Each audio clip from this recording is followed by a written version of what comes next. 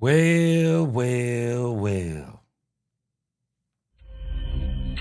So we are getting ready for the NFL draft in about an hour and 15 minutes.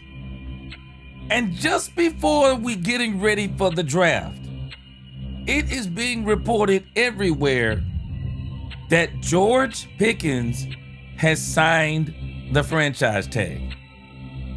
And some people are excited about this. I don't know. I guess it depends on how you're looking at this, on whether or not you should be excited about this.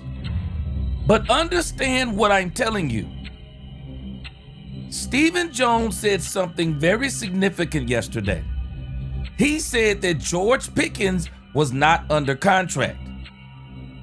Now, him signing the franchise tag, that could mean one of two things. One, and probably is what we're hoping for, that George is here to stay. Or two, George is about to be traded tonight. Let's talk Cowboys. We're about to talk facts. What is going on, Cowboys fans? It is the night we've been waiting for. It is the first night of the draft. And this is going to be must-watch television because the Dallas Cowboys have made it must-watch television.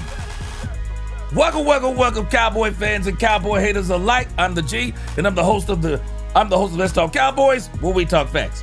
And if you like this video, as you come into this live stream, please hit that like button, share, subscribe, hit that notification bell so you know the next time we post another video or go live. And if you haven't become a channel member subscriber yet, what are you waiting on? We have a lot of great things coming up this season. Oh, let's talk facts. Now, I am simultaneously, I think you call this a simulcast. I am broadcasting here and on the G Sports Nation for the first time this year. I figured the best night would be on the night of the draft. So if you are from that channel, welcome to this. Don't worry, it's the Dallas Cowboys. I cover both, but we're covering the entire draft.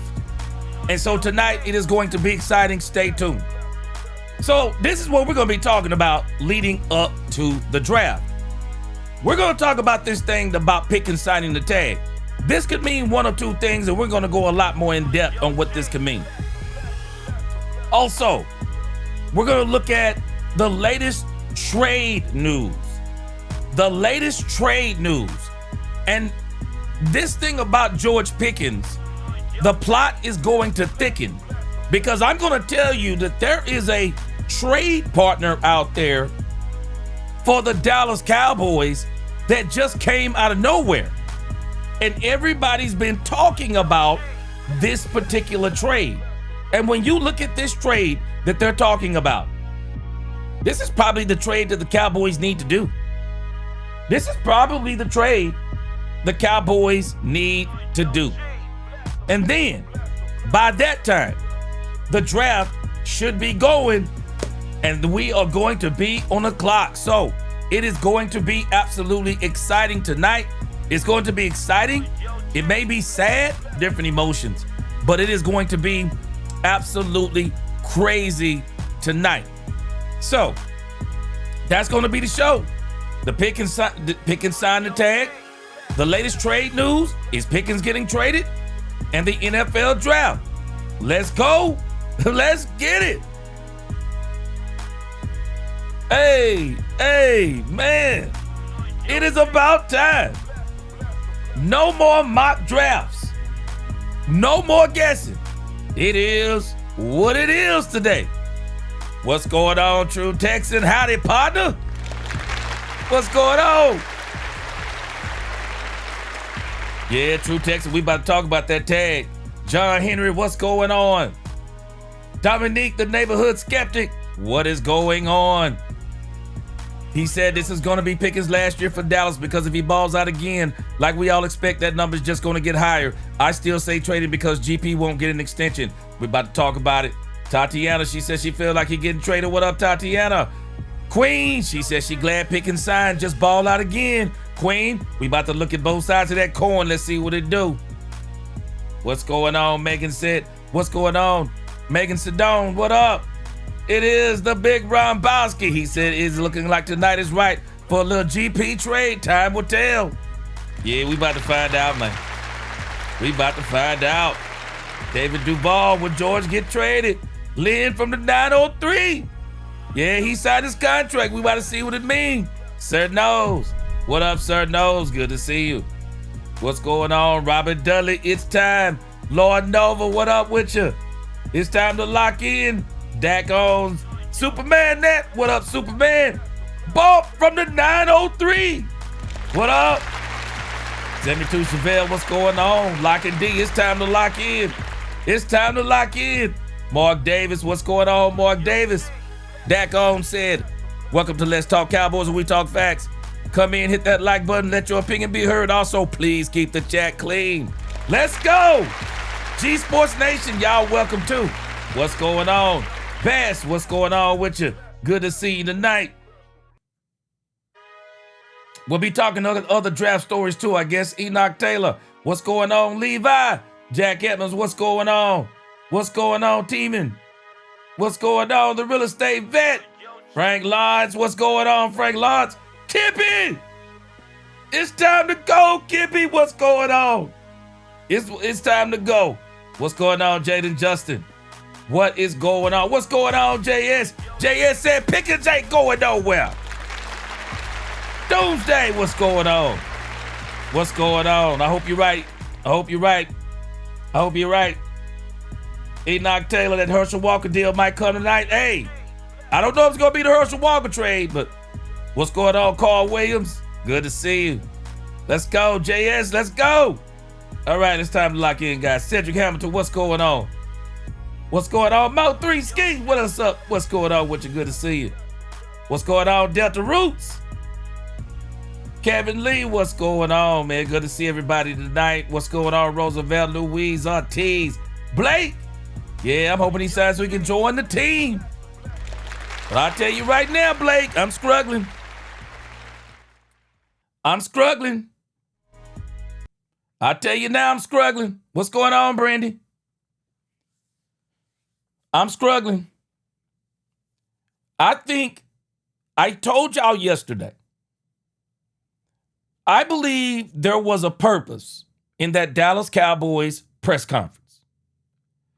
I believe the Dallas Cowboys, they had two things in mind that they were going to talk about. And they knew, because let me tell y'all something. Stephen Jones didn't have to reveal that George Pickens, that they were not doing a long-term deal with George Pickens. Stephen Jones didn't have to announce that yesterday. Stephen Jones could have left that alone yesterday, but he chose not to. He chose not to leave it alone. And they got smarter than they were last year. Last year, the Cowboys, they got stuck with a situation to where they couldn't trade Micah Parsons because David Mulugeta and Micah Parsons didn't pull a power move until after the draft was over. And so, and for everything that Stephen Jones said yesterday, yeah, we talked to David and it was a cordial conversation. Come on, bro. A cordial conversation? Nah, bro. David Mulugeta at this time got to be taking some of this stuff as pure disrespect. He's got to be taking some of this stuff as pure disrespect. Stephen Jones said when they asked him, what does that mean about George Pickens signing?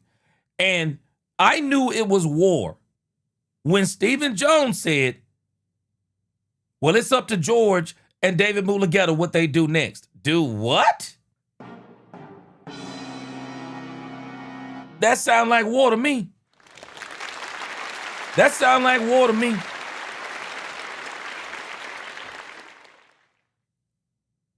When you are bragging on somebody that everybody know is good, who are you trying to convince? We already know he good, Captain Obvious. You were not trying to tell us he was good. Y'all were trying to say that it's not that we don't want George Pickens, but Stephen Jones has already thrown the excuse in. Stephen Jones said yesterday. It's kind of hard to keep two receivers at the top of the market. You know what I find to be strange? The Philadelphia Eagles did it in 2024.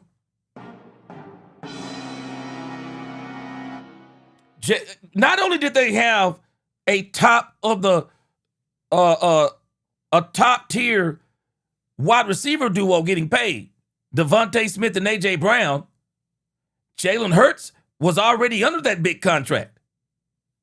Saquon Barkley, while he wasn't under the contract he's under now, it was still a big number. The Philadelphia Eagles were full well paying people in 2024. They had a super team. They had a super team and didn't think twice about it. See, Stephen Jones can tell us anything that he wants to, but I'm sorry, we have too much information now. We're not going to believe you. There is too much information. There is too much information. And one thing that we know, you can do pretty much anything you want to depending upon how you do those contracts. You can do anything you want to. You can't fool us anymore. Jaden Justin. Not only, so you got the Cincinnati Bengals doing it. You're exactly right. The Bengals are doing it. Watch the Rams do it and still be competitive. Watch the Rams do it. The Rams are going to have Matthew Stafford, Puka Nacua, and Devontae Adams. Watch the Rams do it and be ultra competitive right here in our division. We're going to see tonight. We are going to see tonight, because to say that you can't have George and CeeDee Lamb, that destroys your whole bust the budget discussion, because that's how you bust the budget. You bust the budget by keeping CeeDee Lamb and George Pickens. That's how you bust the budget. And I'm telling this right now, they're putting a tremendous amount of pressure. If George Pickens gets traded, they're not only putting a tremendous amount of pressure on a new wide receiver, if this is what happens, they're putting a tremendous amount of pressure on Christian Parker and that new defense, whatever it's going to be, because this means you're going to have to stop more teams, because you might not be able to score as many points. You might not be able to score as many points. So this is a big deal. This is a huge deal. I don't understand. It just almost seems like, and we'll see what happens after the night, but if the Cowboys make that move, you can't tell me you're all in. It's hard to tell me you're all in if you trade George Pickens. I just can't believe it. I'm not going to believe a team that says they're all in, but they trade George Pickens. I just can't believe it. I can't believe it unless you're telling me you're about to go out there and get Christian Parker, Max Crosby, Myles Garrett. I mean, you about to go out there and get some super duper help. I'm not buying it. And not only that, even if you get Christian Parker, the players, you're still saying within the first year, even if we get you the players. So now you're going to have to turn it up 3 notches on defense. I'm very confident in Dak Prescott. I know Dak will still find ways to get it done. But you're going to make it harder for him to get it done if you trade George Pickens. And so a lot of people, they're out here reporting it's all over X. We're going to be all over X today. It's all over X. People are reporting over here. They're talking about that George Pickens is signing the franchise tag per multiple reports. Now, you can tell me anything you want to, but I guarantee you, well, don't let me guarantee you. Maybe, let's look at the other side. Maybe George told David Mulugeta. Let's talk about the other side. Maybe George told David Mulugeta, I want to remain a Cowboy. Maybe he told David Mulugeta this. I want to remain a Cowboy. I'm willing to take this certain amount of money.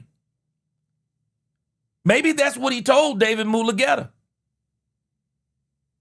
Because understand, David Mulugeta works for George Pickens. Maybe George Pickens told David Mulugeta, I want to stay with the Cowboys. I'm willing to take $30 million to stay with the Cowboys.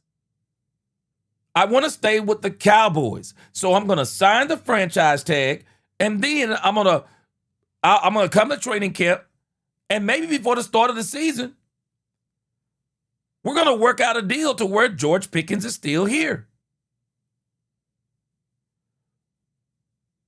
But maybe that's the other side of the coin. I don't see why George would want to leave here. I don't see why George would want to leave. And I don't think he does want to leave. But a lot of smoke is starting to appear. Over on Polymarket, they're reporting there's a 56% chance that Pickens is traded by Dallas per Polymarket. 56% chance. Let me tell you something. When they start talking like this, somebody knows something. Somebody knows something. Somebody's talking. I told y'all, for all the people who were talking about, oh, nobody wants George Pickens. What did I tell y'all? Oh, no, there's a lot of people that want George Pickens. They just don't want to come off 2 first-round draft picks. But now to this draft night, while there'll be teams that won't be willing to give up 2 first-round picks, there'll probably be teams that'll be willing to give up a first-round pick and maybe a third-round pick or a fourth-round pick. Because it sounds like to me that the Cowboys may be trying their best to get another draft pick in that first round and maybe even another round. So, and I told y'all yesterday, man, the way I heard Schottenheimer talking, it was the same way I heard him talking when he was talking about Michael Parsons. But it was actually worse. It's actually worse. He hadn't even talked to George Pickens, he said. He said he was going to talk to George. So you didn't talk to George, and y'all already out here talking about what's going on with George. I see where they're saying the Baltimore Ravens may be a favorite. I've already heard the New England Patriots are also in this. I told y'all, who did I tell you you're going to hear on draft night? I told you there are 3 names you're going to hear on the first night of the draft. George Pickens, Max Crosby, Myles Garrett. Well, let the rumors begin.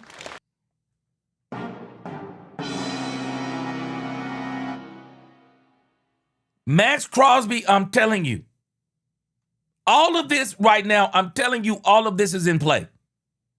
It's just a matter of what are they offering? What are they offering? It's just a matter of what are they offering? I'm telling you, Jerry was not lying. I said it yesterday. Jerry was not lying. There are people already calling the Joneses about George Pickens. Don't let nobody fool you. People were already, I'm telling you, people were calling. And I said it for all these, ain't nobody want, yeah, there's a lot of people want George Pickens. There's a lot of people that want George Pickens. It's just a matter of what they're going to be offering. Now, I also heard yesterday, Tatiana, hey, don't get nervous. It is what it is. They've already set us up. So we're going to see. But they set this up yesterday. Talking about the tag, talking about what they were willing to do, up, down, sideways, teams calling. They already started setting this up. And I'm telling you, while Stephen Jones said that it was a very cordial conversation, I just imagine what David Mulugeta said when they told David Mulugeta, yeah, George is playing on the franchise tag. Shoot, I bet you David Mulugeta nicely said, no, the heck he not. Shoot. I wouldn't be surprised if he said, no, the heck he not. No, the heck he not, because Stephen Jones was letting us in on some stuff on that conversation. He said, we're not going to say what their response was.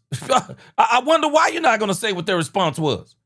I'm pretty sure we're going to hear in the coming days.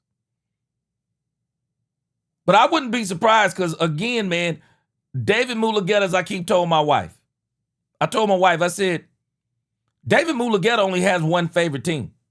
And my wife, because she don't, because of all this electronic money, she didn't know what I was talking about. I said, there's only one team that David Mulugeta likes. The only team that David Mulugeta likes is Benjamin Franklin. That's the only team that David Mulugeta like. He only likes that Benjamin Franklin team. Y'all do know who that Benjamin Franklin team is, don't you? What's going on, Angie the Rebel Chicks? Unofficial co-host, how you doing today? David Mulugeta has no favorite NFL team. His favorite team is headed up by Benjamin Franklin. Frank Lawrence said, I think you're right, G. Pickens wants to stay a Cowboy. I think he does. I think he does. And so we're looking at two different scenarios. Did George Pickens tell David Mulugeta, I'm signing the tag, I'm staying with the Cowboys, get me a deal done? Or he can't be traded unless he signs the tag. We don't know where we are right now. We don't know where we are. Dominique said, y'all better wake up. He said the front office don't want to compete.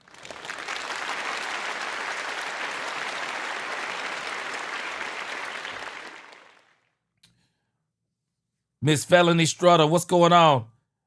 They are again trying to outsmart themselves and act like they know more than everyone else. Hey, Miss Felony Strutter, I said this about the Cowboys before last year. I said this before. Sometimes the Cowboys try to be the smartest people in the room.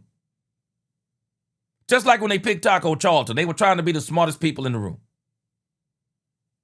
Man, you can't be the smartest people in the room. Sometimes you just got to do the easy thing. Do the thing that just makes the most sense. Do the thing that everybody says, that's pretty much the right thing to do. Rather than trying to go against the grain and say, I'm going to do it like Frank Sinatra and do it my way.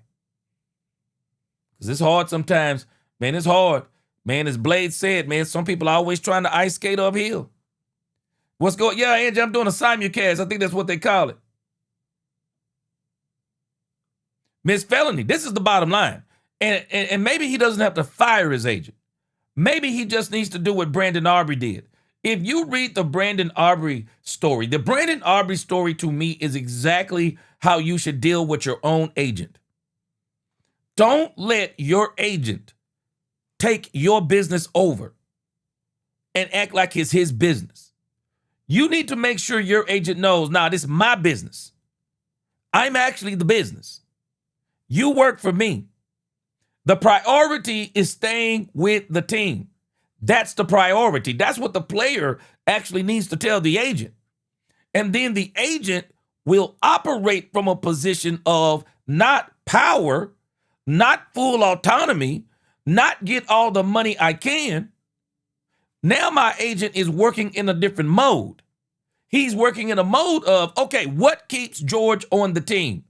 Brandon Aubrey's agent, Todd France, worked in a way to where Brandon Aubrey was going to stay with the Cowboys. And that's why he wound up pretty much signing the deal I think they had on the table. Big Rombowski said Dallas trades George Pickens to New England. Then New England trades George Pickens to Philadelphia for A.J. Brown. And Dallas gets to see GP in that Eagles green twice every year. That's my bold prediction for the night. Well, I think if the Patriots get George Pickens, I think they're keeping him. Because I would take George Pickens right now over A.J. Brown. A.J. Brown, this will be his third team. And every single time with A.J. Brown, or the two times he's left teams, this will be the second time. It's always the same. He gets disgruntled after a while. He gets bored if he doesn't get what he wants. So if I'm the Patriots, I wouldn't trade it. I wouldn't trade him. I'm thinking if the Patriots get George, they're going to keep him. But hold on a second. Stop the press. Let me tell you the latest trade news that is crazy, and we'll continue this as we get ready for the draft. Let me tell you the latest trade news that I think is absolutely wild. Yes! Here we go! The latest trade news that is absolutely wild, and that it's actually making a bunch of doggone sense, as much as I hate to say it. It's making a bunch of doggone sense. The Kansas City Chiefs. The Kansas City Chiefs are interested in, and what they're interested in doing. Let me pull this up real quick. This is the latest trade rumor. The Kansas City Chiefs, I didn't realize this, but the Kansas City Chiefs have 2 first-round picks. The Kansas City Chiefs have the number 29 pick, the number 29 overall pick, and they have the number 9 overall pick. That's what they have. It is being floated out there, and I think where there is smoke, there is fire. The Kansas City Chiefs are wanting 2 top 20 picks rather than 1. And the rumor is they are wanting to trade the Dallas Cowboys. They are wanting to trade the Dallas Cowboys, the number 9 and the number 29 pick, for the number 12 and the number 20 pick. And the Cowboys will either get an extra maybe 3rd or a 4th round pick. And just imagine, what if not only did they do that, what if they took the Cowboys 12 and 20, the Cowboys took their 9 and 29, the Cowboys got Mansour Delane with the number 9, and then what if they traded George Pickens inside of that trade, and the Cowboys got even more as it applies to George Pickens?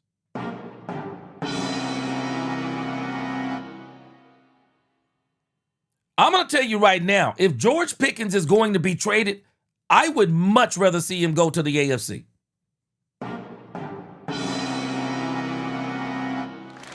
I don't want to see George anywhere near the NFC if he gets traded.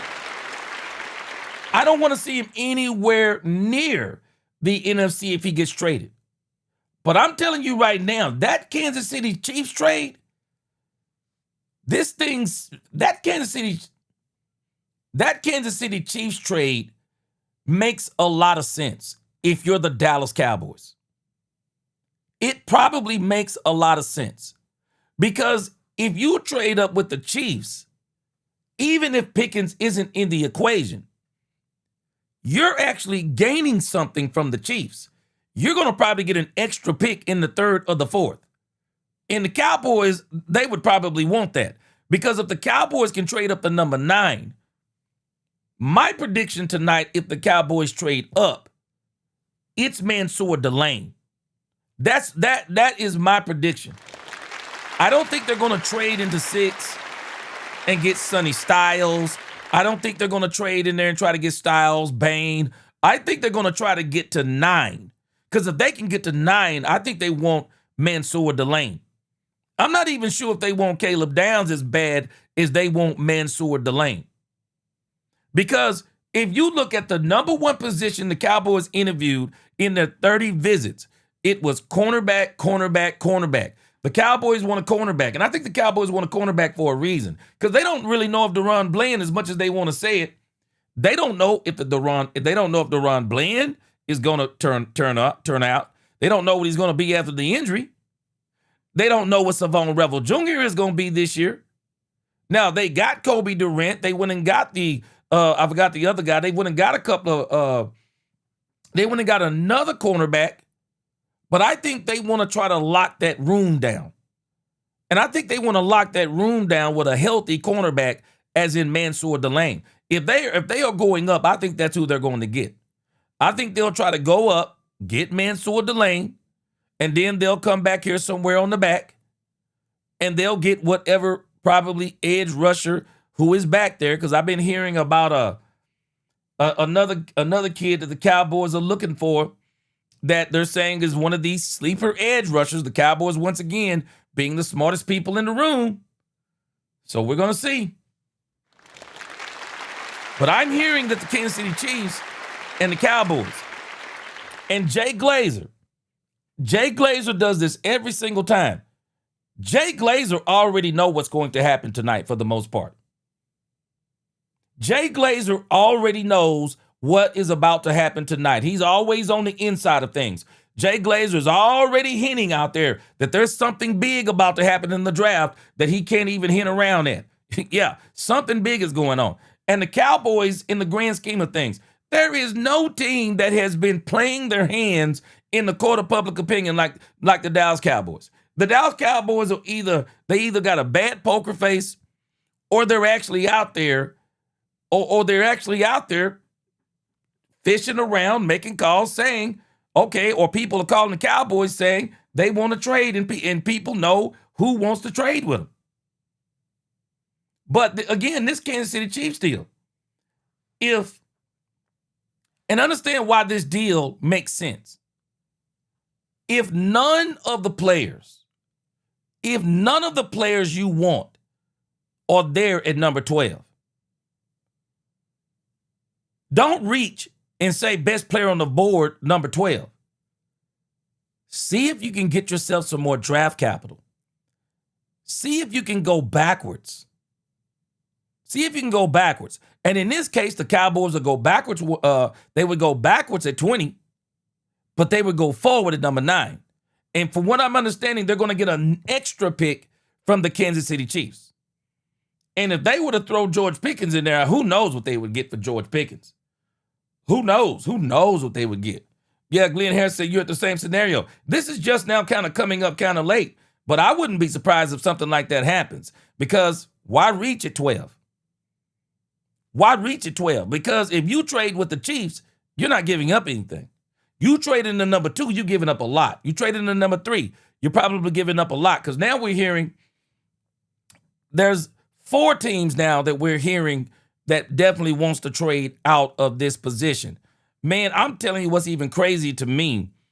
I'm hearing even the Tennessee Titans, they're interested in trading out of the 4th spot? Tennessee, you dumb. You dumb. You got Cam Ward. Tony Pollard is good. Tony Pollard ain't Jeremiah Love. Tony Pollard is not Jeremiah Love. There is no way, if I'm the Tennessee Titans, I'm passing on Jeremiah Love. Some people even saying the Cardinals might get Jeremiah Love.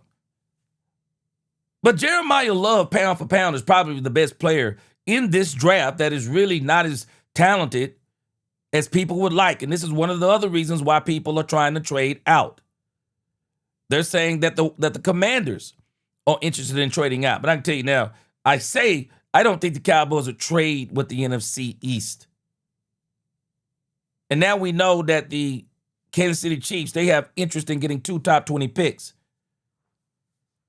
And we'll see even what happens with the New Orleans Saints. They need players too. So you can tell that it's not a very talent-laden draft because there are too many people trying to trade out of these top spots. There are just too many people trying to do it. Meanwhile, the Cowboys, I guess, we're saying we're in win now mode. And so the Cowboys are saying, well, we want to get all the talent we can out of this draft. So this is a draft for the Cowboys. They're saying they're going to try to trade up. But again, I think if they trade up, it's Mansour Delane. I think it's Mansour Delane. So we'll see what happens with that Kansas City trade. We'll see what happens with that Cleveland Browns trade. But I just don't see the Cowboys trying to get up to 2 and 3. I just think they're going to have to give up too much. I think they'll have to give up too much tonight.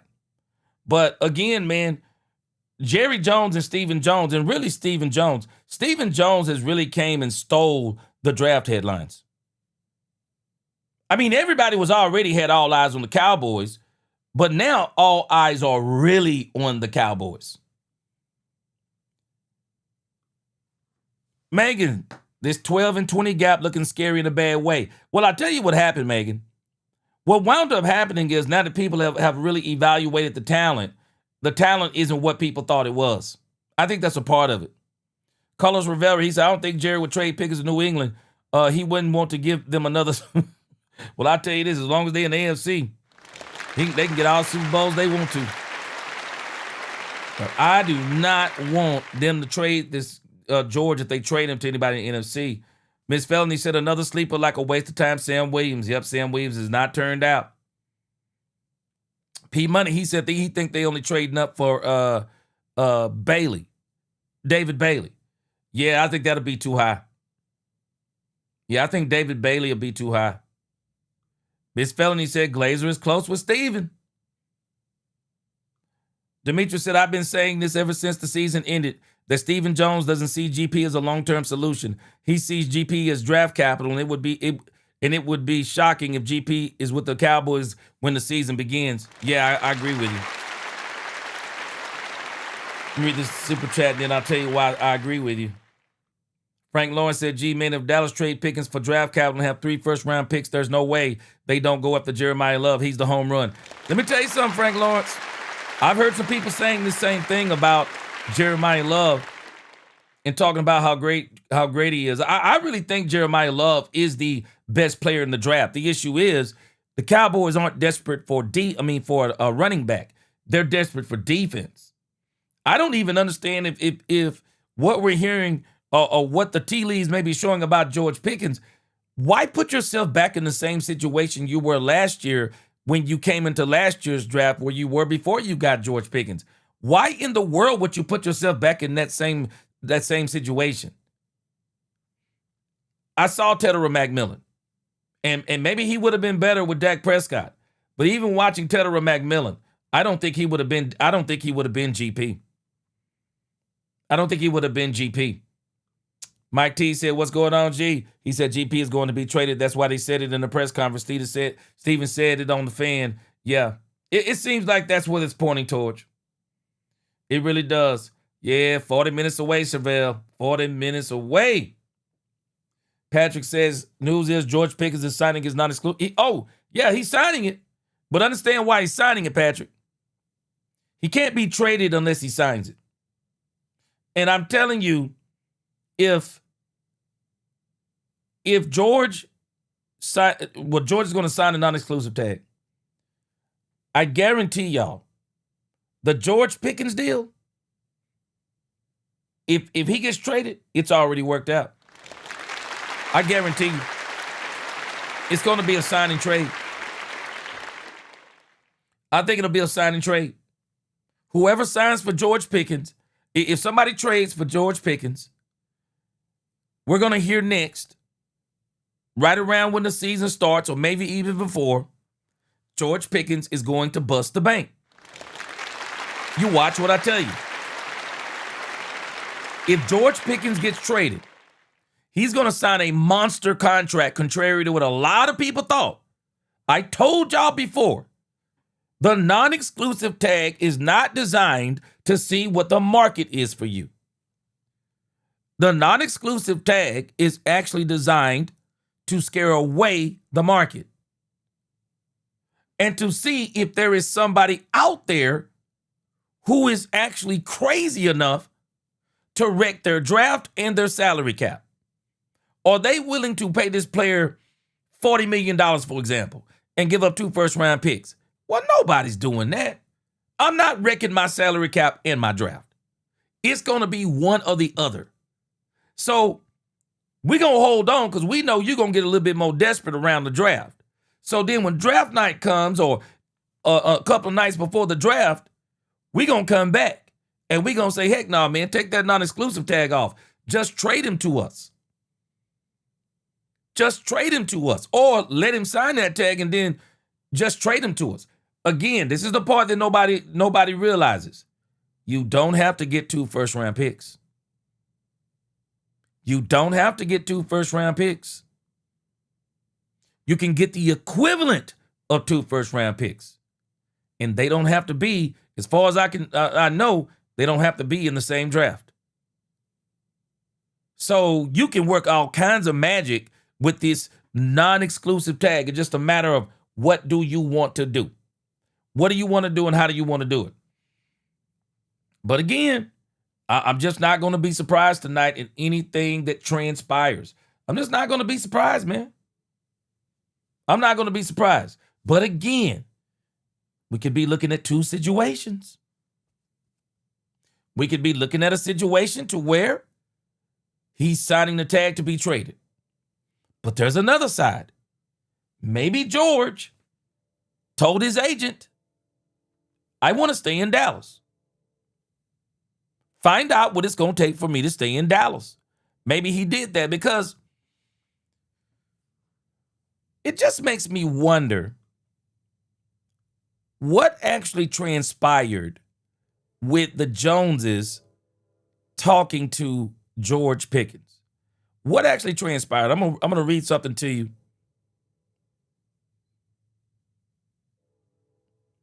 Okay, let me let you hear something. I'm gonna keep us up to date on X at the same time. Also, while we're checking out the draft. So Ian Rappaport is over here reporting something about George Pickens. Let's check this out. This is breaking news.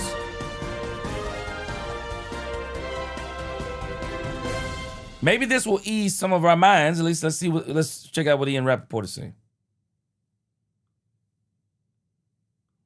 Rich, obviously we are all focused on the draft, but we had some NFL news just a couple minutes ago. Sources say Cowboys star receiver George Pickens is in fact signing his franchise tag, locking in a 1-year, $27.3 million fully guaranteed deal. This after Jerry Jones and Stephen Jones had a very cordial conversation with his agent David Mulligetta, something that never happened during the Micah Parsons saga. So he has now signed. He also, I should add, could be traded as soon as he signs, but I do not expect that, at least tonight. That was my follow-up question for you, Ian, is signing a franchise tender also gets that piece of business off to the side, allowing the Cowboys to potentially trade him, and that's what's a lot of rumors. But you don't expect that to happen tonight, is what you're saying. I do not expect that tonight. Now, you do this long enough, you know, never, ever rule out a trade. Certainly anything could happen. My understanding is the Dallas Cowboys want to keep George Pickens rather than trade. Now, I heard that same thing the other day. I heard the same thing the other day that the Cowboys actually want to keep George Pickens. So I told y'all this a few weeks ago. I've been saying it this last week. I'm about 95% sure. And I'm not going to be sure that George is going to be here until, at this point, at first it was July the 15th.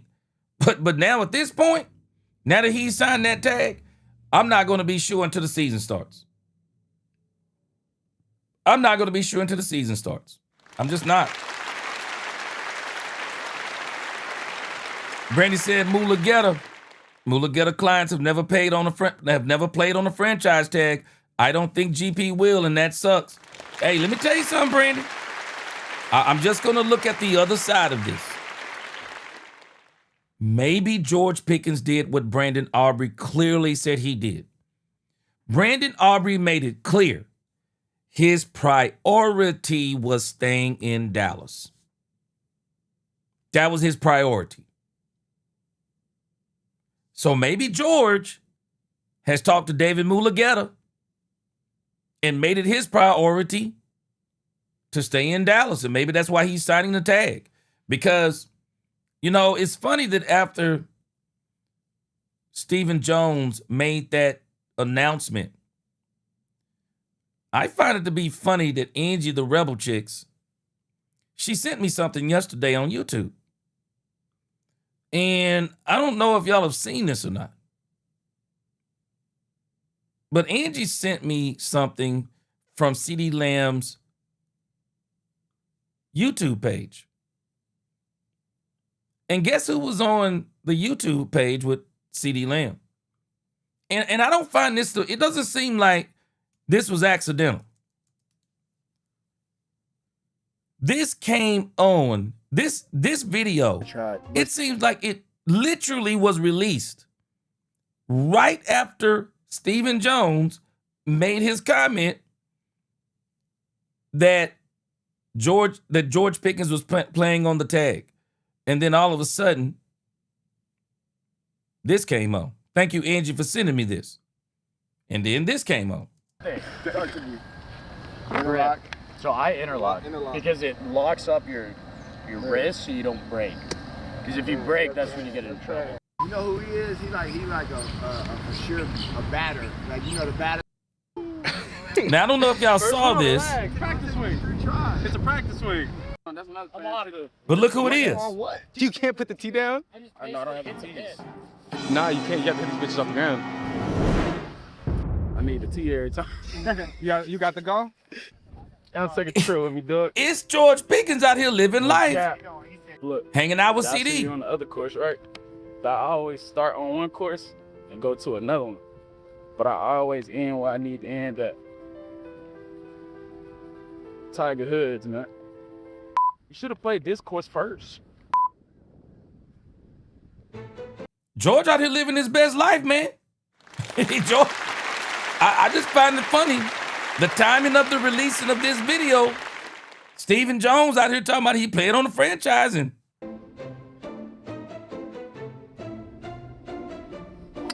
Oh, we're gonna go far right into the water, guys. I want to interrupt you. He out here having fun with a microphone attached to his hair. You know, and the funny thing is, this just told me, in the grand scheme of things, George Pickens ain't worried.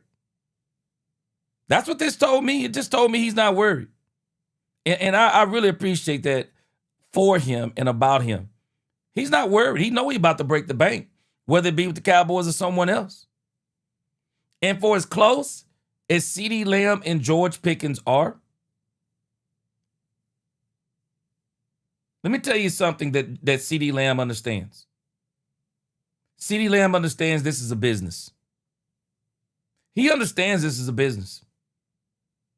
And he also understands that if George was to leave and go to another team, CeeDee Lamb, while I do believe he would be bothered by it, but I also believe that CeeDee Lamb would be happy for George Pickens to go out there and break the bank. I do. I truly believe that this would be bittersweet for CeeDee Lamb. For as angry as he might be, I really believe he would be happy for George. And Baz, let me tell you something. Ian Rappaport, I'm not listening to Ian Rappaport. Let me tell y'all something. If we trade George Pickens for anything but a first, we lost. We lost if we trade George for anything less than a first. The Cowboys would be absolutely stupid dumb to trade George Pickens for a second rounder? Ain't no way. Ain't no way. I'm not trading George for a second rounder. But the thing that ticked me off about Stephen Jones, for as much as he tries to act like he's one of the smartest people in the room, Stephen Jones said something that don't make sense if you're trying to really get maximum value for George Pickens. You don't tell nobody what you can't do. If I want people to be attracted to George Pickens, I want them to understand. Now, I'm keeping George. I'm willing to pay George this amount of X amount of dollars. I'm not telling nobody, yeah, you know how hard it is to keep two wide receivers at top of the market when you got other great players on the team. What? Why would you say something that stupid?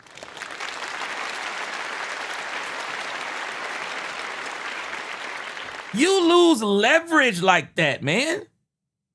You lose leverage.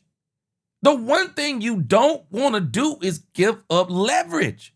You want every team tonight to believe. Nah, we keeping George. Nah, we ain't trading George. Nah, we ain't trading George. You want some offers to come in that are actually worth George Pick. A second rounder. Dan Orlowski was saying that today. Dan Orlowski was saying, yeah, Cowboys can give up a second round. If the Cowboys give a second-round pick, it's a win. No, it's not a win. It's not a win. There's not a receiver in this draft. There's not a receiver in this draft. Why they can replace George. They're not going to replace that production. Let me tell you something. If there's a wide receiver that comes in this draft and replaces that production, they're going to be the offensive rookie of the year. I promise you. They're going to be offensive rookie of the year. Of the year. Because they're going to come in this thing balling. I mean, balling out of control. But again, you know, just watching George, let me tell you what I'm thinking already. I just don't believe Ian Rappaport because it doesn't make sense. He said he doesn't suspect it tonight. So if it's tomorrow, and I guess it could be tomorrow, because maybe it's not a first rounder. Well, maybe if it's tomorrow, then maybe it's a second and a third. Because you can't just get one pick for George. You can't get one. If you don't get a first, you got to get a 2 and a 3 or a 2 and a 4. But you can't just let George go. I'm not even letting George go for a third. I'm not letting George go for a third. I wouldn't let him go for less than a 1 and some other stuff. But again, this is what you do. You get teams on, because Stephen Jones, if you let him tell it, they can't do it. So when somebody say they can't do it, that's when you come in with the bargains. Hey, man. Hey, you said you can't do it? Hey, man. Hey, man. You said you can't do it? Let me tell you what I gave you for him. No, you don't do that. Queen said she got that mustard seed face.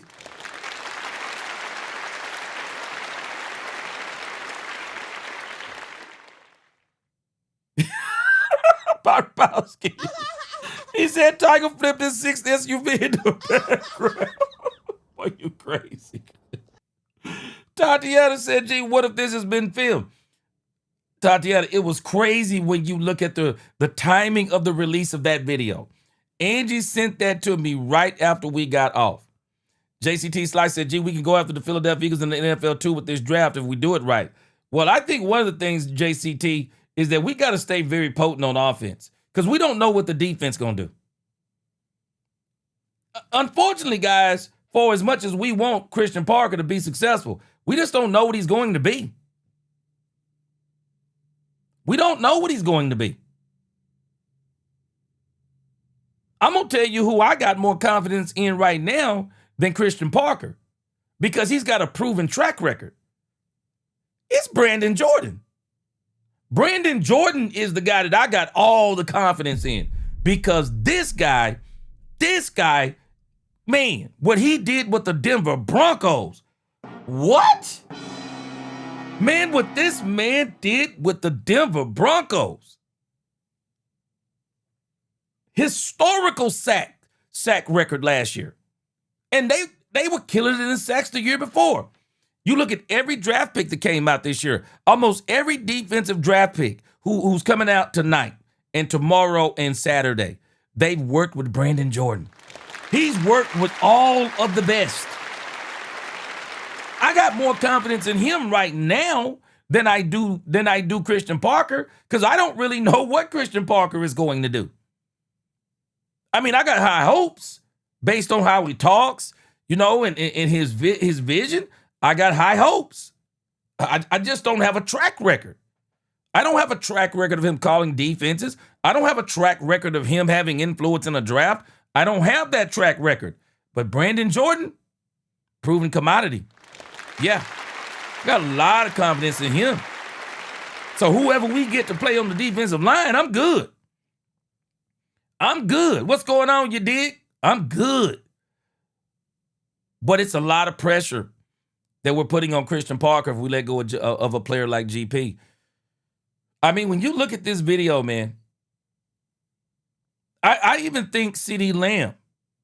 I think CeeDee Lamb is very resolute too, man. CeeDee Lamb knows, man, this is a business. Watch this.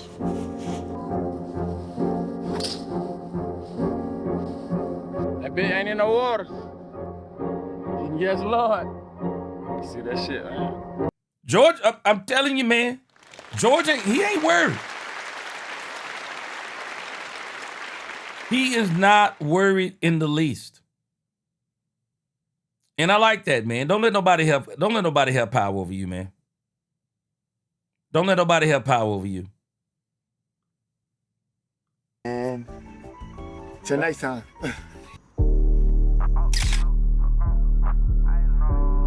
I would really hate for the Cowboys to break this up, though. Because I also understand, this makes it harder on CeeDee Lamb. It makes it harder on CeeDee Lamb. It really does. CeeDee Lamb loved having George. And I hope he continues to love to have George. Larry Golden said, G, just got here. He said, I got to tell you what I told you. Stephen Jones is not the sharpest knife in the drawer. I said that yesterday. I can't believe how this is going. You're right, G. You were right. I'm telling you, man, there are no coincidences, Larry Golden. The timing was impeccable, as they say, the day before the draft. We're not doing a long-term deal. It's crazy. Gabe says CD will be sick. Gab Mo says CD will be sick if we trade GP.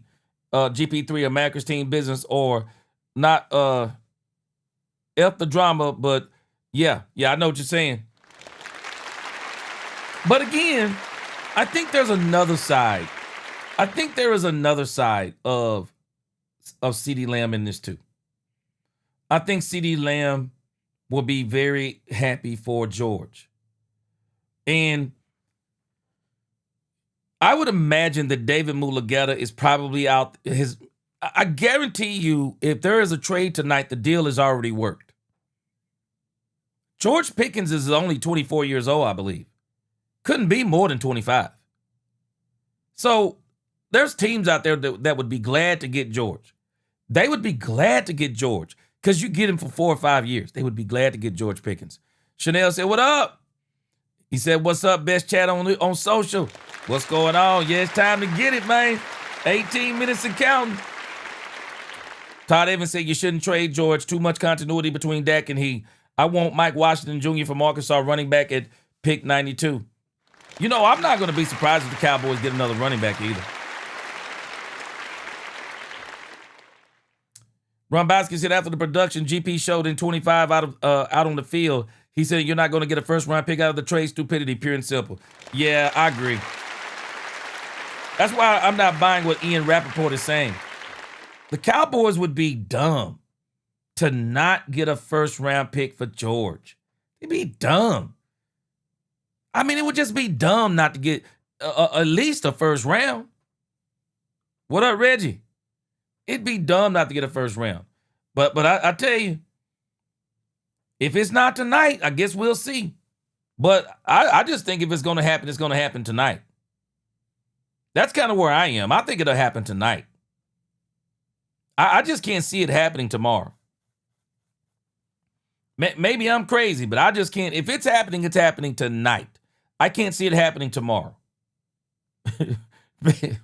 Bear said he gonna be sick.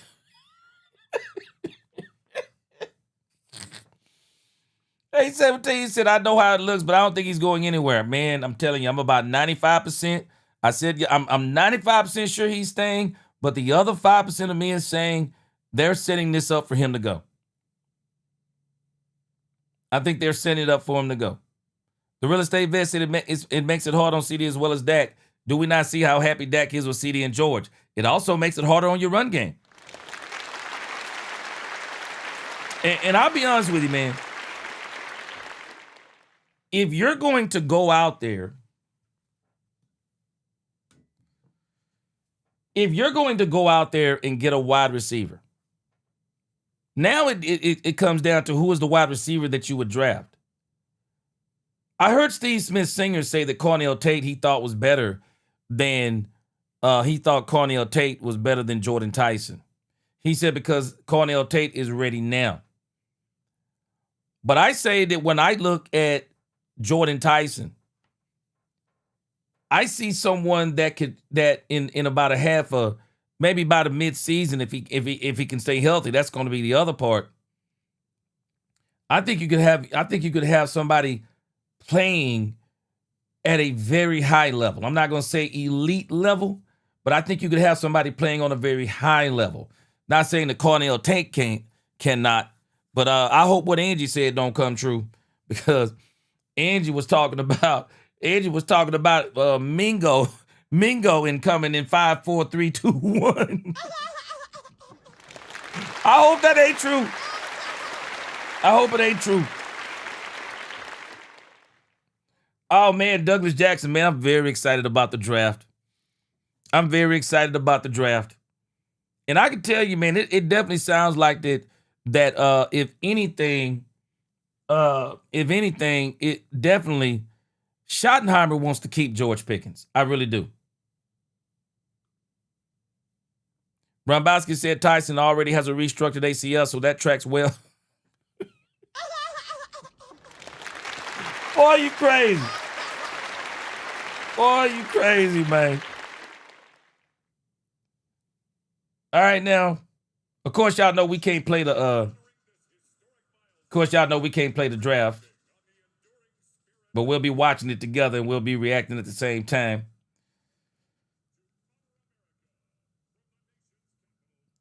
Man, I'm telling you, I'm not just excited. I'm not just excited about the Dallas Cowboys draft, though. I'm excited about all these teams' draft, man. I'm very interested in the New York Giants because, man, we got to really get it together, because I'm telling you, the New York Giants, What's happening, chat? if we don't watch the New York Giants, they're going to get competitive fast. They're going to get competitive fast. So it is in our best interest. Man, we got to get it while the getting is good, man. We got to get it while the getting is good. We need to be going for that Super Bowl now. Right now. We need to be going for that Super Bowl. And we need to be all in. And I know we got a brand new defensive coordinator. This is one of the very reasons why I say, get this man all the help that he needs.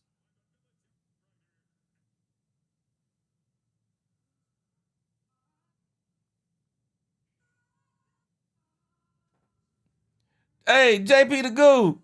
JP the Goog, boy, JP the Goog, you sound like my wife. Boy, we was riding home on the way from church yesterday. My wife talking about, if the Cowboys don't sign GP, if they don't extend GP, I might not be rooting for the Cowboys no more. I told her, stop playing. Well, I said, where else you gonna go, girl? I said, you know doggone well you ain't going to another team. Demetrius Noel says, gee, they should put Steven under a sedative for the next hour or so he can wake up to reality Sunday morning. Yeah, man.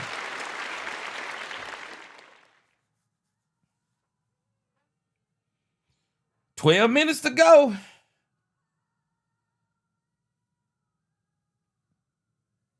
"12 minutes to go. Some lady's up here tearing up the national anthem. She's singing really good.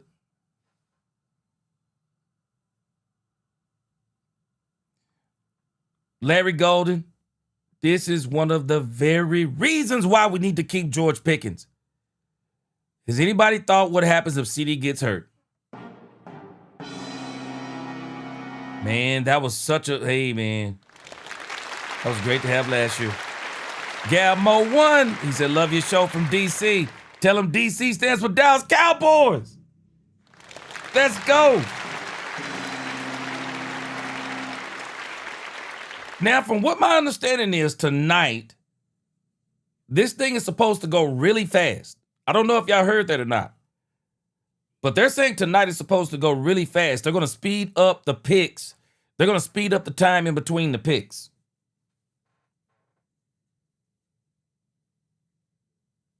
So I'm pretty excited about that myself. Yeah, they're going to speed up the time in between the picks. So, man, I think the only thing in this draft we know for sure is that Fernando Mendoza. I ran into a guy today. I went to go get me a potato from Hurtado's. And there was a guy in there in a nice suit, and he was a doggone Raiders fan. I was blown away. He was a Raiders fan. And I was talking to him about Fernando Mendoza, and he was saying he didn't know if they were going to get Fernando Mendoza. I was like, what?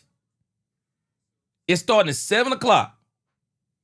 He said he didn't know if they were getting Fernando Mendoza.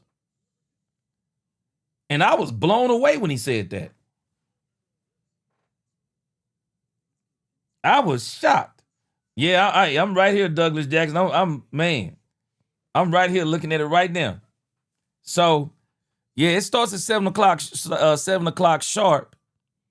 And the first person, I hope they don't get no time. I mean, they've already had all the time they need, and the Raiders don't need no time.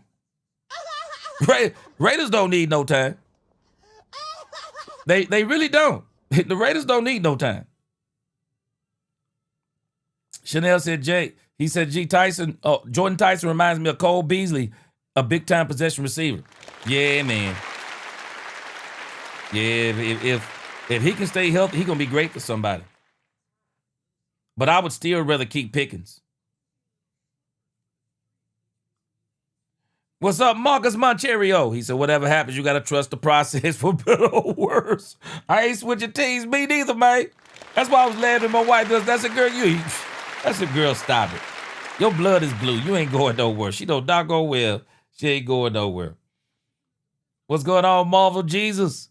Or Marvel Jesus? Both. What's going on? Pickens for Garrett, 12 and 20. Let me tell you something, Marvel. Hey, Marvel. That would be the pick of the draft, bro. People would lose their mind. Lil D said, gee, is there any way we can get Steven get Stephen Jones drafted to the service? Hey, ain't happening. Got too much money. Hey, when Bill Clinton is crashing your daddy's press conference, nah, you ain't going no service. Eric Folks said 1 + 1 = 11, only in Dallas.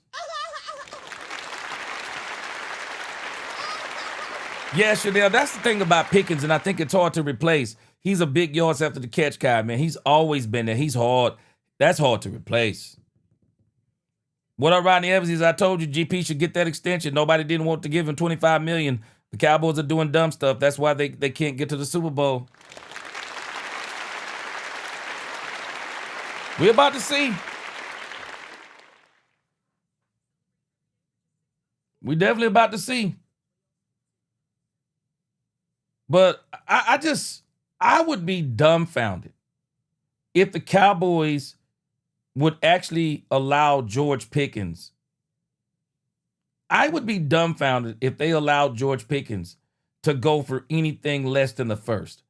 I mean, I really would. I would just be dumbfounded on that. So, like I said, though, we're about to see. 6 minutes and 24 seconds. And so in the grand scheme of things, tonight I'm going to be following Tankathon here real close. Wait a minute, Demetrius, you said Terrence Hill. Oh, you talking about Clarence Hill? You said Terrence Hill on the air with his foolish takes already. Man, let me tell you something. I'm not giving no takes. At this point, I'm not giving no takes. All I'm going to do is just watch. That's all I can do at this point. That's why I'm telling you, I'm glad I didn't do all the mock drafts. Such a waste of time. Half of them don't even, not even, 99% of them don't even be right. 99% of them don't even be right. Baz said he would be angry at the mere fact that he's traded. Yeah, I think that's where everybody is.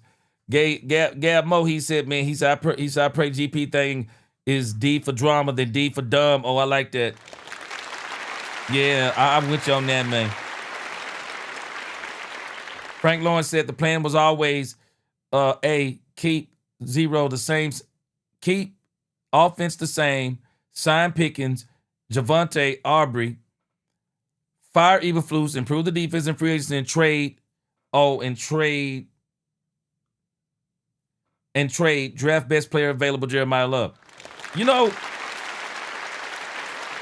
somewhere along the lines, Frank Lawrence, somewhere along the lines, though, the Cowboys said the heck with the plan. Because the plan seems so simple. The Cowboys actually said the heck with the plan. Because we all thought the plan was really simple. You got a top flight offense. Don't touch it. Don't touch it. Just make sure you keep everybody the same on offense. We don't even have to worry about this. And now we're going to go in here and create a situation to where, or we could possibly create a situation to where now we're going to have to find a wide receiver and take a chance. But I'm just hoping this is all a sign, because I'm looking at both sides of this. I'm hoping this is all a sign that the Cowboys are about to do the right thing.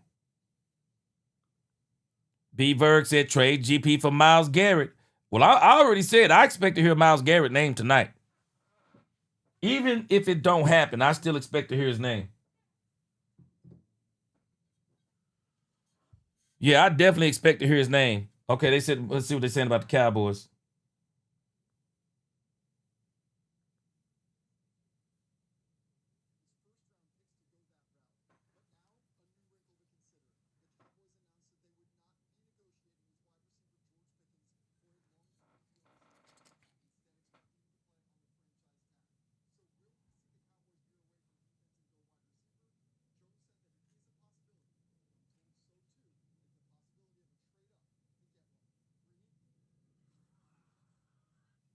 I'm telling you right now, if the Cowboys trade up for a wide receiver, that's the part that would tick me off.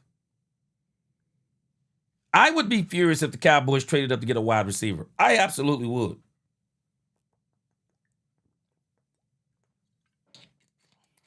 But they're talking about the Cowboys could trade up to get a wide receiver. I don't know. I'm struggling with that. Anybody else struggling with that? Why would you trade up to get a wide receiver? I'm struggling with that one. I'm just not buying the Cowboys trading up to get a wide receiver. I'm just telling you, that would shock me if the Cowboys did that. I would absolutely be shocked if the Cowboys traded up to get a wide receiver. Is anybody else in that same boat? For as crazy as the Cowboys could be tonight, I do not believe, because if they go up and get a wide receiver, they're all but telegraphing to us that the next thing we should be listening for is George Pickens being traded. I'm struggling with that one. I just don't think that's going to happen tonight. Timmy Terry, you saying U25 just had a birthday in March? If so, happy birthday. Dominique said, get ready to get ticked off. I just can't believe that part. I can't believe they would trade up to get a wide receiver. I'm just not believing it. I'm not believing it. Mixed Majors, what's going on? Mixed Majors, are you buying they're going to trade up to 25? Are you buying they're going to trade up and get a wide receiver? I'm not buying it. I'm not buying it. That part to me is too crazy. Even if you are trading George Pickens, that part is crazy to me. I'm not buying they're trading up to get a wide receiver. I'm not buying that. Yeah, Ron Bowski said on his worst day, GP has more impact and talent than all the wide receivers in this draft. I agree. Chanel said they can wait and get a good receiver in free agency. 72 Chevelle, I'm with you. I'm not getting a wide receiver. I'm just not buying. I'm not buying that they're going to trade up and get a wide receiver. I'm just not buying that. That don't make sense to me. That don't make sense to me. Yeah, I'm with you, Carlos Rivera. That don't make sense to me. I mean, that would be one of the dumbest things the Cowboys could do. Trade up? Why would you trade up? Don't make sense to trade up. You could probably wait and get Omar Cooper. Night Train, he said the draft is very deep at the receiver position. Yeah, I just don't believe the Cowboys are going to do that. Carlos Rivera, I'm going to tell you something. I agree with you on this. The media, it's like they want the Cowboys to do the wrong thing. Because for them, it's clicks, likes, and attention. Meanwhile, our team suffers for every time the Cowboys do something that helps out the media. Yeah, our team suffers, and that's not what we're wanting.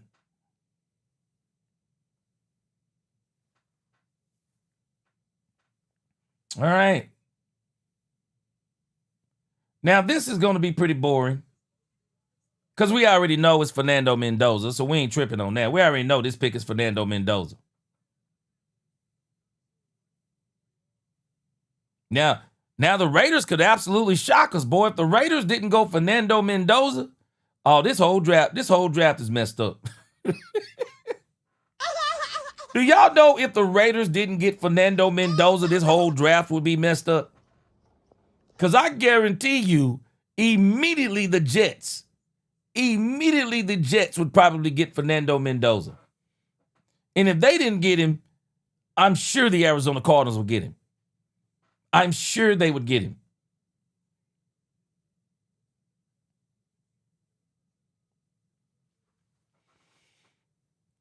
But I'm pretty sure tonight this first pick is going to be pretty boring. I mean, this has been I think we've all been knowing this since before. I mean, probably 4-5 months down the road, we've been knowing what this was going to be. This is Fernando Mendoza.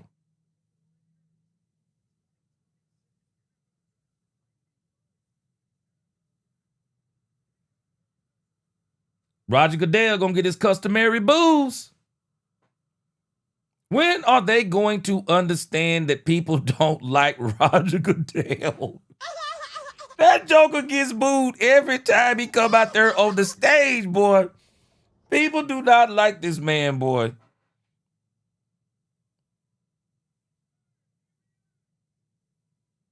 What's going on, Lost in Translation?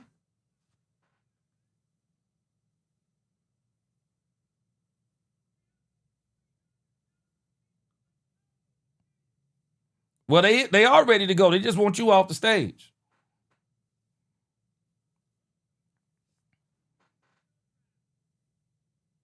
Yeah, I think that's everybody's sentiment, C-Matt. They do not like this man, bro.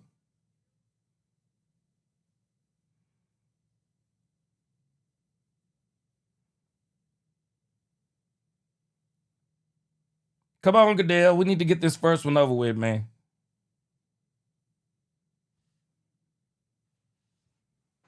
Let's go ahead and get this first one over with. We already know it's Mendoza. Let's get the first one over with. The draft don't start till after this one right here, because I'm pretty sure this is Mendoza.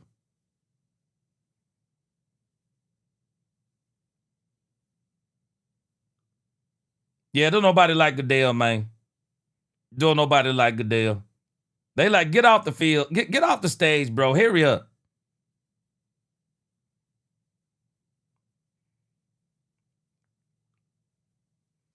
What up, Gary Crosby?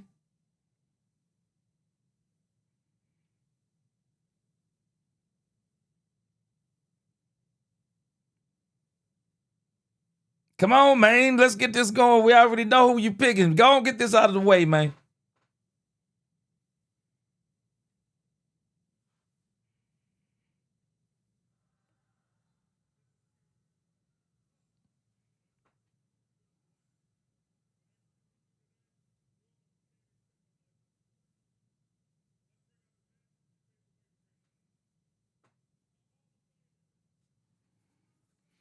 What's going on? Yeah, Gary, man, I'm doing good, man. I'm going to be doing even better if we keep George Pickens.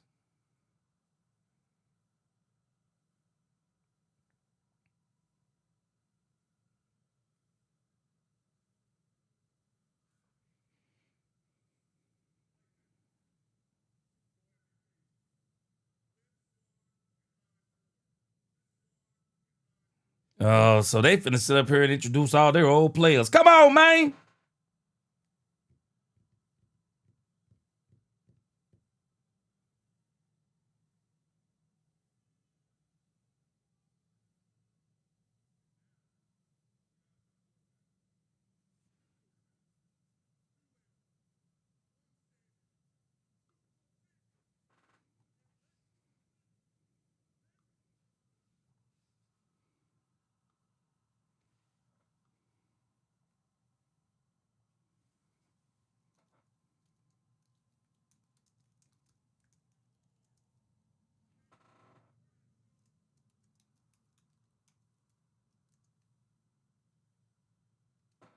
Am I missing something? I thought the Raiders were picking first. What? Why all the Pittsburgh stuff?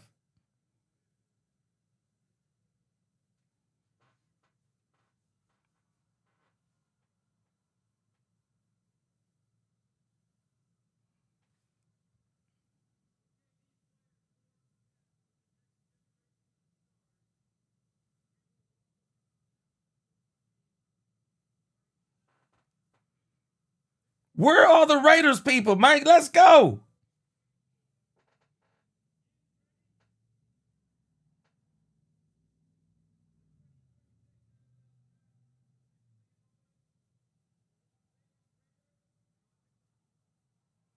On the clock? They shouldn't get the come on. Man, why would the Raiders be on the clock, man? Stop it. Why would the Raiders be on the clock, bro? The Raiders been on the clock for how many months now?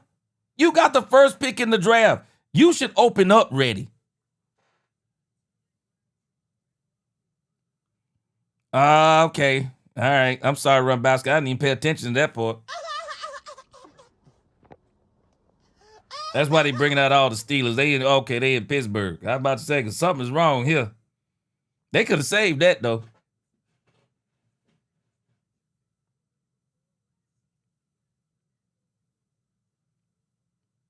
Oh, come on. We already know it's Fernando Mendoza. Stop it.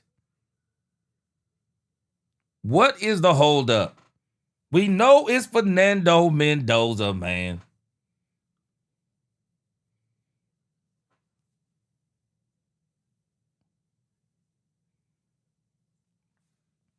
I like the fact that I actually like the fact that Fernando Mendoza stayed home with his family. I don't know about anybody else, but I loved it. I just think this is a great time to be with your family.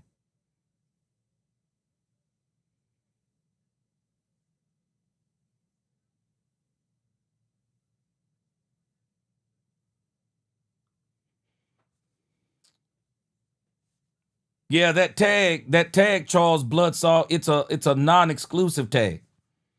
That's what it is. And it's designed to keep people away except for people who really, really want to pay for a player and mess up the draft and their salary cap. So if somebody came and offered George Pickens a deal, the Cowboys could either match it or walk away and get 2 first-round picks. And so he's signing that non-exclusive tag. But I'm thinking that the period for him to negotiate with another team, if I'm not mistaken, I think that's over with.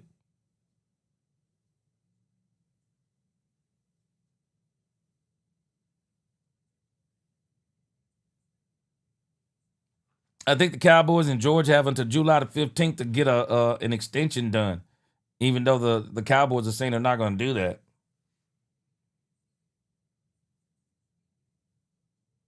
I'm sorry, the first team on the clock actually shouldn't be on the clock. I don't understand. What could the Raiders be thinking about? Mo3 said, take a second round and swap number 12 for a top 5 position tonight. Hey, we about to see something with the Cowboys. I'm going to be shocked if as much as I say I want the Cowboys to stay at 12 and 20, y'all tell me, who in here would not be shocked if the Cowboys stay at 12 and 20? I would be shocked. I would be shocked. I really would. Yeah, Rambowski, that's what I was hearing, man. I'm glad he stayed home. Yeah, I like that. I like the fact that he did that for his mom.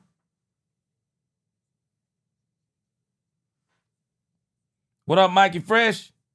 Yeah, how about them boys? Hey, we gonna see after tonight. We gonna see about us after tonight. Okay, the Raiders, they all slapping hands. You know it's man, stop it. Y'all slapping hands and everybody in America know who the Raiders are picking right now. Everybody in America know who they picking right now. They slapping hands like nobody know who they picking. Come on, man. Like they didn't know who they were going to pick before they got in the room. Y'all stop this stuff, man. Fernando Mendoza better than me. He better than me, y'all, because I'm going to tell you right now, if I was Fernando Mendoza, man, I'd already be smoking a cigar, man. Boy, I'd already be puffing on a cigar. Because I already know I'm about to be the first round pick, man. Boy, man, man, I wouldn't even be nervous, bro. I'd be looking around. I mean, I'd be smiling. They'd be mad at me right now. I'd be passing out Welch's grape juice. Man, I'd already be celebrating. I already know that I'm be the first overall pick. Come on, man.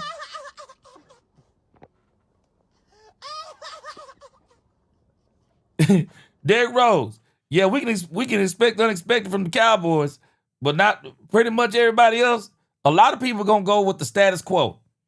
And we know right now the Raiders are picking Fernando Mendoza. Man, this pick been in before the season ended last year, man. Come on. Get this thing out of the way. The draft is actually going to start on the next pick. We already know this is Fernando Mendoza.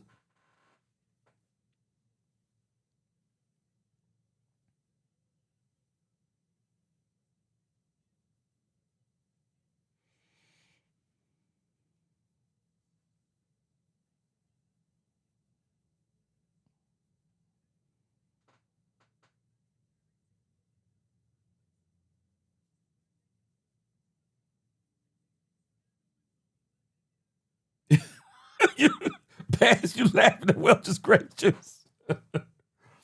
Ooh. Come on, man, the pick been in. Come on. We ready for the draft to really get started. What up, Nays?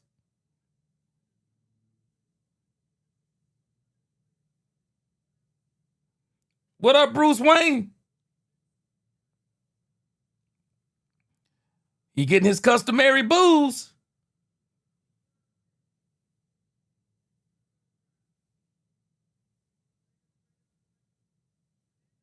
No way. No way. It's Fernando Mendoza. Come on, man. All right, congratulations, Fernando Mendoza. You already had your hat right there on the table, bro. You already knew who it was. You already knew who it was. Come on, man. You left somebody hanging over there on the left. Who was that you left hanging over there? Is that your little brother? You left your little brother over there hanging, man. I saw his hand up. You circle back around to your left, man.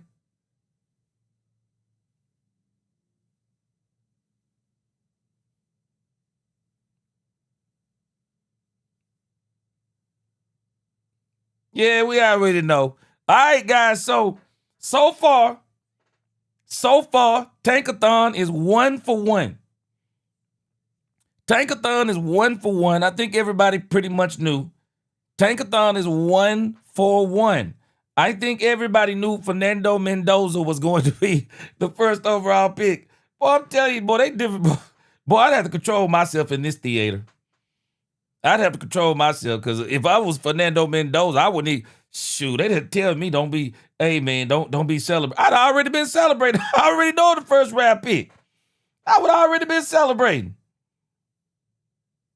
They couldn't have had them cameras on me. What about y'all?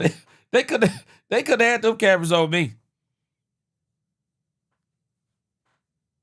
My whole family would have already been dancing. I'd have been if I'd have been. I already know I'm the first overall pick too. Shoot, man, my family, man, we already celebrating.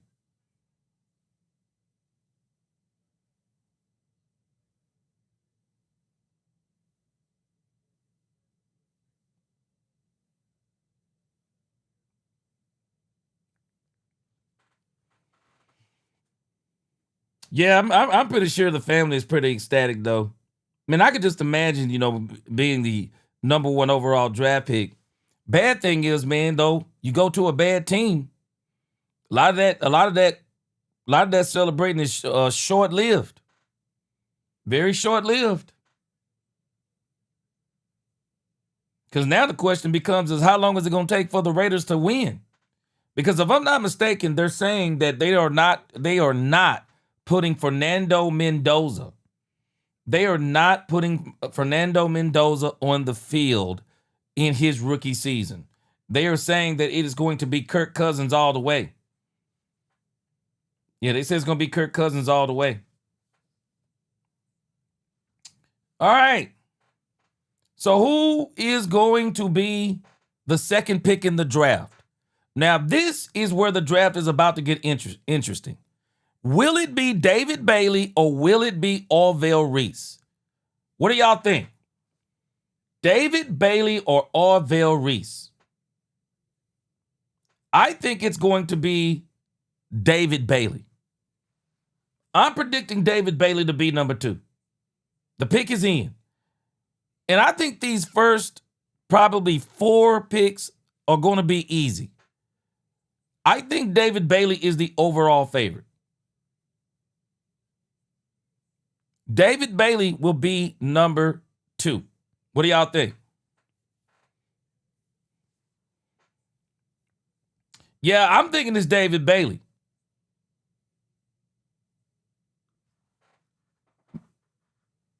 '72 he said it's Reese.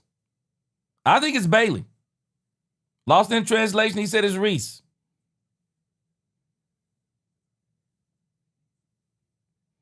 Real estate vet.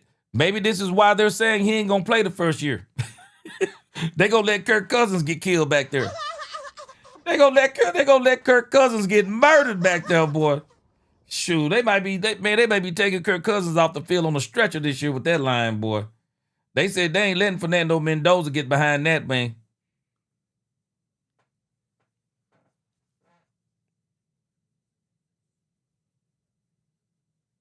Now, I think it's very interesting that if this is actually David Bailey, if this is Orville Reese, will the Arizona Cardinals take David Bailey? Because I got a feeling that the Arizona Cardinals could actually trade out of that third place. So if the Cowboys are about to get active, we're about to see it after this pick. We are definitely about to see it after this pick. If the Cowboys are about to get active, this is the first shot right here. It's going to be the Cardinals.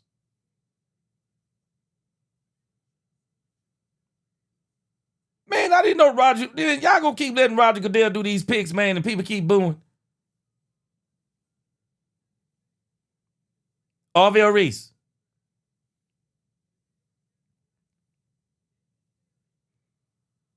Yeah. I figured David Bailey made the most sense. I didn't mean to say Orville Reese. I meant to say David Bailey. David Bailey makes the most sense. If you want a pass rusher, that's David Bailey. David Bailey is a bona fide pass rusher. He can rush the passer. So David Bailey, you don't have to work him. You're not going to have to do a lot of work with him as far as getting him productive immediately. Just let him go. Just let him go. Just let David Bailey go. Now, this becomes the interesting part.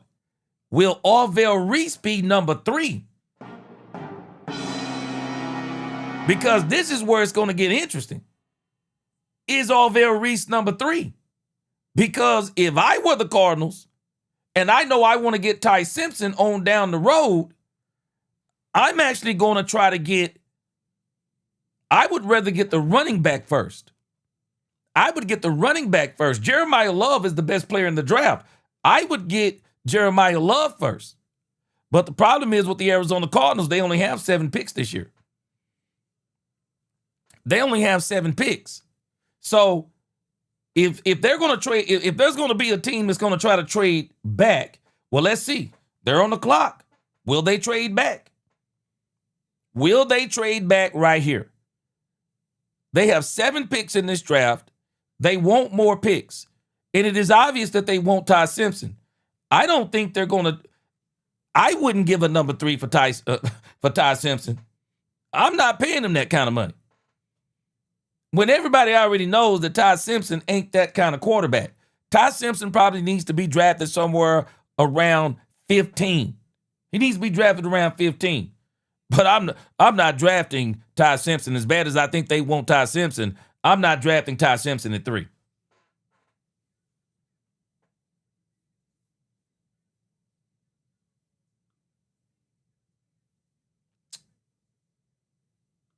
As far as I can tell, everything is good, CGW. Bass, I'm actually surprised they still letting this man walk out of the draft, man. Why are they letting this man walk up? All right, the Arizona Cardinals, they still got 3 minutes. Let's see. Are they trading back? Are they on the phone? Are they trading back?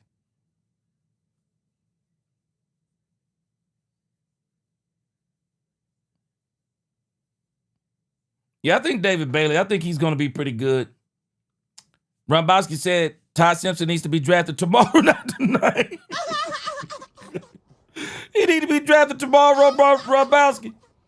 He need to be drafted tomorrow. Hey, but the problem is I don't think he's going to be drafted tomorrow because now if Arizona drafts right now, they're going to probably want him. I think the Jets will get him in the second round. So they will get him tomorrow. So if the Arizona Cardinals don't trade back right here, they're not getting him. I think the Jets will get him if they don't trade. If the Pittsburgh Steelers don't surprise us and get him. Pittsburgh need to stop fooling around with Aaron Rodgers, man. They need to stop letting Aaron Rodgers hold them hostage. If I were the Pittsburgh, well, I don't know. I'm struggling with Ty Simpson, man. But it is 21. It would be way back there at 21 if they got him. It would actually be 21. So I definitely wouldn't draft him at 3. It's a possibility the Jets could get him at 16. But I don't know, man. Aaron, what's his name? Glenn? He said that he said Geno Smith was the savior. That's what he said. Them sound like firing words to me. When somebody called Geno Smith the savior, yeah, that sounds like firing words to me, bro.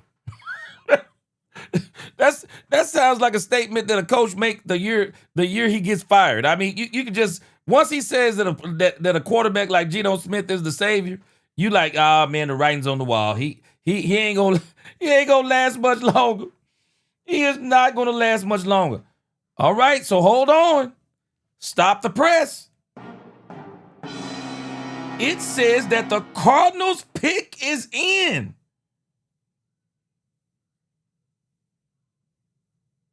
So that means the Cardinals, if they're not trading back, that means they're probably going to get Arvell Reese or either Jeremiah Love.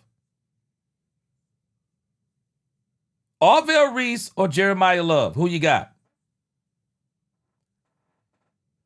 I'm leaning towards Arvell Reese. But if I were the Arizona Cardinals, I would get Jeremiah Love. He's the best player in the draft. He's the best player in the draft. Arvell Reese is more, and I'm not saying that he can't play, but Arvell Reese is a project. He is not going to come on your team and make that immediate impact. Jeremiah Love, he'll make immediate impact. Get him a veteran quarterback over there. I don't know who you're going to get to be the veteran quarterback for you this year. Bass said he think it's Reese. Bass said it was all a smoke screen.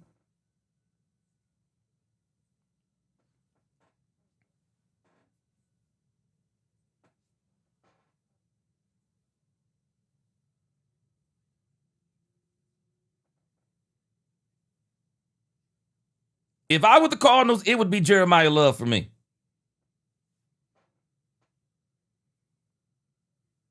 Boy, Roger Goodell is a glutton for punishment, ain't he? He love them booze, don't he? Okay, so my stream is behind.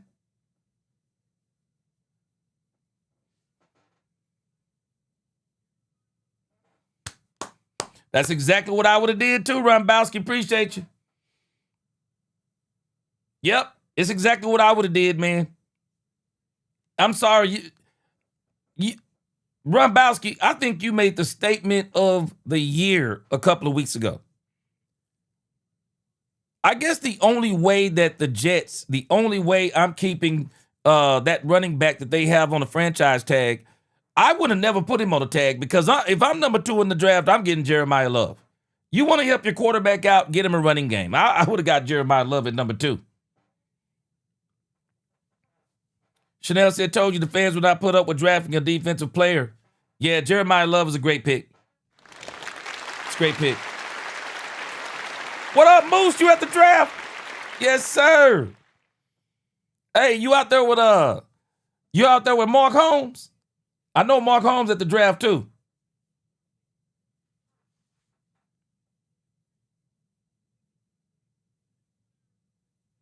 Yeah, he is him. Wait a minute though. Wait a minute. So this really, what does this do for the Tennessee Titans? I'm pretty sure they're crying right now. Because I'm sure the Titans were looking at Jeremiah Love to help out Cam Ward. They still got Tony Pollard, but I would have rather had Tony Pollard and Jeremiah Love. So now the draft gets started. So now we see where Tankathon was 2 for 3. They had David Bailey at number 2. They had Orville Reese at number 3.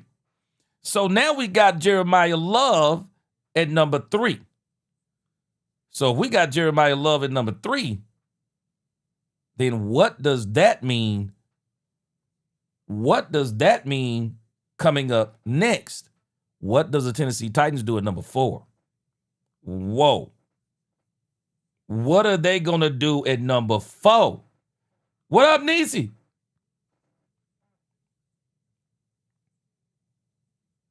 Yeah, I'm about 20 seconds behind, CG. It's all good. Y'all keeping me up to date. Frank Lawrence. Yeah, Jadarian Price, he going to be good too. So again, man, next. What do the Titans do?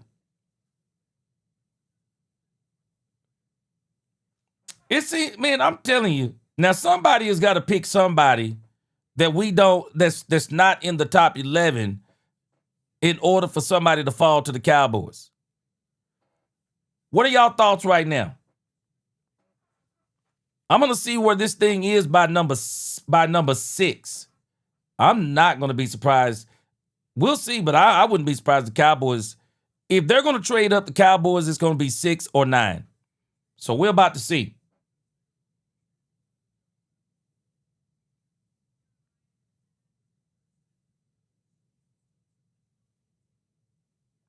Okay, so the pick is in.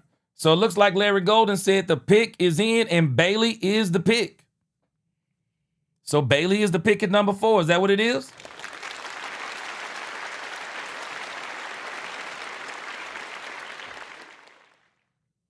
I'm sorry, Orville Reese. Orville Reese is the pick. Is that what we're saying? Let's see. I meant to say Orville Reese. Did somebody say Orville Reese went to Tennessee? Jet Lee said Orville Reese went to Tennessee. I meant to say Orville Reese.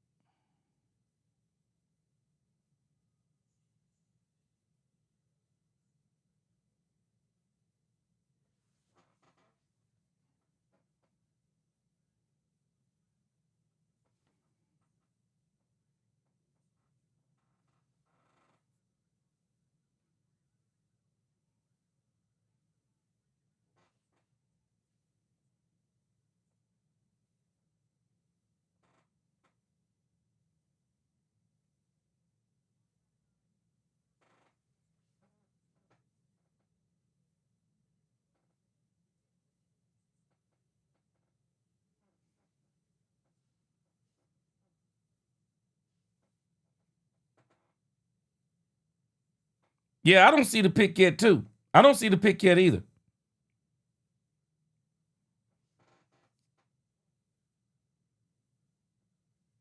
I just switched over my internet, so I done switched over to 3 different ones.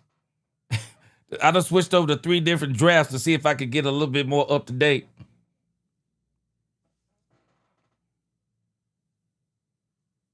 So I still haven't seen the pick for Tennessee. Let's see.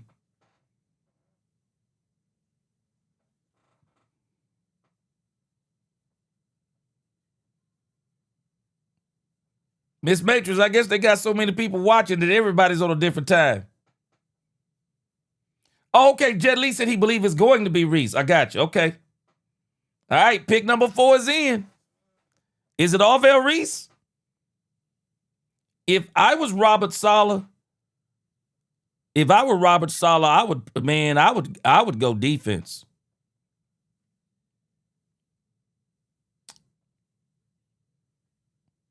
I'd go somebody like Sonny Styles and shock everybody.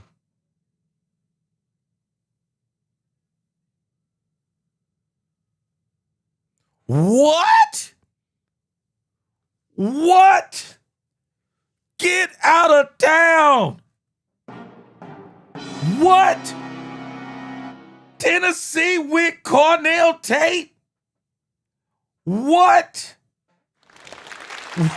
What? Whoa! Whoa! That's what I'm talking about. That's what I'm talking about, Cowboy fans. That's what I'm talking about. That is what, hey, the Titans got Cornell Tate. Wow. Wow, Cornell Tate. Wide receiver. Now, let's see what the Giants do. Arvell Reese is still on the board. Miss Matrix, I am with you. This is good for the Dallas Cowboys. Let's go. Let's go. We are getting closer and closer to somebody falling to the Cowboys at 12. Let's go. Cornell Tate. So Tankathon now is 2 for 4. They are 2 for 4. They had predicted that it was going to be Arvell Reese at the 3 spot, Jeremiah Love at the 4 spot. Now, I really wonder, what are teams saying about Arvell Reese? Because David Bailey, I figured once we watched the tape that David Bailey was going to go before Arvell Reese, because when you look at David Bailey, he jump off the film. I mean, just jump off. Just, 14 and a half sacks last season, just a quick first step. He's got multiple moves when it comes to getting to the quarterback.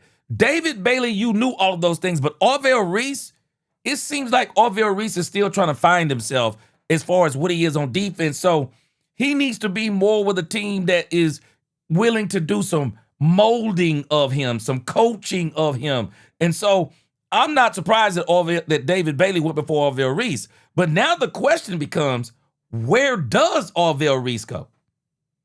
Where does Arvell Reese go? Where does he go? Where does he go? Man, this is a big deal. Let's see what the Giants do now. Do the Giants actually get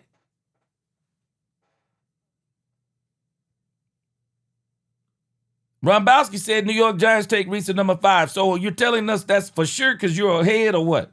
Let me see. Because if they pick Reese at number 5, and I don't believe Cleveland is picking Sonny Styles at number 6,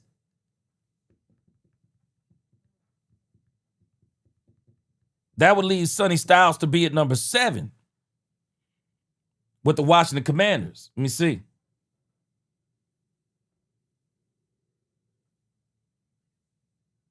Yeah, I'm with you, Chanel. Reese is a project.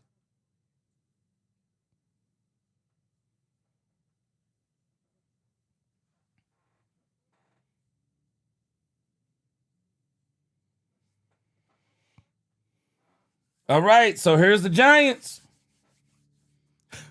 Texas boy, he said he hoped the Giants F it up. He said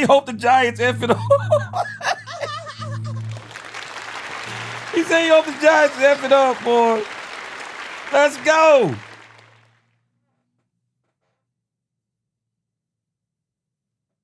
Who we really need to throw up in there is Mekhi Lemon. Man, you know what? Tankathon is updated, and Tankathon is saying that they believe that the Cowboys are going to get Mekhi Lemon. I hope not. I just,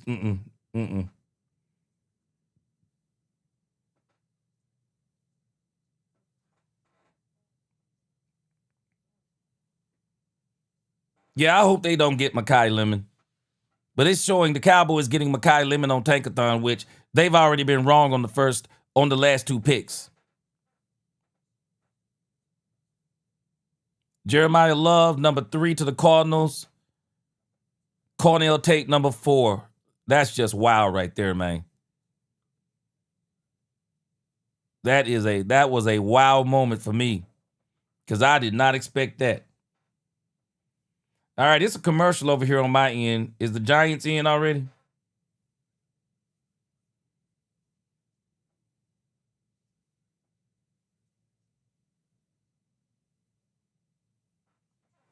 All right, y'all said Andy Reid wants somebody. What happened? Did he trade up?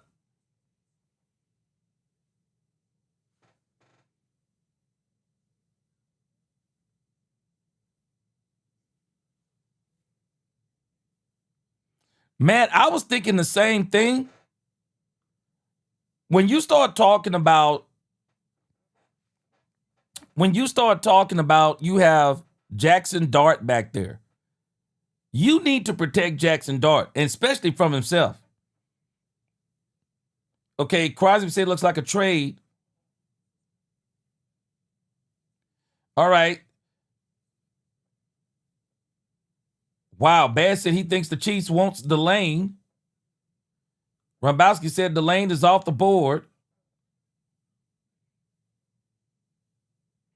I'm watching commercials over here on my end.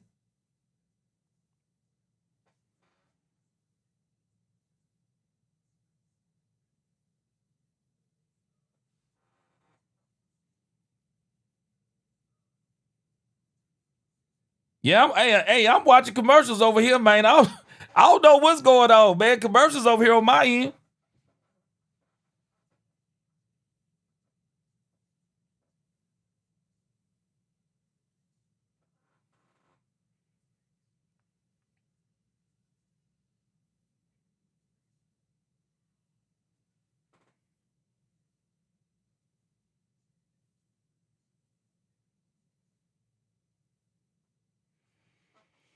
All right, let's see. Let's see, the pick is in.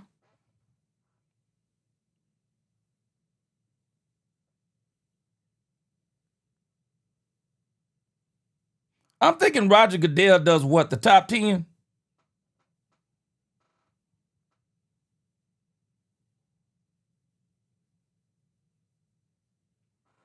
Oh, I see you, that Sax guy. I see you. So the Kansas City Chiefs are moving up. Oh, got you. Okay, hold on. Let me switch over to X. Hold on.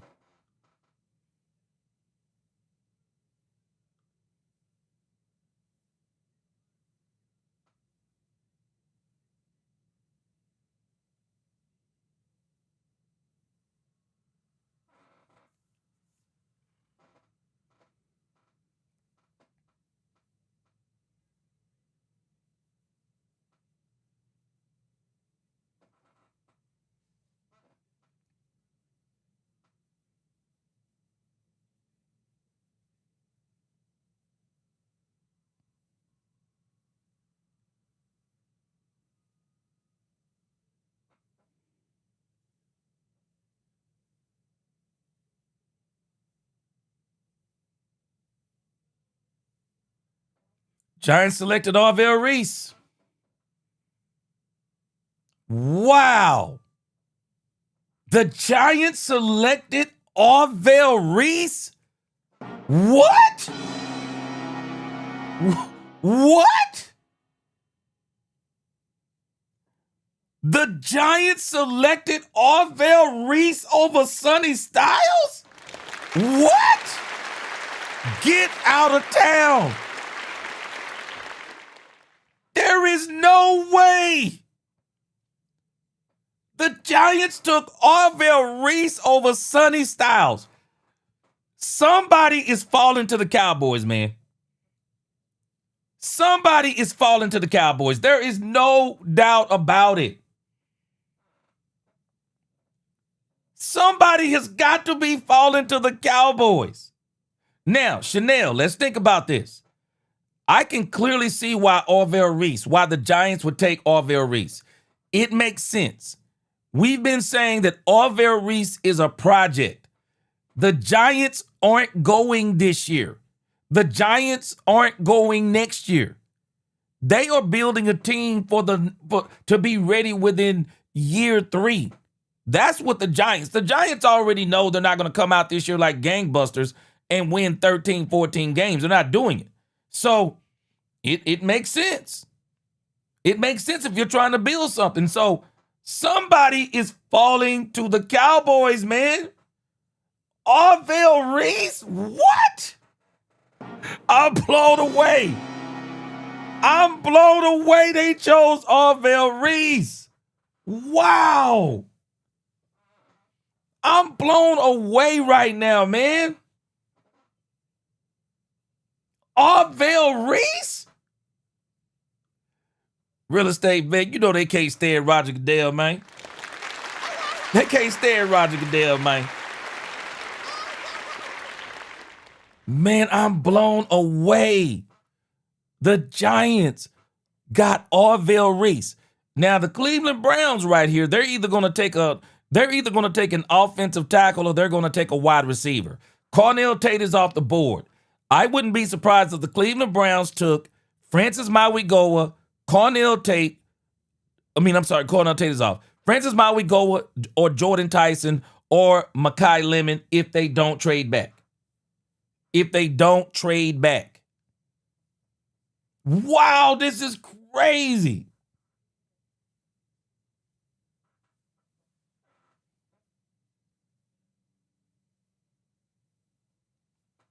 This is crazy. I'm just blown away.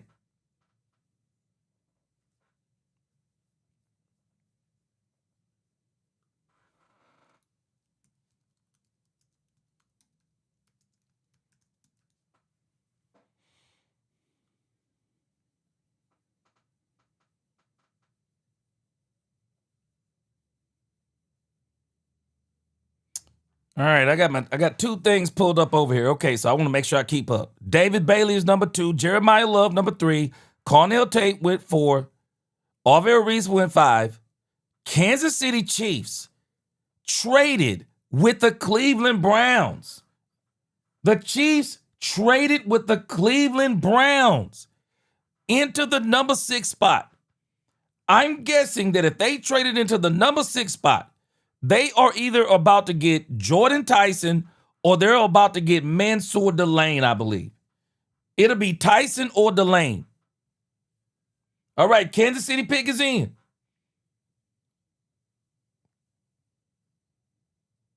Wow, they gave up the 9th, the 3rd, and the 5th? Oh, what? Oh my gosh, that's crazy. What? That is a ridiculous trade up. What? Oh my gosh.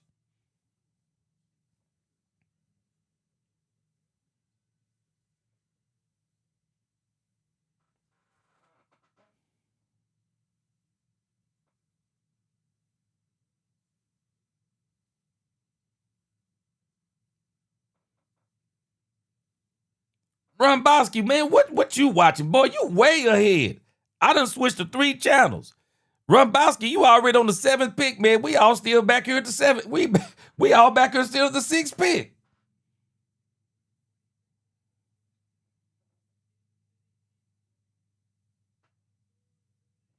Well, there's the cornerback. Mansour Delane gone. There's the corner. Gone. Miss Matrix, I agree with you. I don't care how many picks they get. They gonna screw it up. You ain't lying. You are not lying. Okay, so much for the Cowboys trading up. So much for the Cowboys trading with the Kansas City Chiefs to number 9. That goes out the window. Cleveland Browns are now at number 9. So I guess if the Cleveland Browns want to get more picks, I guess the Cowboys could trade back with them again on number 9.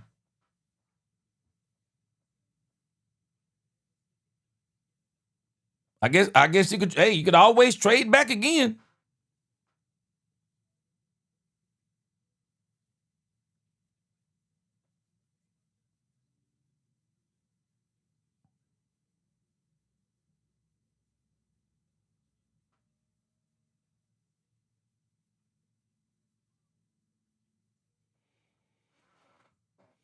I still haven't seen anybody come out when they get picked like that doggone Tyler Booker, boy.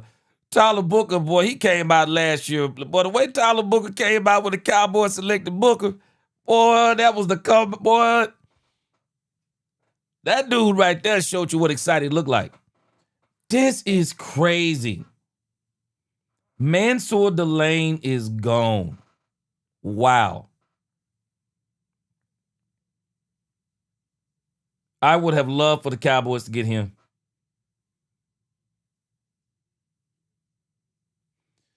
I'm wondering now, the closer we get to the Cowboys, I'm starting to wonder if Bain Jr. is going to be there for the Cowboys. I wouldn't be surprised if Baines was there.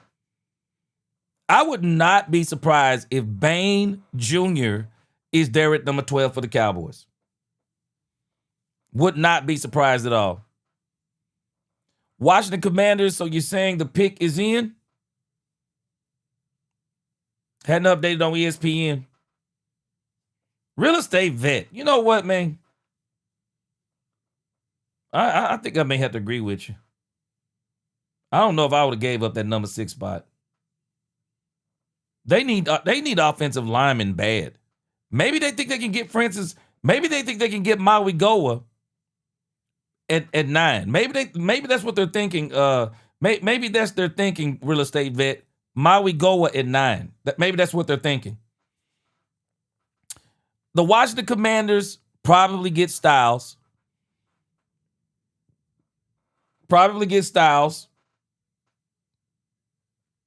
So he'll be off the board. Now, the landmine for the Cowboys will be the Saints, the Browns, the Giants, and the Dolphins. That'll be the landmine to see what they can get. So the Washington Commanders, and I think Rombowski's already told us, looks like that's going to be Sonny Styles to the Washington Commanders.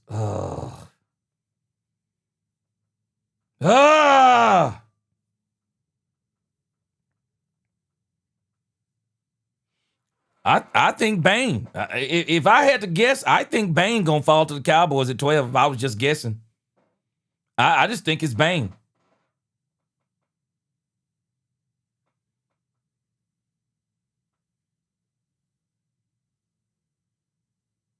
Yeah, Frank Lauren, I think it's Bain. Yeah, Michael Hilliard, I think we are behind, and I done switched to 3 different programs where I am, so it's just a serious delay where I am. And I'm watching I tried to go to ESPN, NFL Network, they're all behind. Miss Matrix, I think it's going to be Bain. I think Bain is going to be the one that falls to the Cowboys. I do.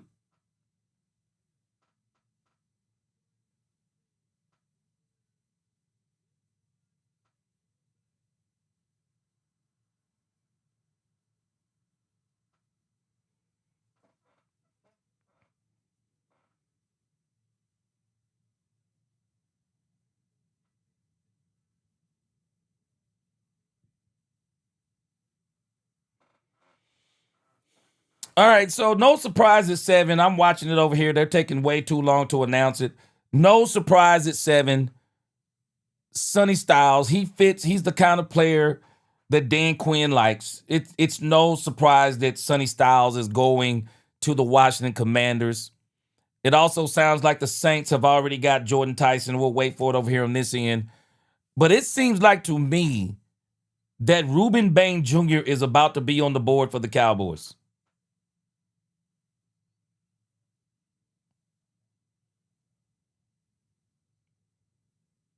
I think Ruben Bain Jr. is about to fall to the Cowboys. They selected Sonny Styles. It's no surprise. Sonny Styles is a Dan Quinn type of player. Absolutely a Dan Quinn type of player. Absolutely a Dan Quinn type of player. This is no shock to anybody. No shock to anybody. Gary Crosby, he said he believes it's going to be Downs. You know what's crazy, Gary Crosby? The Cowboys could actually have a choice of both of those players. They could have a choice of Bain Jr. or Downs.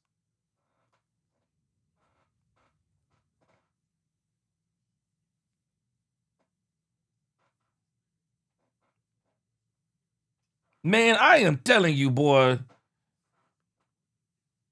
No surprise, though. No surprise.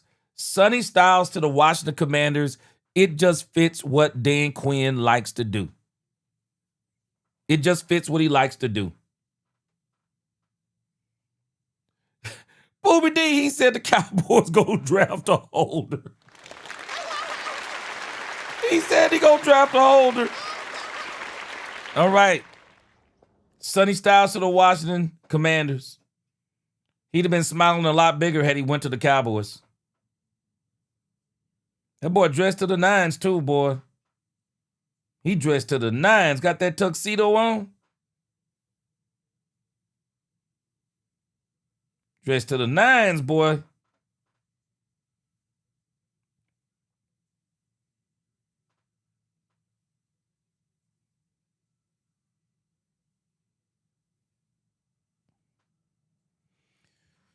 Well, look like we're going to be seeing Sonny Styles in the NFC East, guys.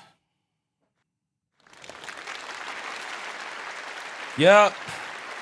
Looks like we're going to be seeing Sonny Styles in the NFC East. So we're going to be seeing Arvell Reese in the NFC East. And we're going to be seeing Sonny Styles in the NFC East. We'll be going against Jeremiah Love this year also because he's in the NFC. I do think we play the Arizona Cardinals again. So we're going to see quite a few of these guys. We'll be seeing Love, Reese, and Styles for sure.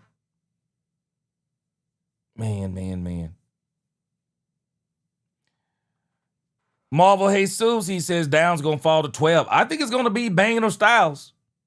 And I think the Cowboys will take one or the other.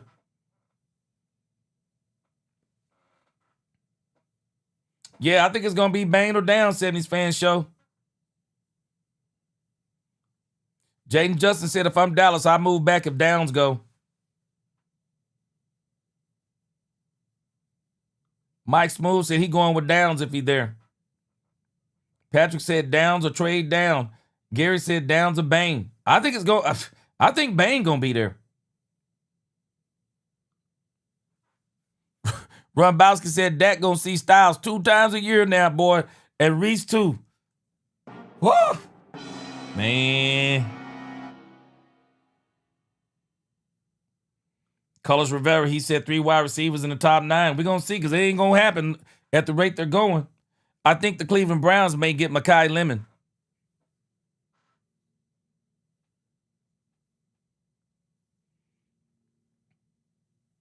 Yeah, I think this going to come down to Baines or down to the Cowboys. Uh-oh. Attention, he said trade is incoming. Myles Garrett. Man, that would be crazy. All right. Saints, the pick is in. Kellen Moore, no surprise that he would go and get a wide receiver like Jordan Tyson. No surprise. Okay, I'm back to commercials, but ESPN must be behind too. I'm kind of looking at their website, so they're still on number 8 over here also.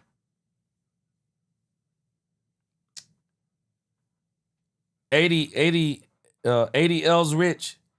He said, hope we get Bain. I think Bain's going to be there. I really do. I think Bain is going to be there.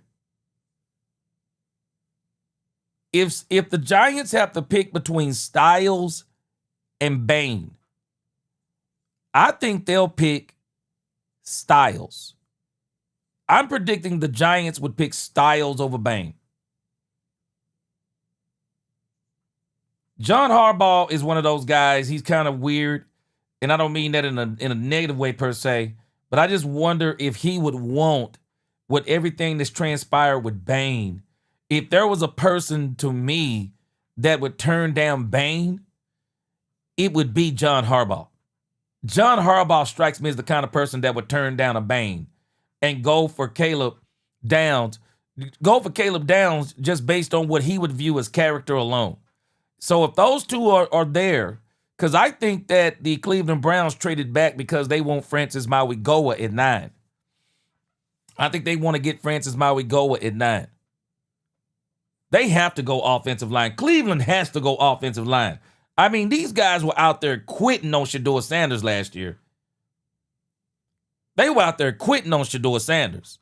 So you gotta get an offensive lineman for Shedeur Sanders. You really do. So we're about to see on that. And so again, if we got Jordan Tyson to the Saints, if we get an offensive lineman, Francis Mauigoa, and I'm telling y'all right now, y'all don't want Francis Mauigoa to be on the board when the Cowboys get there. I'm telling y'all right now. If y'all don't want no offensive lineman, you don't want Francis Mauigoa to be at 12. You don't want it. Because if Francis Mauigoa is 12, better watch out. Better watch out. Rombowski, you know what, though? I wouldn't be surprised if the Giants, if the Browns don't get Francis Mauigoa, I wouldn't be surprised if the Giants got Francis Mauigoa. I mean, there's no way Francis Mauigoa is going to slip all the way to 12. Surely not. He's the best offensive lineman in the draft. How do you not get Francis Mauigoa? So if the Saints have passed him up, that means that the Browns or the Giants, one of them have to get him. They have to get him. The Browns, it would be a travesty. It would be a travesty if the Browns allow Francis Mauigoa, with as many picks as they have now, to let Francis Mauigoa get past them. And again, the Giants, Jackson Dart, man, that offensive line is, man, that offensive line is skittish. Man, that offensive line is skittish with the New York Giants. Francis Mauigoa has got to go to one of them too. So either Bain or Downs will be there for the Cowboys. You watch what I tell you.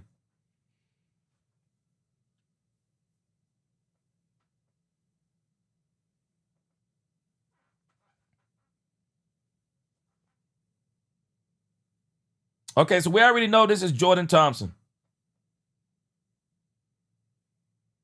Matt, I'm going to tell you right now, if the Cowboys take Lemon, I would be so disappointed. I would be disappointed on so many levels if they took Lemon. Oh my gosh, that would be a travesty. Jordan Tyson. Stock blew up. Stock blew up, boy.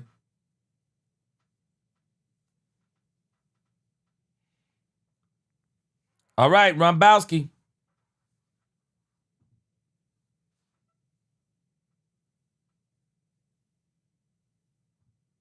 Okay, so in actuality, Rombowski, we got Downs and Baines still on the board, if I'm not mistaken. So we got Baines and Downs. We got Bain and Downs still on the board. Man, I'm struggling. I'm struggling if I'm the Cowboys. If Baines and Downs are there, oh, boy, I'm struggling. I'll be honest with you, man. We already got Jalen Thompson. I'm not saying Jalen Thompson is Caleb Downs. If I'm the Cowboys, I'm getting Bain Jr. I just think Bain Jr. is going to have such a chip on his shoulder. It's going to be unreal. It is going to be unreal. I would pick Bain over Caleb Downs. I really would. I would take Bain over Caleb Downs.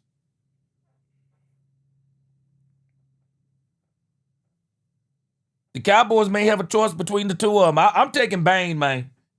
I'm taking Bain if he's there. I'm taking Bain if he's there at 12, man.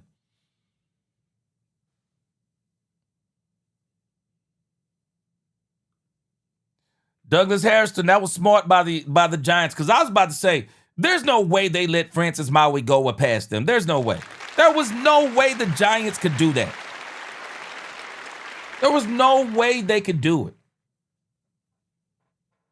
Glenn Harrison, this is the very reason why I didn't bother with all these mock drafts. I couldn't waste my time on it. I just couldn't. I just couldn't do it.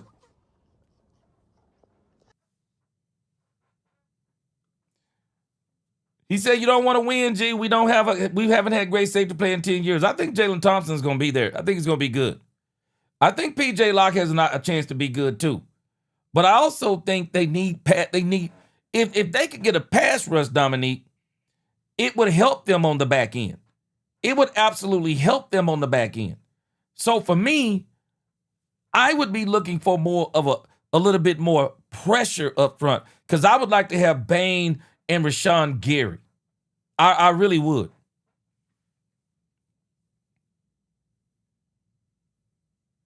Jordan Tyson doesn't surprise me to the Saints. Bernard Fields, what's going on? Boy, Tristan York, boy, you ain't lying. Boy, I heard Michael Irvin today talking about the Cowboys. He said the Cowboys should get, I think he said Bain and Akeem Messidor. I think he said Bain and Akeem Messidor. That's what he wants the Cowboys to do. Hey, Niecy. Niecy said that boy snot crying. I'm happy for him. Yeah. And Niecy, you know what? I can tell you why he's snot crying, because this dude moved up out of nowhere. I heard nobody talking about Jordan Tyson until about 2 weeks ago. And then the next thing I know, last week, everybody is going to his doggone pro day or whatever it is. What was that, this week or last week? Next thing I know, Jordan Tyson is just rushing up the doggone draft boards. He probably didn't think he was going to be there with some of the injuries that he's had. But his talent outweighed the injuries. His talent outweighed the injuries. Bottom line. Dominique said Irvin be on that booger shoe. Boy, Bernard Field said Bain got Irvin to be a sponsor for it.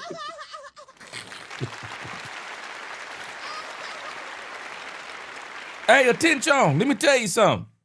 This is why the Dallas Cowboys better get a doggone defense.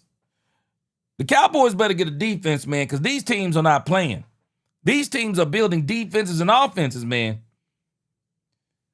All right, so the Cleveland Browns are about to take them. Who are they taking? Let me see. I thought y'all said maybe Caleb Downs. Let's see. The pick is in.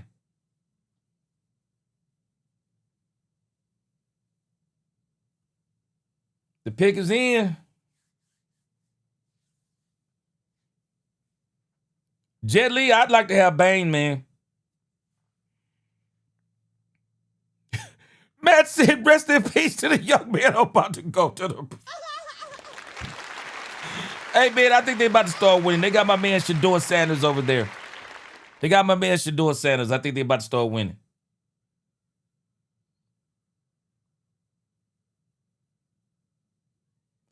Wait a minute. What? The Browns got Spencer Fano? What? Over Francis Maui go?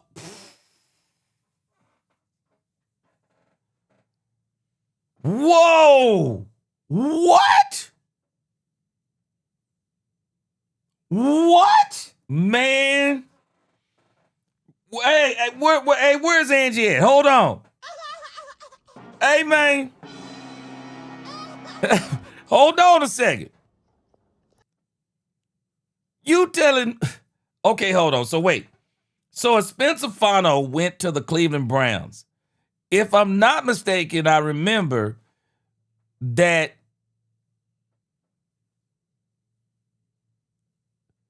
if I'm not mistaken, Maui Goa went to the Giants. Okay, so he's going to be off the board.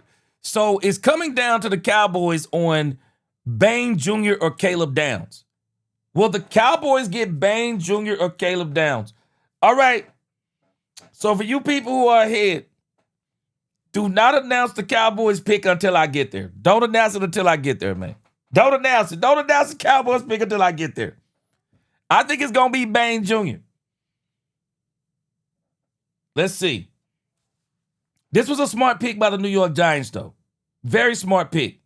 Jackson Dart needs a line.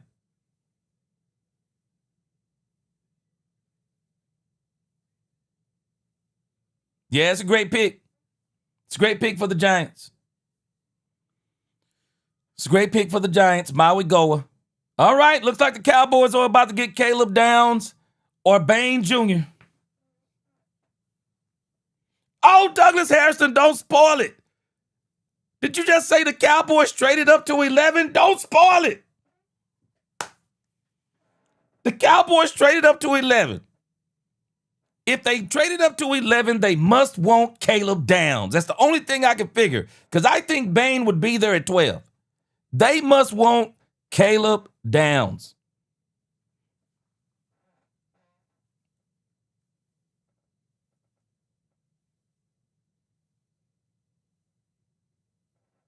If the Cowboys traded up, oh, man, come on, come on.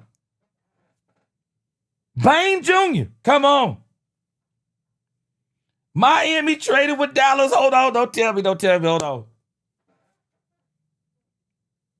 This is crazy. The Cowboys traded up one trade? What?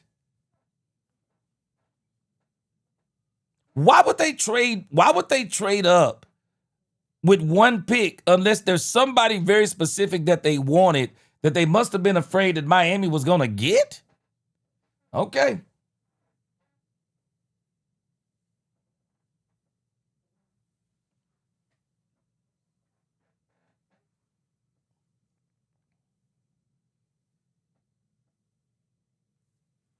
All right, so let's think about a scenario here. I'm really confused on why they would move this one spot. Why would they move up just one spot? So let's just say they get Downs. What if Ruben Bain Jr. is still there at 20?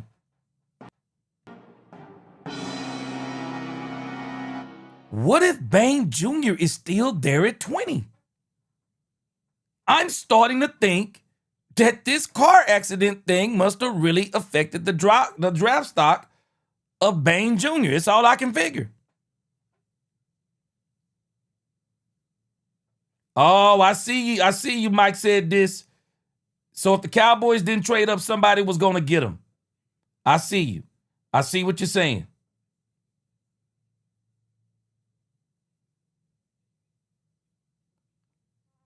I see what you're saying. Okay, somebody must have been trying to get up there too to number 11. Miami must have put that out there. And I'm wondering if the Dolphins called the Cowboys.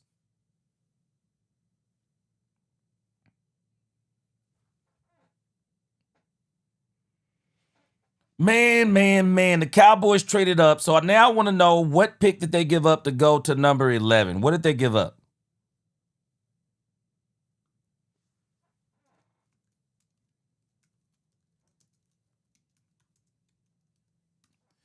If I'm the Cowboys, whoever they got, I wouldn't have traded up. I would have got whoever came there at 12.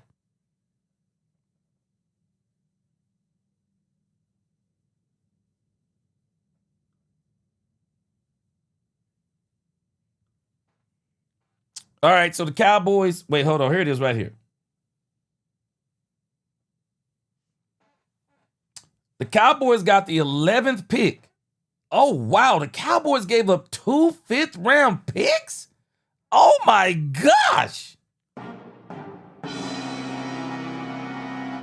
They gave up the 12th overall pick, the 5th round, and it basically looks like what they did. These may be the compensatory picks, maybe. They gave up the 177th pick, and they gave up the 180th pick. Wow. Wow. Okay. And looks like, based on everything everybody is saying, the Cowboys got Caleb Downs. Wow. All right. They got their man. They got their man. Chanel said, G, you have to trade, give up Miami the 20th pick. The Cowboys gave up the 12th overall pick and 2/5. That's what they gave up. So the Cowboys got Caleb Downs.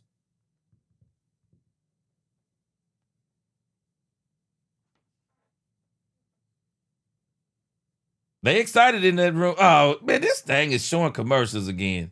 All right, it looks like Caleb Downs, if I'm not mistaken. Everybody saying it's Caleb Downs, right? Caleb Downs. The Cowboys got their man. The Cowboys got their man. Hey, you know what? This is not over yet. What if Bain Jr. is there at 20? What if Bain Jr. is there at 20? It would be crazy if the Cowboys got Bain Jr. and Caleb Downs. That would be crazy work. That would be crazy work. Chanel, I'm kind of with you too. I would have, the only way I wouldn't have let Miami pick is that somebody must have wanted Caleb Downs is all I can figure. Somebody must have wanted Caleb Downs, because why would the Cowboys trade up to get Caleb Downs and they were only one pick away? But again, it is crazy. This thing with Bain Jr., it must have really affected his draft stock, because Bailey, for all intents and purposes, was a top 10 pick. And now we're going to be at number 12, and we're going to see what Miami does. We're going to be at number 12, and let's see who gets Bain Jr. Who is going to get Bain Jr.? Robowski said Miami Dolphins are cussing up a storm on X.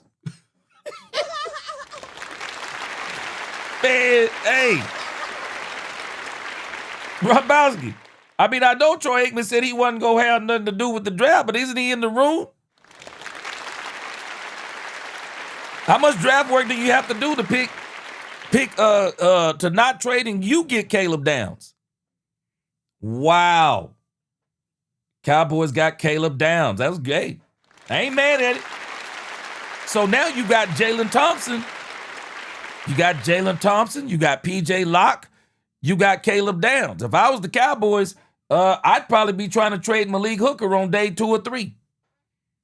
If I'm the Cowboys, I don't know. I might be looking to trade. I might be looking to trade Hooker right now. I'd be looking to trade. Shoo, 80L's rich. Hey, 80's rich. Hey, I ain't mad at you, bro. I might try to move up to get Bain too, bro. Man, if the Cowboys can get Bain, man, oh.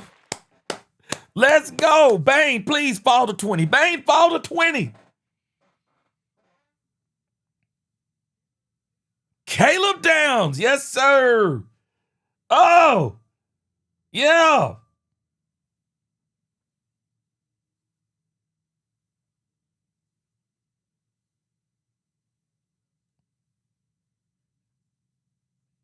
Yes, sir.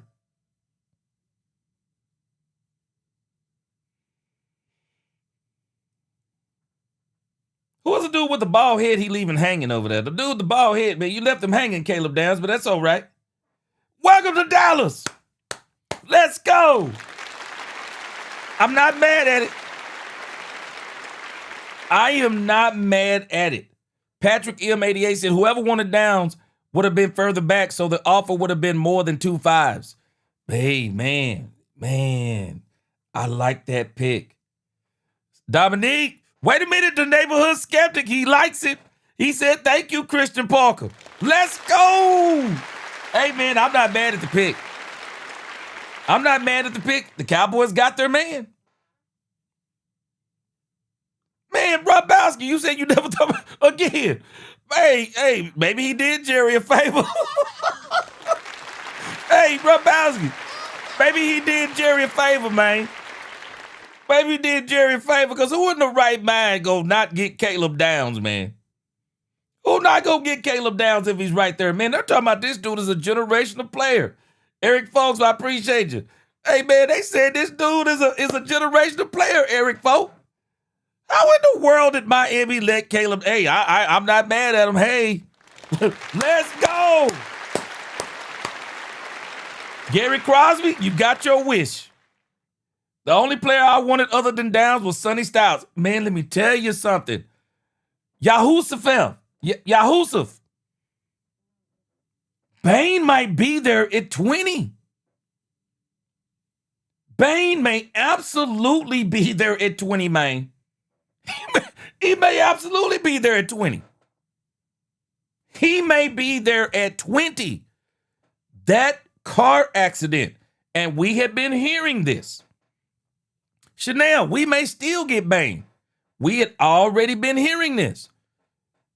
They were saying that some of the teams did not like the answers that Caleb Bain, not Caleb Bain, I'm sorry, Ruben Bain.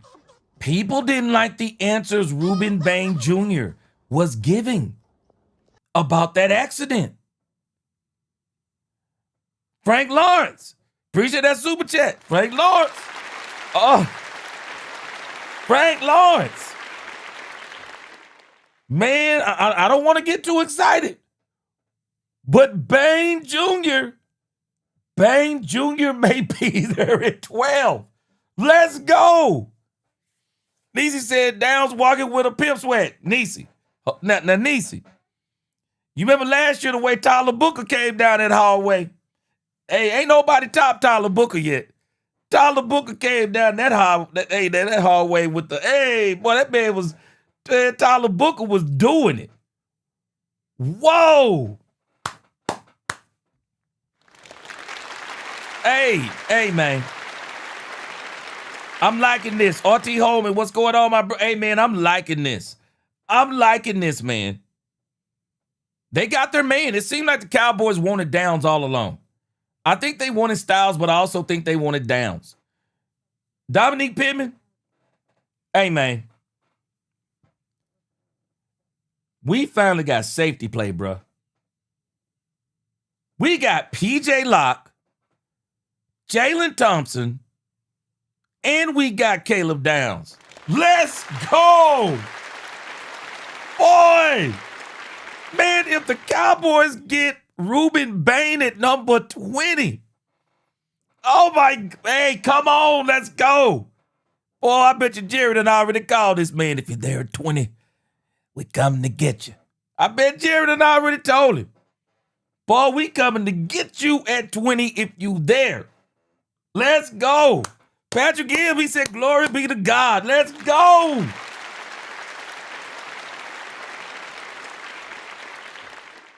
Angie the Rebel Chicks in the building. Angie, you got your wish. We got safety play in Dallas. Angie, I wouldn't be surprised if Hooker is gone on day 3. If I were the Cowboys, man, I'd go and do it now. Hooker, hey, Hooker, hey, man. Hey, take whatever money you got left and gone, man. Gone. Chanel, hey, man. Chanel, we still might get Bain, bro. We still might get Bain. Oh, let's go.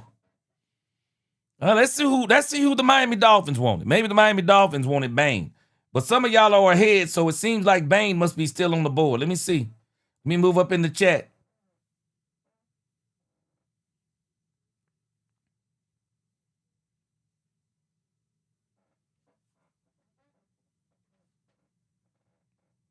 Big Rambowski, he approves. He said the Cowboys finally made a smart defensive pick. Giants got Reese, Washington got Styles. We got Caleb Downs. I love it. I love it. All right. Miami Dolphins got Caden Proctor. I'm pretty sure some of y'all already knew that. The Miami Dolphins got Caden Proctor. The Cowboys, we are 6 picks away from Ruben Bain Jr. Man, I don't care what nobody say about them dinosaur arms and that hairline. Bring in that hairline and them arms, man. Bring them in. Let's go. Woo! Ruben Bain Jr., let's go. Doomsday said, gee, don't think our secondary is better now. Doomsday. Doomsday. We still got day 2. There are some cornerbacks the Cowboys can get on day 2 that'll help this secondary be better. Because I'm going to tell you this, we definitely got better at the safety position. I mean, leaps and bounds. AJ said Apostle Payne arms got him sliding. Oh, I'm hoping to number 20, Angie. I'm hoping at number 20. I am hoping at number 20. Come on. Come on. We are about 6 picks away. Reuben Bain Jr. could be there at 20. This would be crazy for the Cowboys to be able to get both of these players. Bass, what you think, Bass? Bass, what you think? We got Caleb Downs. Let's go. Let's go. Hey, Mike said this. We getting closer and closer. Michael Smooth said if we get Baines, it's a wrap. Let's go. Yes, sir. Oh, let's go, let's go, let's go, let's go. Man. What up, Jamal Listen, appreciate that super chat. How about them Cowboys? Let's go, G. He said we got Downs. Let's go. We back in this thing. He said, I love this, and we only gave up 2 fifths. We're about to have the number 1 defense with them boys. Caleb Downs is real. He a dog. He a dog. Frank Lawrence. He said Reuben Bain Jr. before the T-Rex mess was top 5 prospect. No doubt. He said if Cowboys we want to get him, we all got to get Bain haircuts and wear new Bain jerseys. Well, Frank Lawrence, I mean, hey, man, I ain't got much hair as it is, so I can't be fooling around getting them Bain Jr. haircuts. Man, I mess around and get a Bain Jr. haircut. It ain't gonna grow back for me. It ain't gonna grow back for me. So I can't risk it, man. I can't risk it. I ain't playing with much already. I can't risk it. Enoch Taylor, he said Hill Jr. is still out there. Kip it. He said Caleb Downs, let's friggin' go. Yes, sir, let's go. Football fanatic. Man, we got Downs, man. We got Downs. 614 Cowboy. He said, yeah, boy, let's go. Man, Timothy Dixon, boy, you ain't lying. Miami's in a tough spot, bro. They need a whole new team. Mike T, I wouldn't be mad at Rodriguez down there in the 20 range. Miss Major said, there you go with that dig. Shay, what you talking? What? What you talking? I ain't thought nothing about Diggs. Boy, I ain't thought nothing about Diggs. I'm thinking about the safety play, but hey, let me tell you, we can still cook at corner too in the third round. We can still cook at corner. Sub-Zero, appreciate that super chat. Man, we gotta get Bain. Start guarding X. Got Downs. Wait, what? Yes, sir. Yes, sir. All right. Tatiana. She said, I'm excited about Caleb Downs. Yeah. Yeah, Akeem Messidor. Bernard Fields. Akeem Messidor might be there. Bain goes. Man, the Cowboys got a chance at 20. Oh, they got a chance. Pure Gaming, you are not lying. 20 is about to be very interesting, man. It's about to be very interesting. Let's go.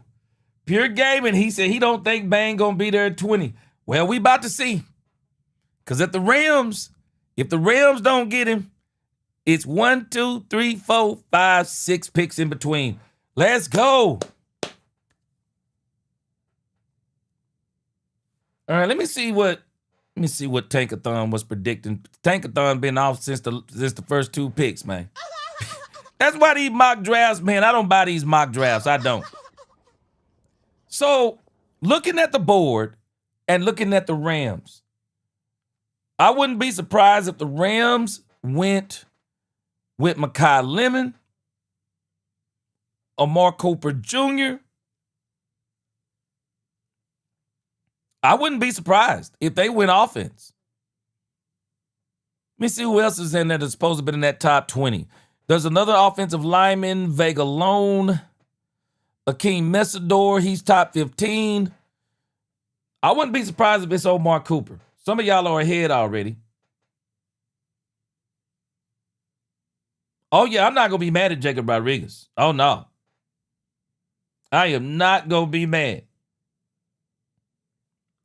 Hey, Bass, I'm trying to imagine it right now, bro. Wait, hold on. Let me imagine it. Hold on a second. Yeah, I'm imagining it right now, bro. I'm imagining it right now. I'm imagining it right now, bro.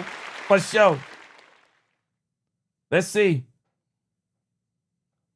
All right, let's go. Rudbowski said the Rams did not take Bain.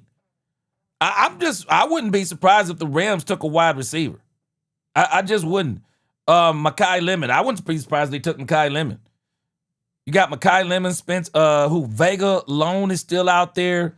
Akeem Messador, Omar Cooper Jr. is out there. So we're going to see.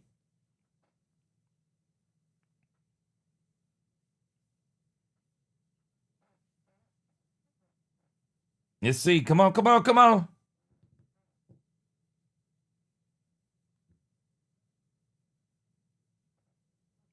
Okay, I didn't realize that Roger Goodell gave all the picks this many picks.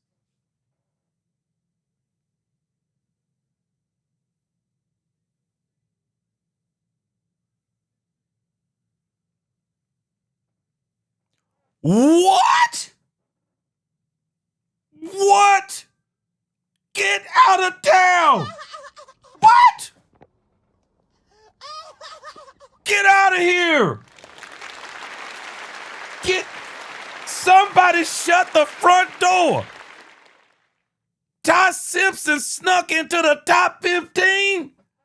What? Get out of town. Get out of town. Ty Simpson? Boy, get out of town. Get out. I ain't heard nobody say the Rams was thinking, man, I bet you Arizona, Pittsburgh, and the Jets crying right now. What? Get out of town. You telling me the Rams took of all the teams to take Ty Simpson, the Rams? What? Boy, the Cowboys gonna have options at 20. The Cowboys gonna have options at 20, man. They gonna have options at 20. Boy, man, Lorenzo Lee, you ain't lying. Teams can't draft. Ty Simpson?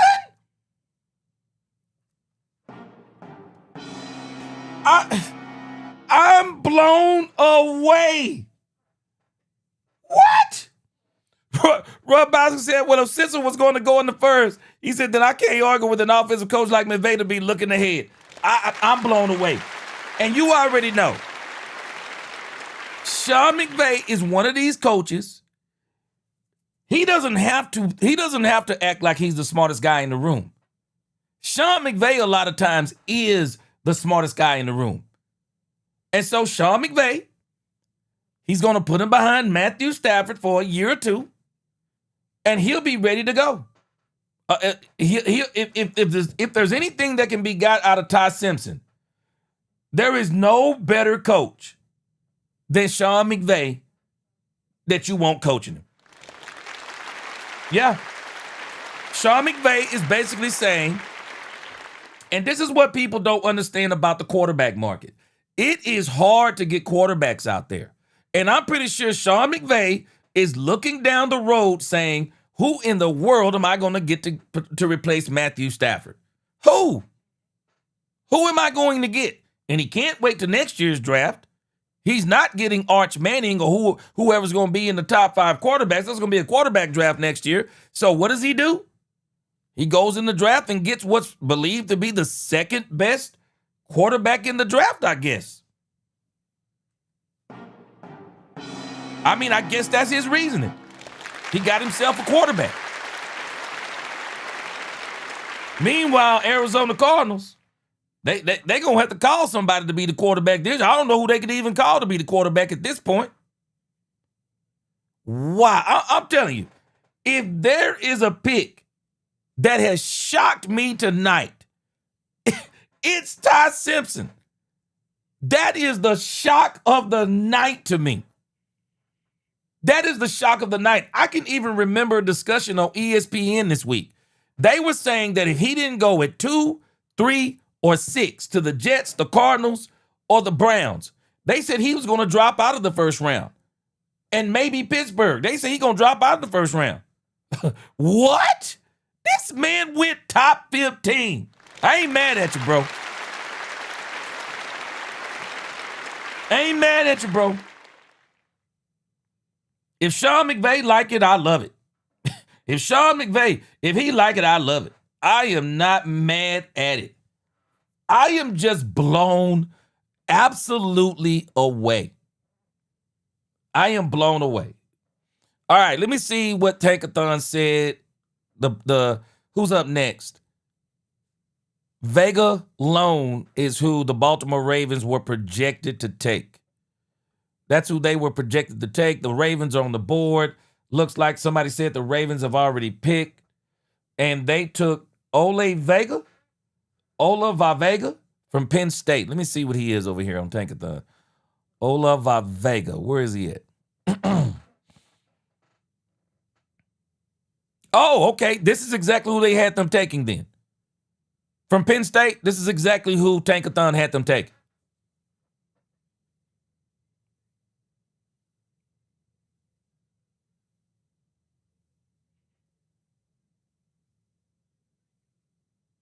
Okay, Olava Vega, that's exactly who Tankathon had them taking. Wow.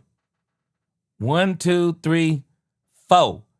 We are 5 picks away from Akeem Mesidor.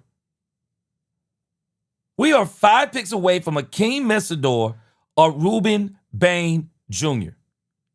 There is one team, though, on this list that I could see not letting Ruben Bain Jr. get past, and we're going to see. I'm thinking the Lions and possibly the Tampa Bay Buccaneers. But we're 5 players away. Man, we 5 players away from Ruben Bain Jr., bro. 5 players away. I'm telling you, I don't care what they say about this man hairline, Angie the Rubber Chicks. I don't care what they say about this man hairline. If Ruben Bain Jr. is there at 20, I want them to get this man at 20. I don't care. Ruben Bain Jr. is going to have the biggest chip on his shoulder in the NFL. He is going to have the biggest chip. There will be no bigger chip than no bigger chip than Ruben Bain Jr. I'm telling you now, whoever get this dude, he gonna tear stuff up. Byron Joe DeVee, appreciate that super chat. He said put downs in the nickel. Yes, sir. Yes, sir. Hey, let me tell you something. Christian Parker got his man. I'm telling you right now. Christian Parker is elated right now. Niecy said that family looked so sad that he was drafted. They said, no, not the Ravens. Niecy, let me tell you something. I had a friend of mine one time. He wanted me to be, he told me about a church over, that was a church opening for a preacher over there in Baltimore. Man, you couldn't, hey, no offense to anybody that live in Baltimore, because I'm pretty sure there are some good parts. But man, you couldn't pay me to live in Baltimore. Oh, no. Shoot, I be crying too. Man, Niecy, me and my wife started doing that research on Baltimore. Heck no. Heck no. No, thank you. We were not going to Baltimore. No way. No way. I was that family. I be crying too, Niecy. I ain't trying to go to no Baltimore, man. Hey, Shoot, you go, boy. You know he got money, so he can live in some of them parts, but you got to be careful when you even drive through in Baltimore. It's different over there in Baltimore, man. Shoot. Oh, man, Bass, you done broke my heart. You done broke it. Now, Bass, what did I just say? There are two teams that I would be concerned that Bane may not make it past. I said the Tampa Bay Buccaneers and the Detroit Lions. So now you telling me that Bane went to the Bucks. Yep. Went to the Bucks. Frank Lawrence said, G-Money, Dallas, no need to trade up to 20 to get a man. Yeah, I mean, Akeem Messador might be there now. Akeem Messador might be there now. Now, my concern is, my concern is, there is a player out there, and I'm going to show you Tankathon, kind of where we are right now. There is a player out there that's on the board that has me concerned that the Cowboys may try to get it 20 if we're not careful. I'm going to show you this list. Y'all tell me who y'all think that player is.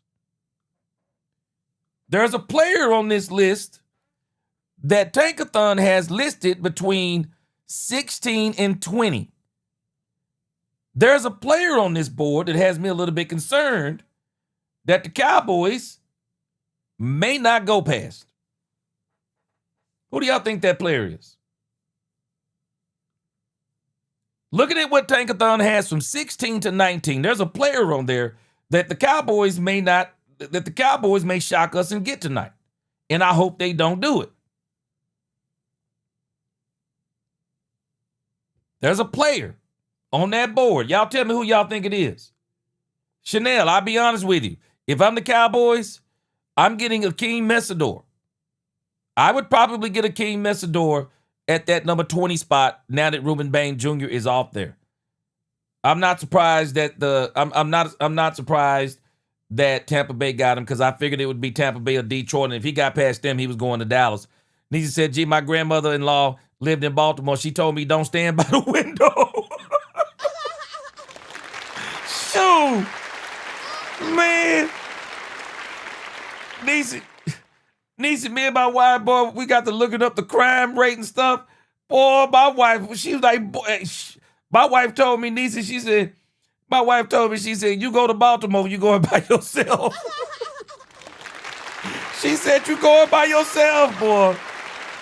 Shoot. Boy, Baltimore different, man.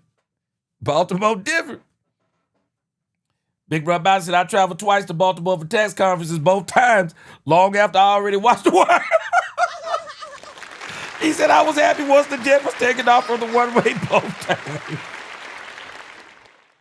Shoot, Rabowski.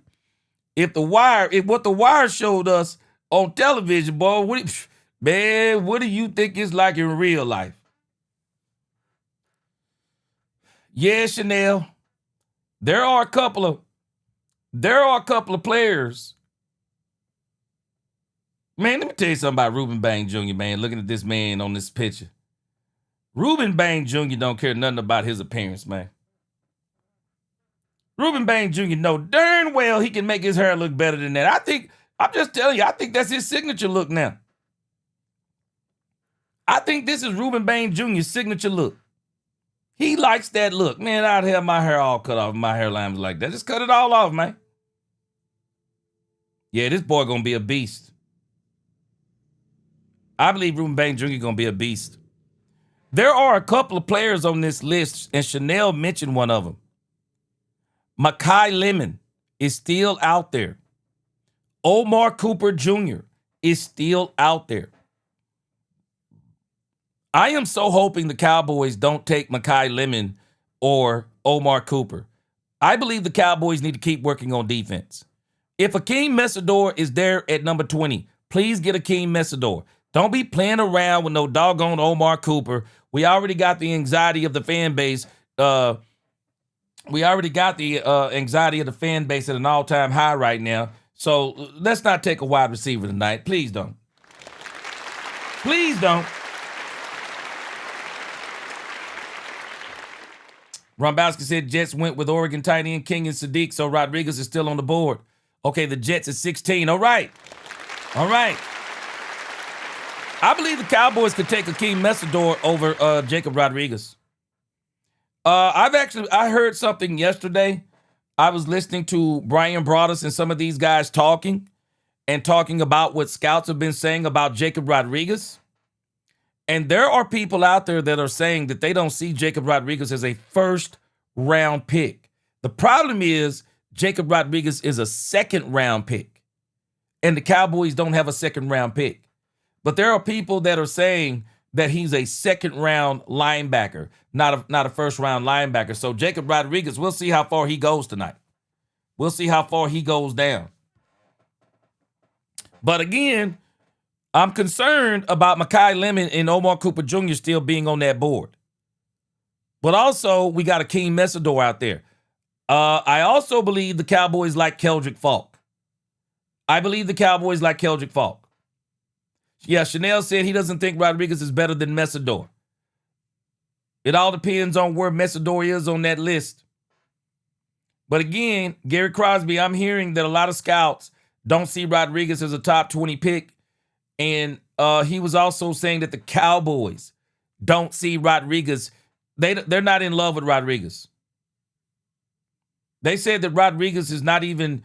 I heard Broaddus alluding to the fact that Jacob Rodriguez might have been like maybe 3 on the Cowboys list. 3rd as in linebackers. So I don't think the Cowboys are taking Rodriguez in the first round. I think who the Cowboys are going to take at that number 20 spot, I think it's either going to be Akeem Messidor, Keldrick Falk. I don't think they're going to take Omar Cooper. Omar Cooper was actually projected to go to the Jets.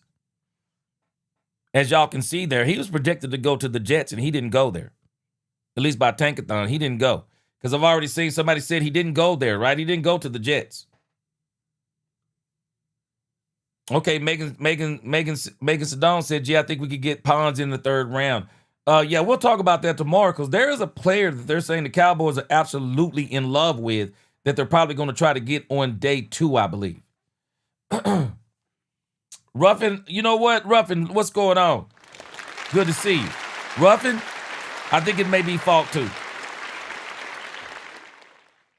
A lot of people have tied him to the Dallas Cowboys. Bass said George Pickens can give you more than Lemon would. No thanks, that's stupid. I agree. And Bass, let me tell you something.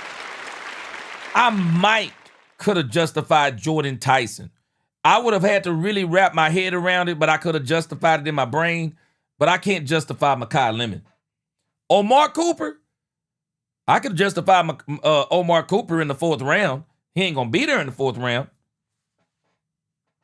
I want the Cowboys to continue to go defense. All right, King and Sadiq. King and Sadiq to the Jets.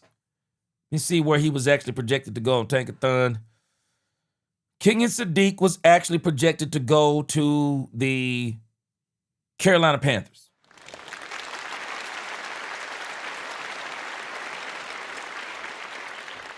Doomsday said would go Rodriguez or Malachi Lawrence. I think it's go. I think the Cowboys value Keldrick Falk over Jacob Rodriguez.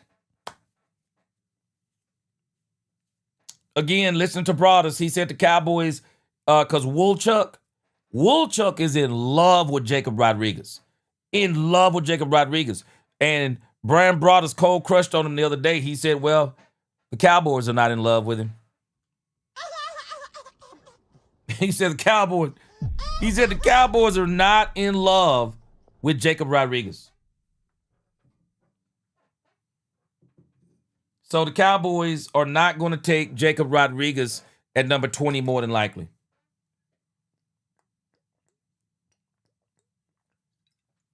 Not going to take him. If anything, the Cowboys will take Akeem Messidor or Keldrick Falk. Probably take Keldrick Falk. Because I'm telling y'all right now, the Cowboys are determined to do something this year. The Cowboys are determined to stop the run. If y'all hadn't been paying attention, they are going to stop the run. They want to stop the run bad. They really do. They want to stop the run bad. So I'm not going to be surprised if they get Keldrick Falk tonight. Keldrick Falk or Messidor. You know what? They probably would have got Thieneman, Megan Sedone. They probably would have got Thieneman, but now they got Caleb Downs. No way. Yeah, they're not going Thieneman now. Yeah, they ain't going Thieneman now. Chanel said old school Messidor is the other Miami defensive end that made it easy for Bain Jr. to get sacks. Check Messidor tape and you will see a very good defensive end. I wonder if the Cowboys got him rated higher than Keldrick Falk. Ruffin, hey, I said it earlier, man. Ty Simpson was the shocker of the night to the Rams for me. I wonder what the Rams fans are thinking, man. That was the shocker of the night. Shocker, absolute shocker of the night, man.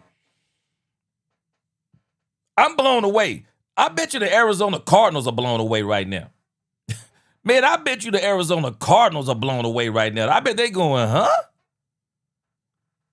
I bet they are blown away. Absolutely blown away, man, because I know I am. I never would have thought that he was going to go. I never would have thought he was going to be in the top 15. I'm glad for him. I just didn't think he was going. I just didn't think he was going in the top 15. I really didn't, man. I'm shocked. Shocked is an understatement. All right, somebody said, who is this? Somebody said they got a son that goes to Texas Tech. Is he playing football?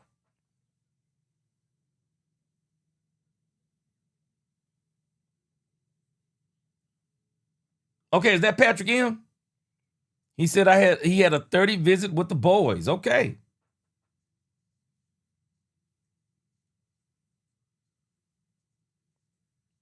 Okay, you think he's getting drafted tonight? What are you thinking? Or what day is he going in, you think?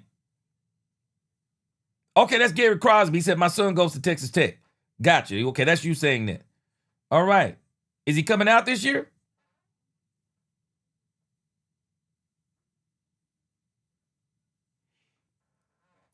I would take Max Crosby with those knees because I don't think it's true. We're not trying to have Max Crosby for the next 5 or 6 years. If I'm the Cowboys, I'm getting Max Crosby. You're talking about a 2 or 3 year. You're talking about 2 to 3 years tops. Max Crosby, I think, will be fine for the next 2 to 3 years. Ooh. LLDB, he said, I think the Cowboys are going to take Colton Hood. Okay.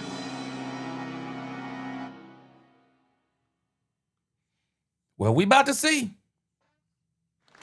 We are about to see. Definitely, we are about to see. We are about to see. But I'll tell you this, Caleb Downs, oh, wow, pick of the night so far. I mean, Cowboy fans are elated right now, I'm sure. A lot of us are celebrating Caleb Downs. A lot of us are celebrating Caleb Downs. Great pick by the Cowboys. Oh, Bass said if these jokers take he said if they take Keldrick Falk. Hey man, they might take Akeem Messidor. Seriously. Cowboys may take Akeem Messidor. I will not be surprised if they take Akeem Messidor right here. I'm just not going to be surprised. I'm not going to be surprised if they take Akeem Messidor. But I'm really liking what the Cowboys have done so far. I'm up. Bass said Messidor, C.J. Allen. Now, Keldrick Falk.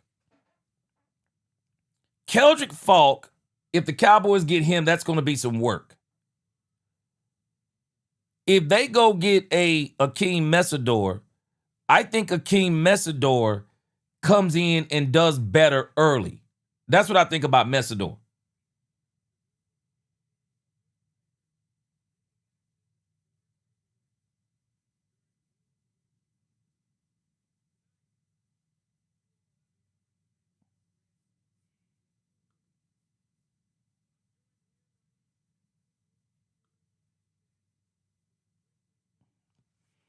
All right, come on. Come on.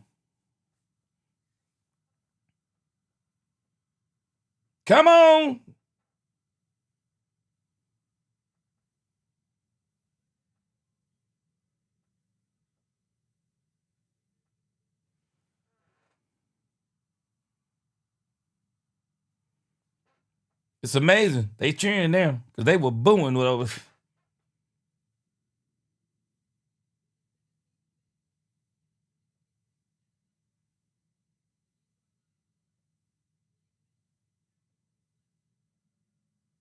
Wow.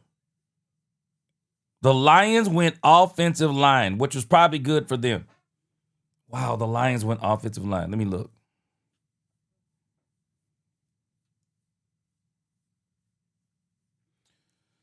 All right, the Lions went offensive line. Where was Blake Miller at on here? Blake Miller, at least according to Tankathon, he was projected to actually go to the Philadelphia Eagles according to them. He was projected to go to the Philadelphia Eagles. So this means now that between the Minnesota Vikings and the Panthers, we got 2 more picks, and the Cowboys either going to get Keldrick Falk or King Messidor.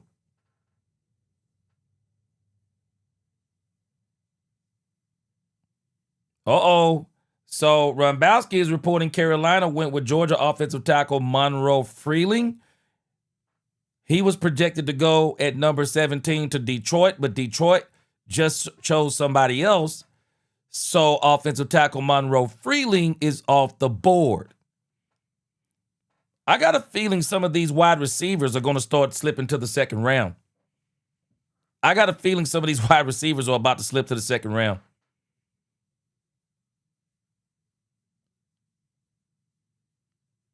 So now we got to see who the Minnesota Vikings. We already know who the Carolina. Carolina. So now we know they got Monroe Freeling. So now we just got to wait on the Cowboys at number 20. All right.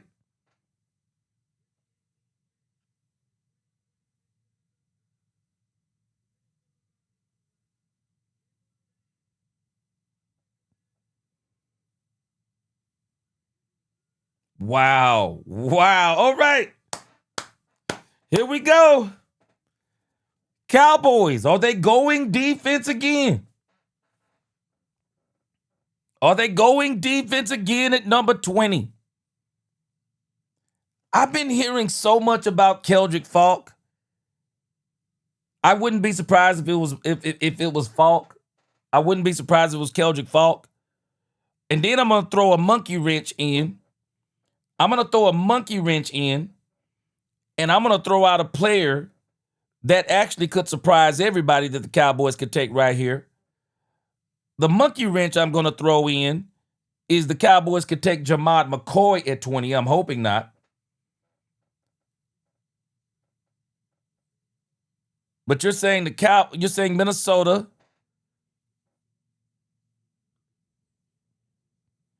Minnesota took Caleb Banks.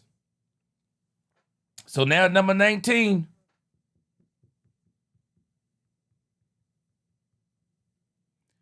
What? The Cowboys traded out of 20. Uh-oh. Who? So if the Cowboys traded down, so now I need to see what did they get when they traded down. So they'll show me in a minute on the screen. I want to see what they got for trading down. Did they get did they get a third or a fourth? Because I don't care nothing about them fifth. They done already gave away two fifth rounders. So now I need to see if the Cowboys traded back. Did they gain a third or a fourth? Let's see what they got in a minute here. Wow, so the Cowboys traded back. What did they trade back to? 23?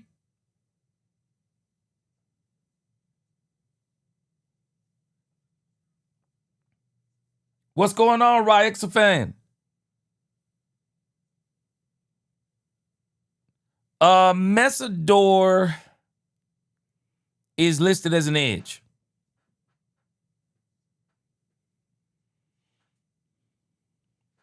I'm telling you, I've heard the Cowboys do not have, and maybe Brian Broaddus could be wrong, but Broaddus said, okay, yeah, 23, that's what I was kind of figuring when I was talking about this. If I were the Cowboys, I'd trade back no further than 23.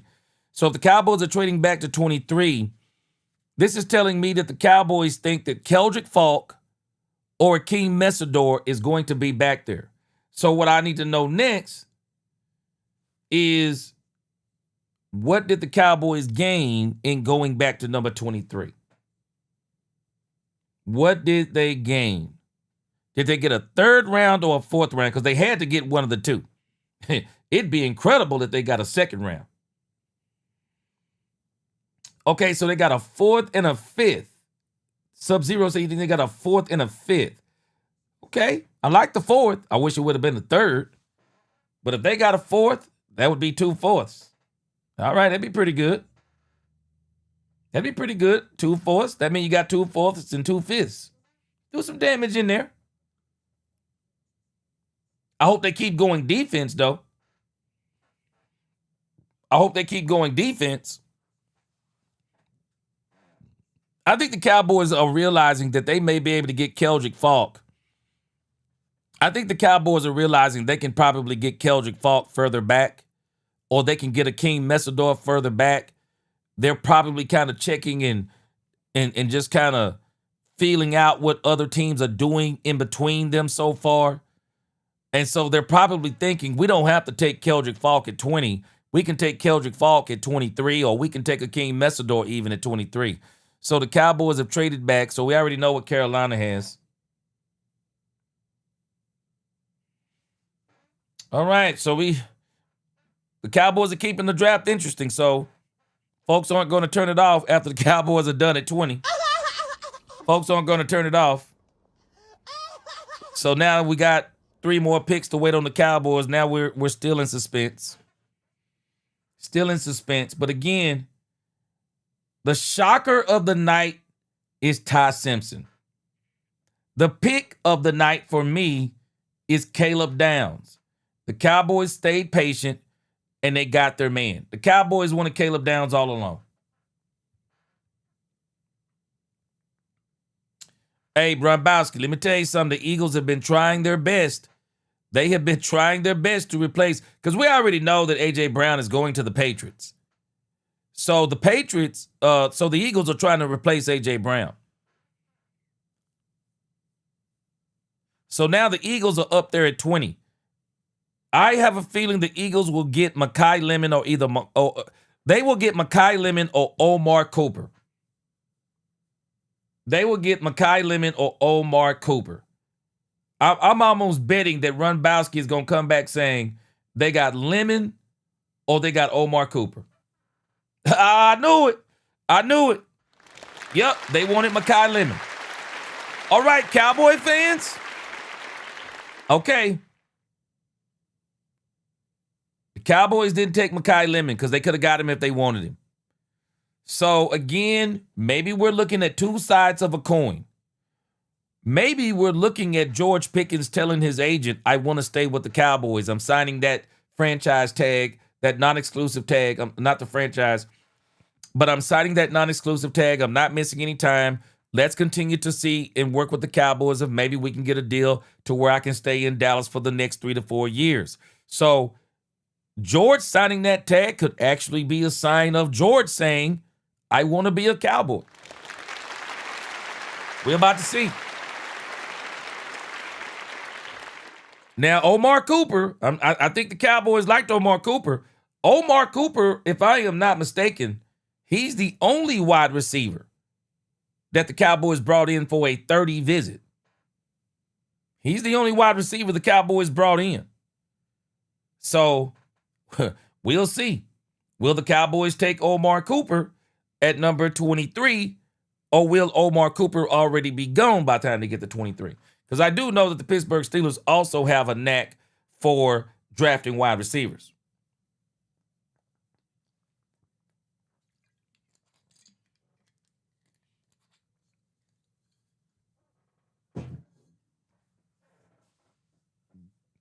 Mekhi Lemon.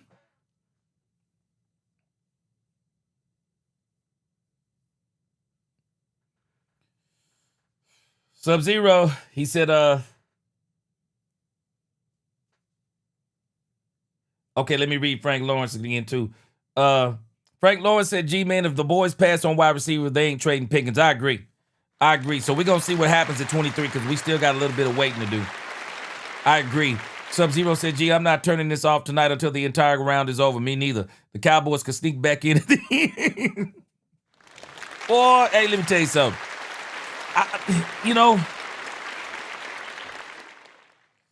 I ain't going to even say it. But yeah, I'm going to watch it all the way through anyway. I want to see it all the way through, plus talk afterwards. Talk about, who got who. But again, Cowboys traded out of 20. That's telling me that whoever they're targeting, by the way this thing is going, they're realizing they can probably go back about 3 spots. Got them a couple of extra picks.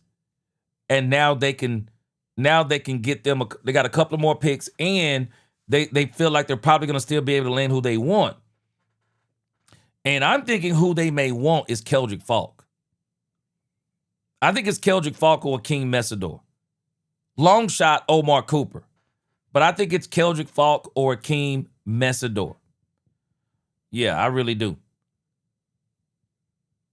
I don't see anybody else when you start looking at that top, what's left over here.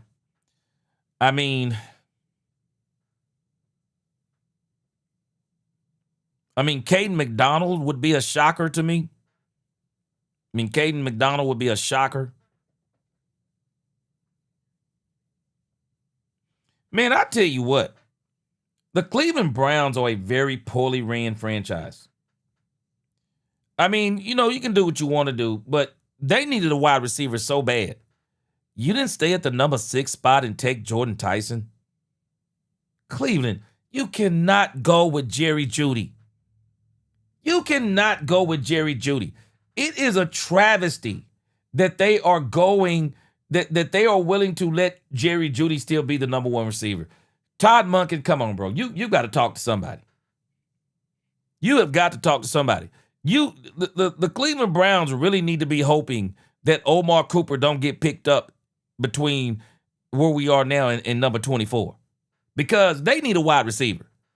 And if I was them, I would actually be looking at Omar Cooper. I'd be looking at Omar Cooper Jr. They need a wide receiver. Shame on that management for not getting that, I know they got some more picks, but it don't do you no good to get more picks if you don't know how to dang on draft. It don't do you no good, man. You could have 50 draft picks. If you don't know how to draft, you just going to have 50 bad draft picks that don't fit whatever scheme you're trying to run. They have got to go get this man some wide receivers. No way I'd be rolling with Jerry Jeudy. No way I'd be going with Jerry Jeudy. That's criminal.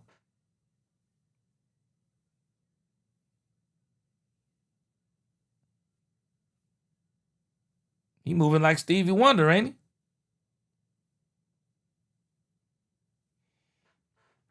Yeah, I'm thinking the Cowboys either want Falk, Messidor, and a long shot Omar Cooper Jr., but I don't want them to get Omar Cooper Jr. Brandy, you didn't realize, Brandy, let me tell you something. If you are saying the draft is long tonight, Brandy, do you realize they cut the time? I can't remember what the time was before, but just imagine had they not cut the time down. Oh, gosh. It'd be even longer. It would be even longer for the draft. So it looks like they're trying to fit it within that 10 o'clock range. Yeah, they're trying to fit it within that 10 o'clock range.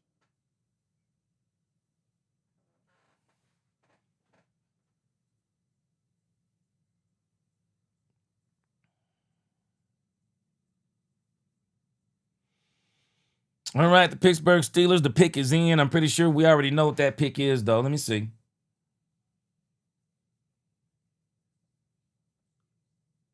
Real estate vet, they got a 4th and a 5th. I like it. Because I believe whoever they're targeting, they feel like they can still get them there. And I think it's going to be Keldrick Falk. If I'm a betting man, I think it's Keldrick Falk. But hey, let me tell you something. Gary Crosby.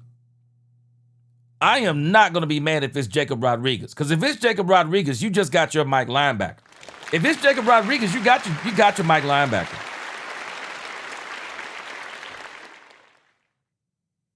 Okay, Robowski, you said it like ESPN's caught up with their Yeah, their advertisement. Yeah, Pure Gaming, you said it's Falk. Yeah. Yeah, Pure Gaming said he thinks it's Falk. Ice Wall Cowboy, what is up, Ice Wall? Ice Wall, yeah, if they didn't get Lemon, I think the GP is safe. But I'm still kind of like, Omar Cooper's still there. We'll see.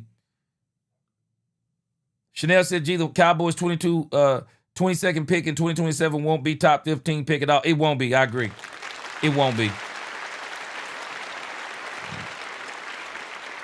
Niecy said, is he crying because he's happy or that Dallas traded with Philly? Oh, man. Oh, man. Boy, y'all got to be rolling, boy. Best chat on YouTube. Brady said, no more players coming off injury. Amen, Walls. Amen. Amen. No more coming off injuries. I'm just telling you again, hey, man, if they get Jacob Rodriguez, I ain't going to be mad. I am not going to be mad. Yeah, Chanel, I'm saying because I'm not, we ain't out of the woods yet on that wide receiver thing because Omar Cooper could be very tempting for him. But I hope they continue to go defense. Don't settle. And again, Cowboys could surprise us. Maybe they went back to 23 to get Jamad McCoy. I think the Cowboys want Jamad McCoy also. I do. I think they want Jamad McCoy. Rombowski says Steeler fans are throwing a fit on this because Billy slipped past them to take Lemon. Rombowski, what the Steeler fans mad for, man? They ain't got no quarterback to even throw to the man. Who gonna throw to it? What the heck gonna throw to him, man? Good does it do to get Mekhi Living? They ain't got no quarterback to throw to it. Man, he was moving like Stevie Wonder, wasn't he? All right, let me see here. Okay, a 10 chong. Yeah, it was Brandy. You think it's long now? It used to be 15. This 8 minutes thing is good. I hope next year they cut it down to 5, maybe 6 tops. Rumbowski said that COVID draft went well past 11 p.m. Hey, Gary Crosby, yeah. You told Pickens to sign and be quiet. That's what I said. And I said, hey, Crosby, I said, if you're going to sign the tag, what did I say? Go ahead and sign it. Don't wait. Don't hold out. You need to be in every single drill this year. Don't hold out. You get your butt in camp. He got some good advisors. He got some good advisors around him. And I think Dak and CD, I think they're really helping him. Yeah, I think they're really helping GP. And that's why I said, even though I know he's worth at least $70 million guaranteed, shoot, man, by the time George Pickens get that third, fourth check, by the time he get that fifth check, boy, GP gonna be feeling real good about $27 million, man. Shoot, he gonna be feeling real good about $27 million. I'm happy for him, but I want him to get that big payday. All right, so the Chargers, pretty sure they've already, the Chargers, Rumbowski, have the Chargers already picked?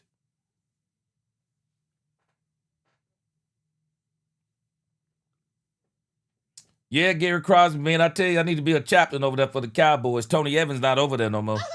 I'd love to be a chaplain for him. Let me get in there and be that chaplain, man. Gwen Bowden, hey, let's go. It's on fire tonight. Let's go, Cowboys. Let's go.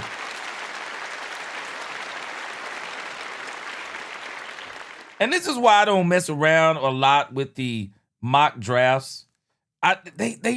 Man, when you look at a lot of these mock drafts, I mean, people may have gotten one player right on a lot of them mock drafts. I mean, one player. I don't do it. All right, Sub-Zero. Okay, so we kind of caught up now. So the Chargers are still on the clock.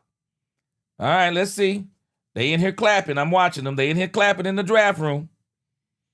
And see what they working with. They in here clapping. Yeah, he signed it today, Christian Legal.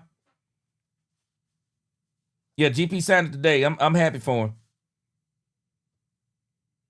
The pick is in. You know, it's kind of funny because I think the Chargers need a wide receiver. If I were the Chargers, I would probably consider getting Omar Cooper myself. If I were the Chargers, I would get Omar Cooper, or maybe I would get offensive line if I were the Chargers. It's offensive line or Omar Cooper if I'm the Chargers.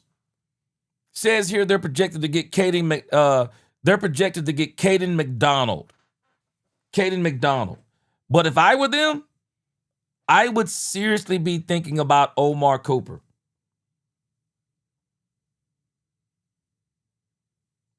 Yeah, I would seriously be thinking about Omar Cooper. All right, the pick is in. Let's go. Let's go. What? Get out of town, Rumbowski. What? The Chargers one pick before the Cowboys? Come on, man. Come on, man.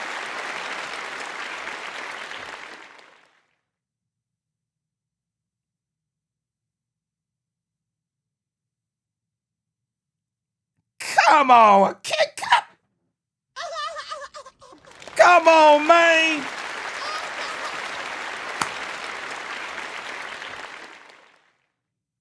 They got a key message. Cowboys are getting either Keldrick Falk, Jacob Rodriguez, Jamad McCoy, or Omar Cooper Jr. Those are my 4 picks for the Cowboys. Keldrick Falk, Jacob Rodriguez, Jamad McCoy, Omar Cooper Jr. Those are the picks I believe the Cowboys are going to look at. Again, hey, Gary Crosby, let me tell you something. Cowboys could have been playing possum with a lot of people and acting like they were not interested in Jacob Rodriguez and may actually be interested in Jacob Rodriguez. Because if you get Jacob Rodriguez, you got your Mike linebacker. Jacob Rodriguez is a quarterback. Man, I saw a drill that they use at Texas Tech, and man, that technology, I don't know if other people are using it, but man, that technology is incredible they're using at Texas Tech.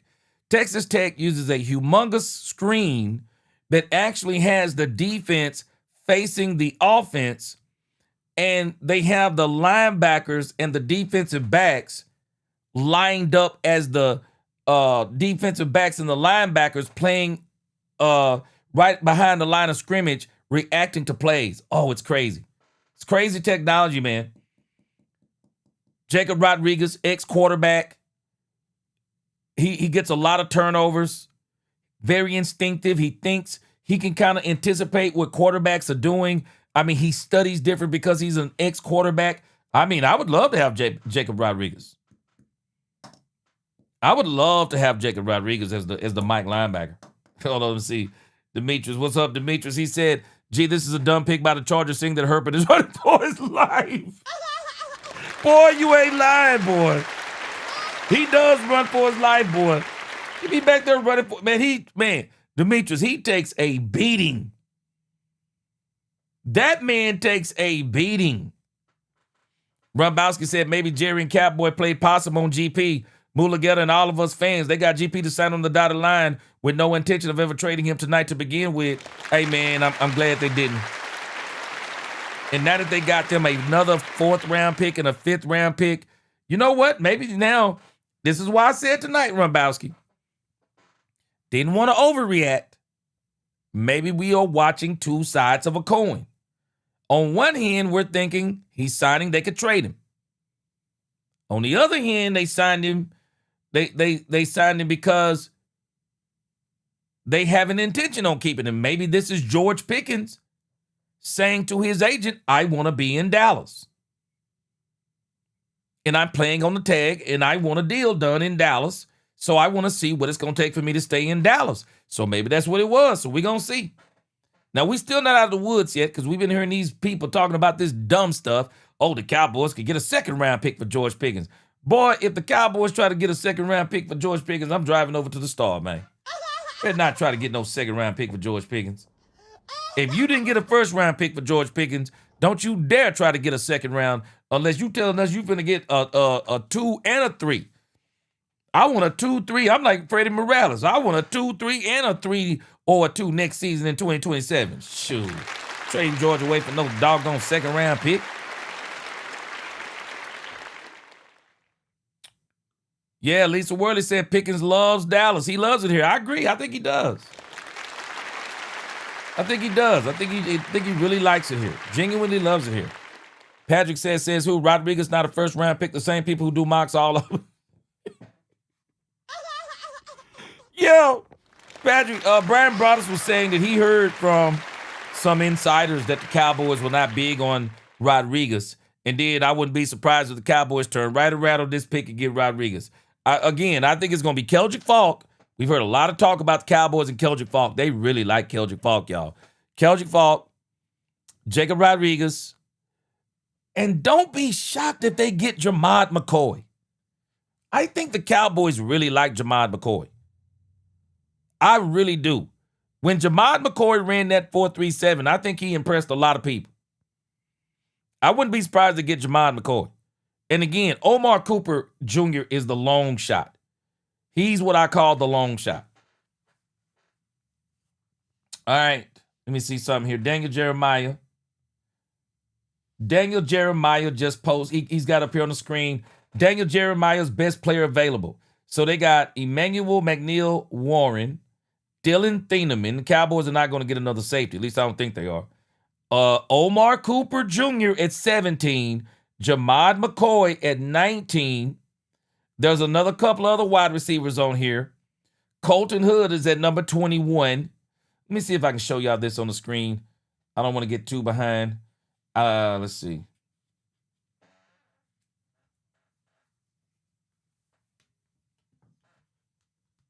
See if I can show y'all this on the screen real quick. All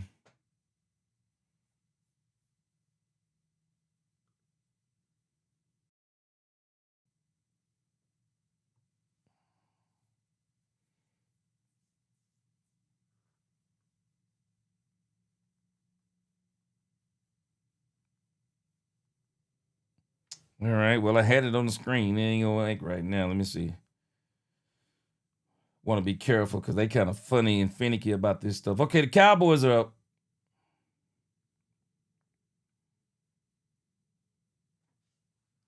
Malachi Lawrence. This is the guy that everybody was saying the Cowboys were in love with. This is the guy. A lot of people were saying the Cowboys were in love with this guy. I saw an article on it today. Wow.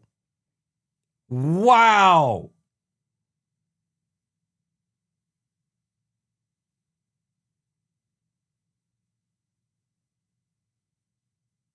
Wow. Okay. I'm not mad on that pick.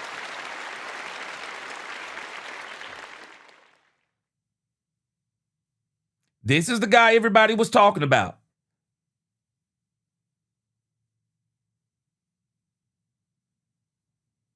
All right. All right, Cowboys, let's go. All right, I'm not mad.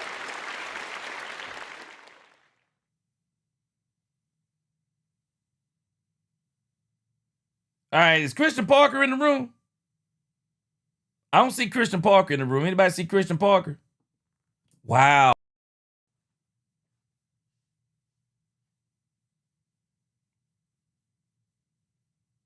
All right, what do y'all think about this guy? Hey, man, a lot of people like this guy.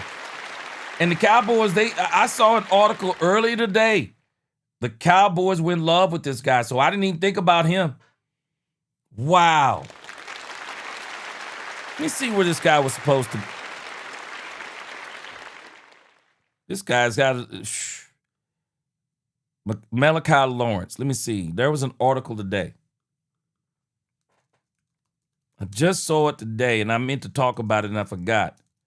Let me see if I can find that article. They were talking earlier today that the Cowboys... Yeah, let me show you this article from the Landry Hat.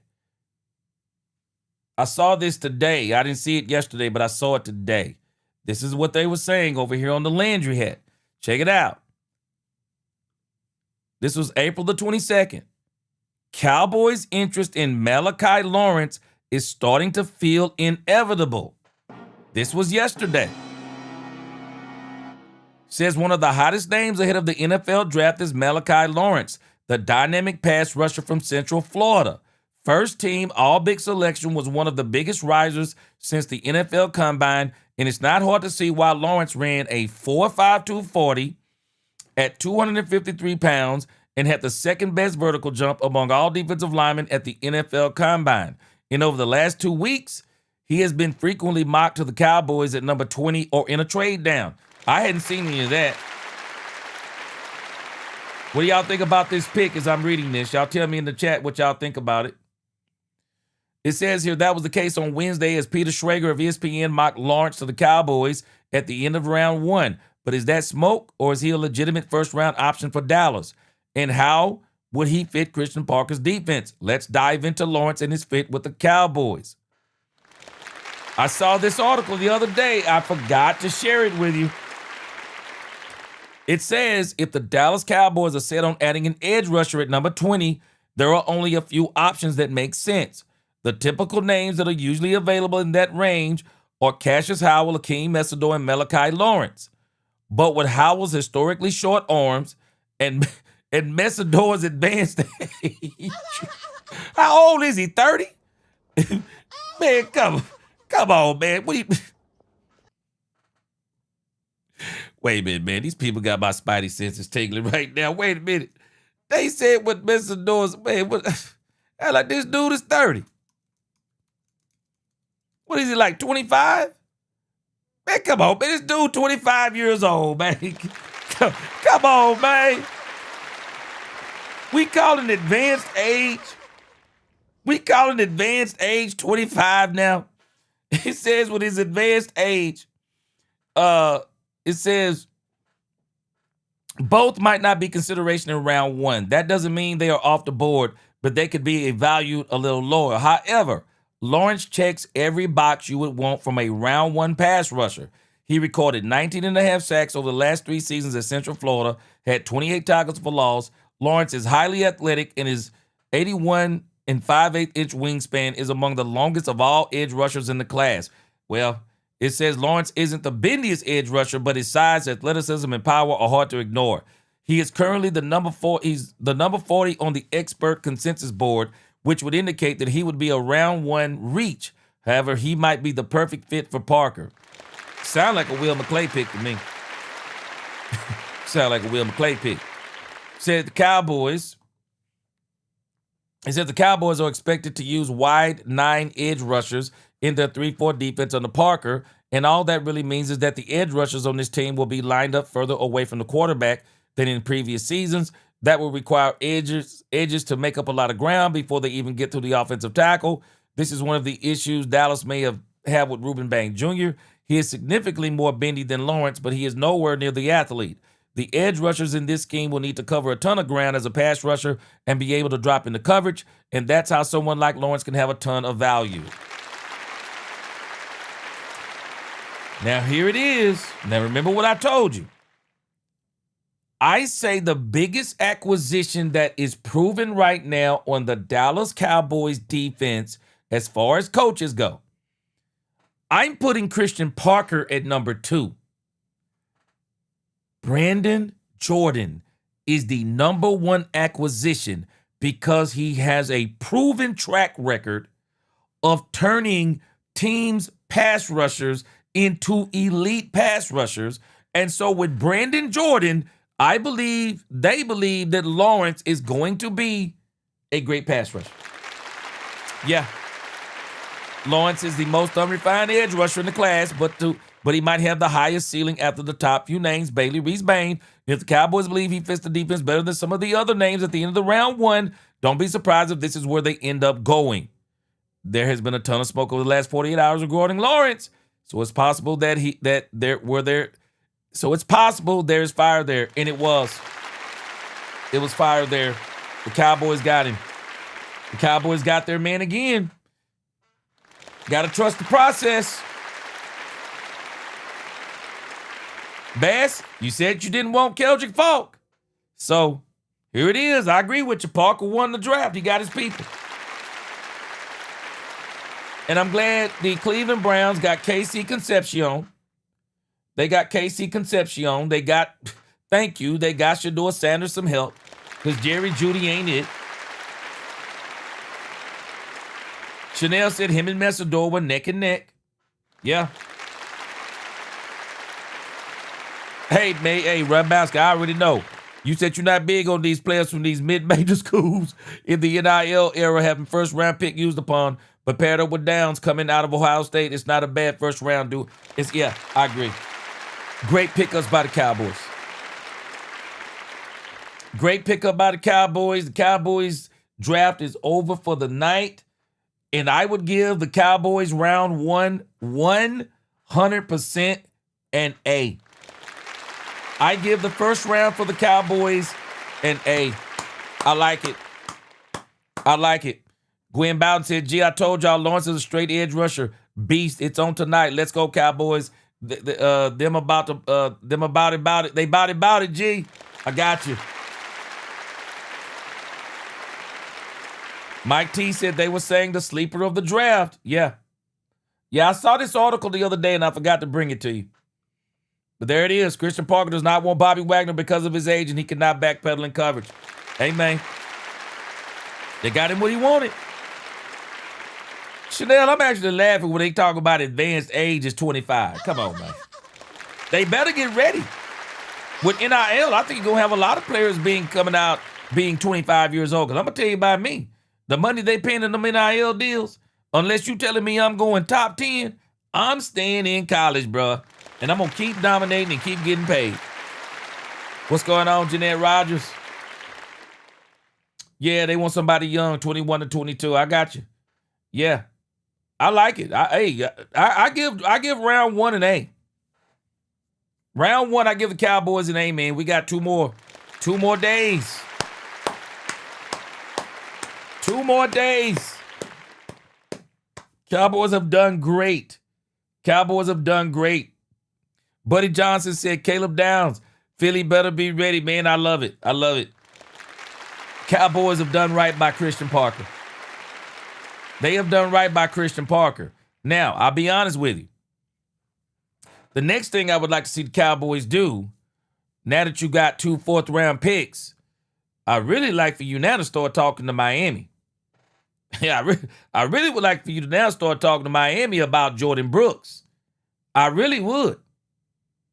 I'd love for the Cowboys to start talking to Miami about Jordan Brooks. Nigga Lawson, you said that was a terrible pick. What don't you like about it?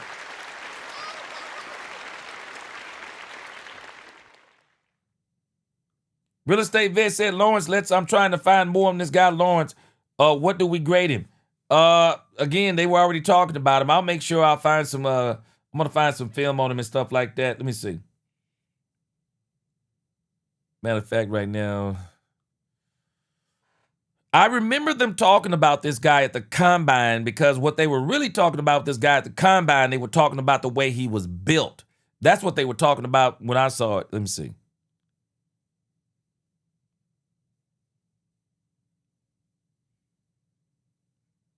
All right, let me let you hear. Who is this over here? Check this out.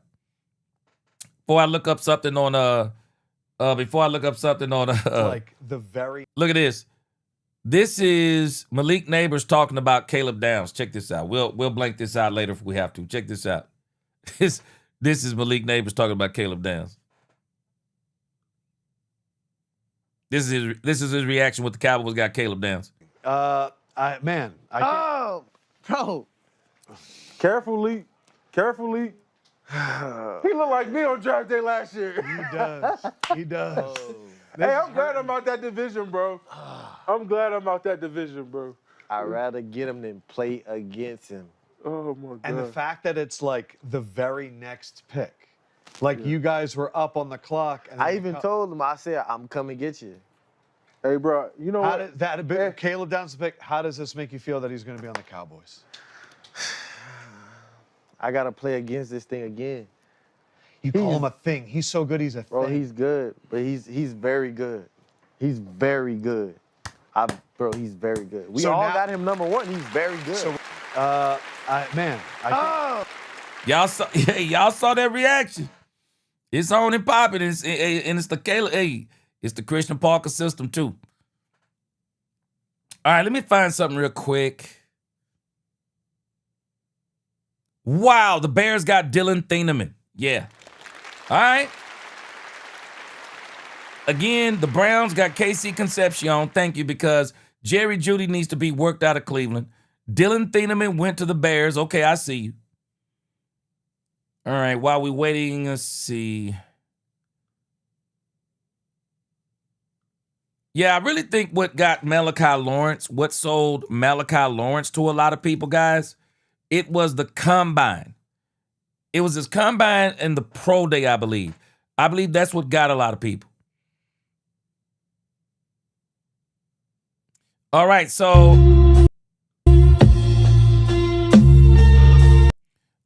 this was actually as early as yesterday.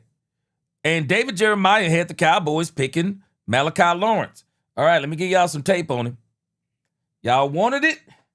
Y'all got it. We'll do that while we're just kind of going through everybody else on here. Y'all wanted it, y'all got it. We're going to turn the sound off so we don't get copyright, even though we may get copyright anyway. We're going to put it on. Let's see. All right, y'all wanted it. This is Malachi Lawrence. Check him out.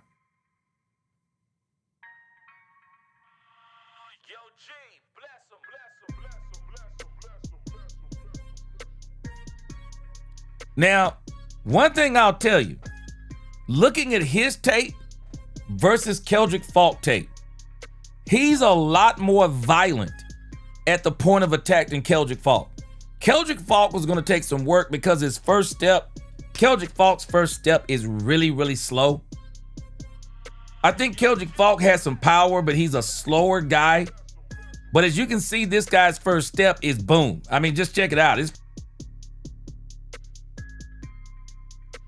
Oh my, he is mauling this guy, man.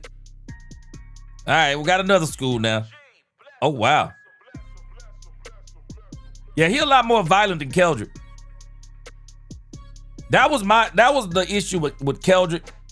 Even though Keldrick got a lot of chips and slides and double teams. But, oh yeah. This guy, he can play. What you think, Nikki? What you think?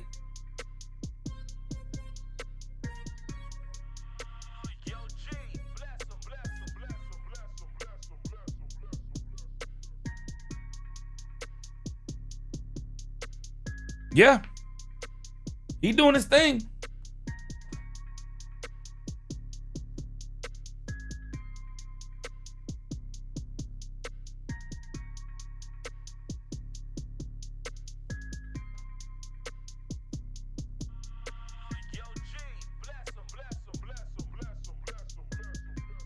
See, Bernard Jordan is going to be able to, Brandon Jordan. Brandon Jordan is going to be able to work with this.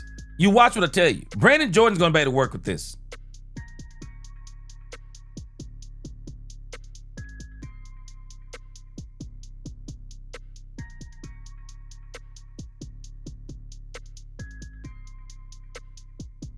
You can already see what they're talking about with his hands.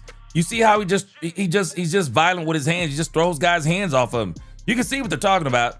See, they're looking at them hand movements. Watch this. Just boom. Knock your hands down. Get out of the way. I mean, you see it. Look, here's again. Get out of the way. Boom. Here he is again. Watch him.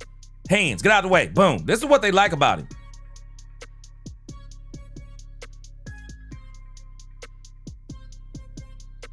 Good with his hands. Boom. Nice little stutter step inside. Yeah. Yep. David Jeremiah talked about it yesterday. I didn't see this. But David Jeremiah had already kind of projected him going to the Cowboys. I mean, he looked nice to me. What you think, Nikki, after seeing him again? What you think?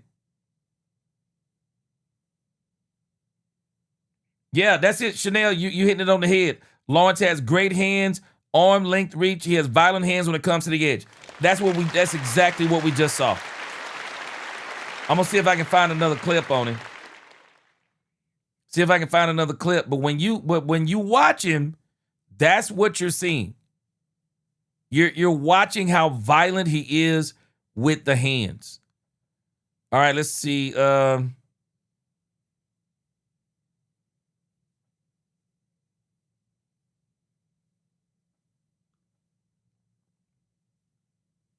right, let's see. As we continue on with the draft, let me pull it up.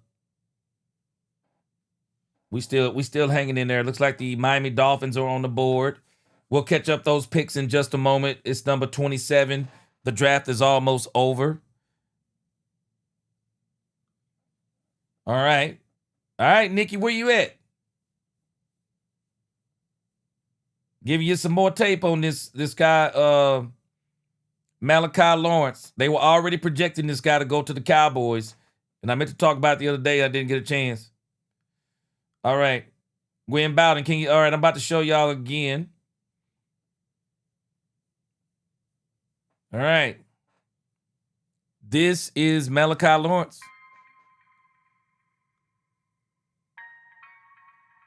All right. Now pay attention. It's the hands that they're talking about.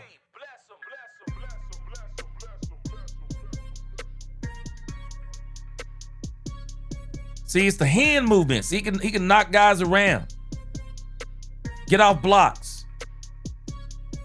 Yeah, he violent with them hands.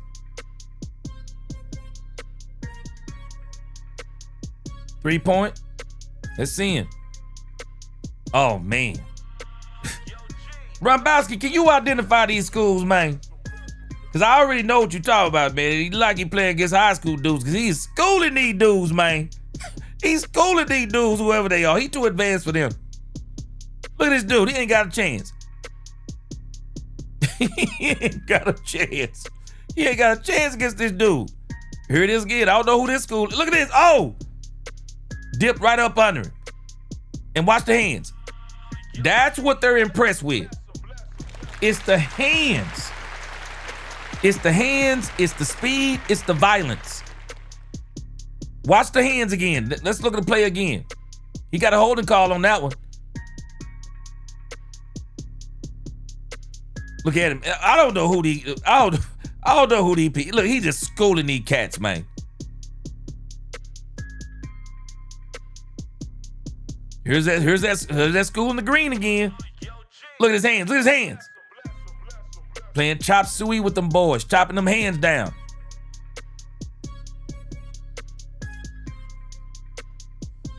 Now, Keldrick Falk probably played against better competition, but he looks on tape, he looks a lot more violent than Keldrick Falk.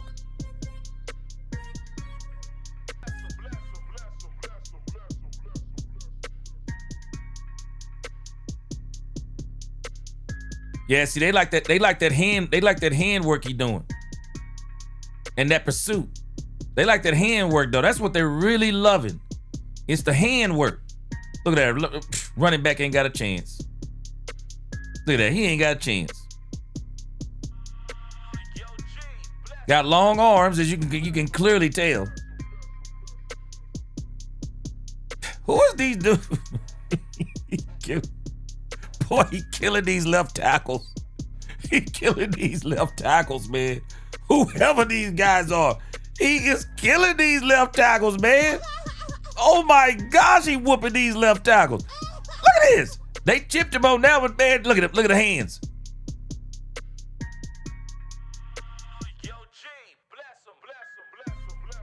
Oh, he murdered him on that sideline, didn't he? Yep. Yeah, man. Yeah, I'm telling y'all now, I'm giving the Cowboys an A in this first round, man. I'm giving the Cowboys an A in this first round. And the reason why I'm giving them an A in this first round is because they got players that actually fit the system. I think Brandon Jordan, y'all watch what I tell you. Brandon Jordan right now, until the rest of them prove it to us, I'm sorry, but Brandon Jordan is the best This guy is the X factor on that coaching staff. He is the best coach we have until Christian Parker proves us otherwise as how he manages the whole staff. But Brandon Jordan is proven. He has been the trainer for pretty much all of the best pass rushers in this league. All of these guys who have came in as draft picks, they've been working with Brandon Jordan. Brandon Jordan is going to really, really help out Malachi Lawrence. All right, so let's kind of see where we are on the draft. While we were watching that again, the Chicago Bears got Dylan Thieneman. The Houston Texans, they got Keelan Rutledge. The Miami Dolphins, they got Chris Johnson at cornerback. And it looks like the Miami Dolphins have just picked up, that looks like is, I think that's a cornerback that that the Buffalo Bills just got to. Looks like they just got a cornerback.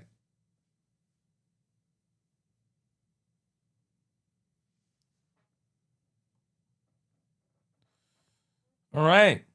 Moving right along, man. The draft is moving right along. It looks like they're trying to fit inside of that 10 o'clock mark, which is good. That's good. They're trying to fit inside that 10 o'clock mark. But again, I'll be honest with y'all, Cowboy fans. I love what the Cowboys have done. And understand this. We're not done. Now the Cowboys have they have a third, and that third rounder is going to be key. We got a third rounder and we got 2 fourths. We're going to see what they do with that. Mills said he thinks great pick, Downs, 23 pick, never heard of the dude. He started picking up steam after his pro day, I believe. I believe he started picking up steam after the pro day, Mills. I like him. I like him because whoever they would have got right there. Keldrick Falk, the Cowboys felt like Keldrick Falk was a reach. They didn't want to get Akeem Messador. Let's think about what was left on the board, Mills. And I think what the Cowboys did will make a lot of sense. The Cowboys, obviously, on their board, they had Malik Lawrence. I'm sorry, Akeem Lawrence, right? Let me get this guy's name right. I'm sorry. Hold on. I got to get used to these names. Okay, his name is Malachi. I'm sorry. Malachi Lawrence. They had Malachi Lawrence obviously rated higher than Keldrick Falk. Maybe not higher than Akeem Messador, but Akeem Messador wasn't there. So it's really not reaching because they didn't get him at 20. They traded back to 23. What else were you going to get back here other than trading out of the first round? What else were you going to get? Jacob Rodriguez. What Brian Broaddus said is obviously true. Jacob Rodriguez, it's not just the Cowboys. Y'all follow this. It's not just the Dallas Cowboys. Other teams don't have Jacob Rodriguez listed as a first round draft pick. It's not the Cowboys. The league is speaking on Jacob Rodriguez. The issue is, though, Jacob Rodriguez will be gone probably at the beginning of the second round. Tankathon has Jacob Rodriguez projected to go to the New York Jets with that number 44 pick they got from the Cowboys. So Jacob Rodriguez is going to be a day 2 guy. Anthony Hill Jr. is going to be a day 2 guy. Unfortunately, the Dallas Cowboys, they don't have a number 2 pick. They don't have a number 2 pick. So the Cowboys will have to come down in the third round on day 2, and they'll have to get somebody there. We're going to see who's there.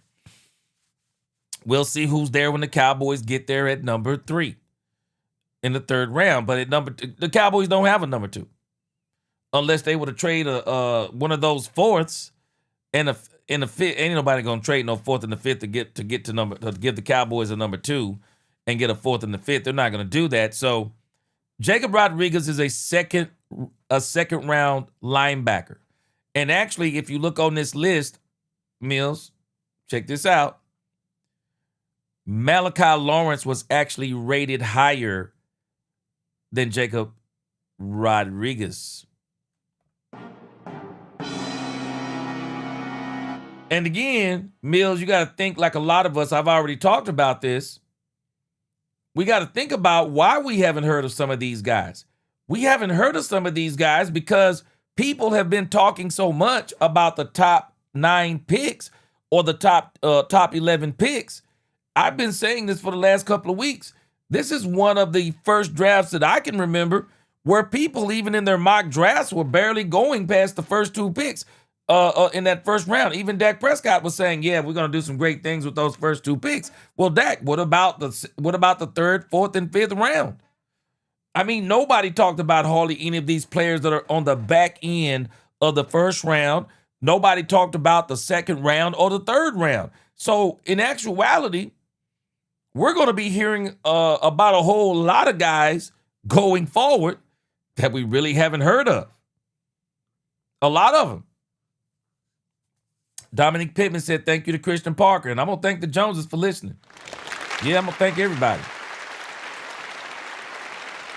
Quentin Werner, he said, appreciate that super chat. He said, "Gee, I can't lie. I really wanted Akeem Messador. However, didn't have anything to give." Yeah, they couldn't get him. I think they were hoping he was going to be there. I think he would have got picked over. Lawrence, but he was gone. Frank Lawrence said, "Malachi, biblical name, G. Go UCF." Yeah. Yeah. Star Guardian X said, "G, Cowboys got more picks downs than Lawrence." Hey, I like it. I'm not even going to lie to you. I like it. Yeah. There it is, Star Guardian X. I'm telling y'all right now, for as much as we like Christian Parker, I am telling us unequivocally, Brandon Jordan, and this is no hate on Christian Parker, Brandon Jordan is actually the best coach on the Dallas Cowboys defensive staff right now. Christian Parker, we don't know how he's going to do anything at this very moment. We got to see how he's going to put his, how he's going to put his defensive camp together. How is he going to run it? We got to see a lot of things come to fruition with Christian Parker, and I'm confident he's going to do well. But I know Brandon Jordan has a proven track record. All you got to go do is look at the Denver Broncos the last 2 seasons. Go look at all the top pass rushers in this league. Go look at who they've trained with in the offseason. Brandon Jordan. Brandon Jordan is the best coach on the Cowboys coaching staff, and he is going to be able to do some things. You watch what I tell you. He's going to be able to do some things with Malachi. He's going to be able to do some things with Lawrence. You watch what I tell you. Chanel said, "Did you see that strip sack?" Yeah, excellent work. He went for the ball, not just a sack. I like that in the defensive end. Hey, Chanel, I think he's a good one. I do. Yeah, Frank Lawrence said, "G, man, I used to work at a car dealership a few miles from UCF. They have a major college program called the Stadium the Bounce House because it rocks." Yeah, I like it.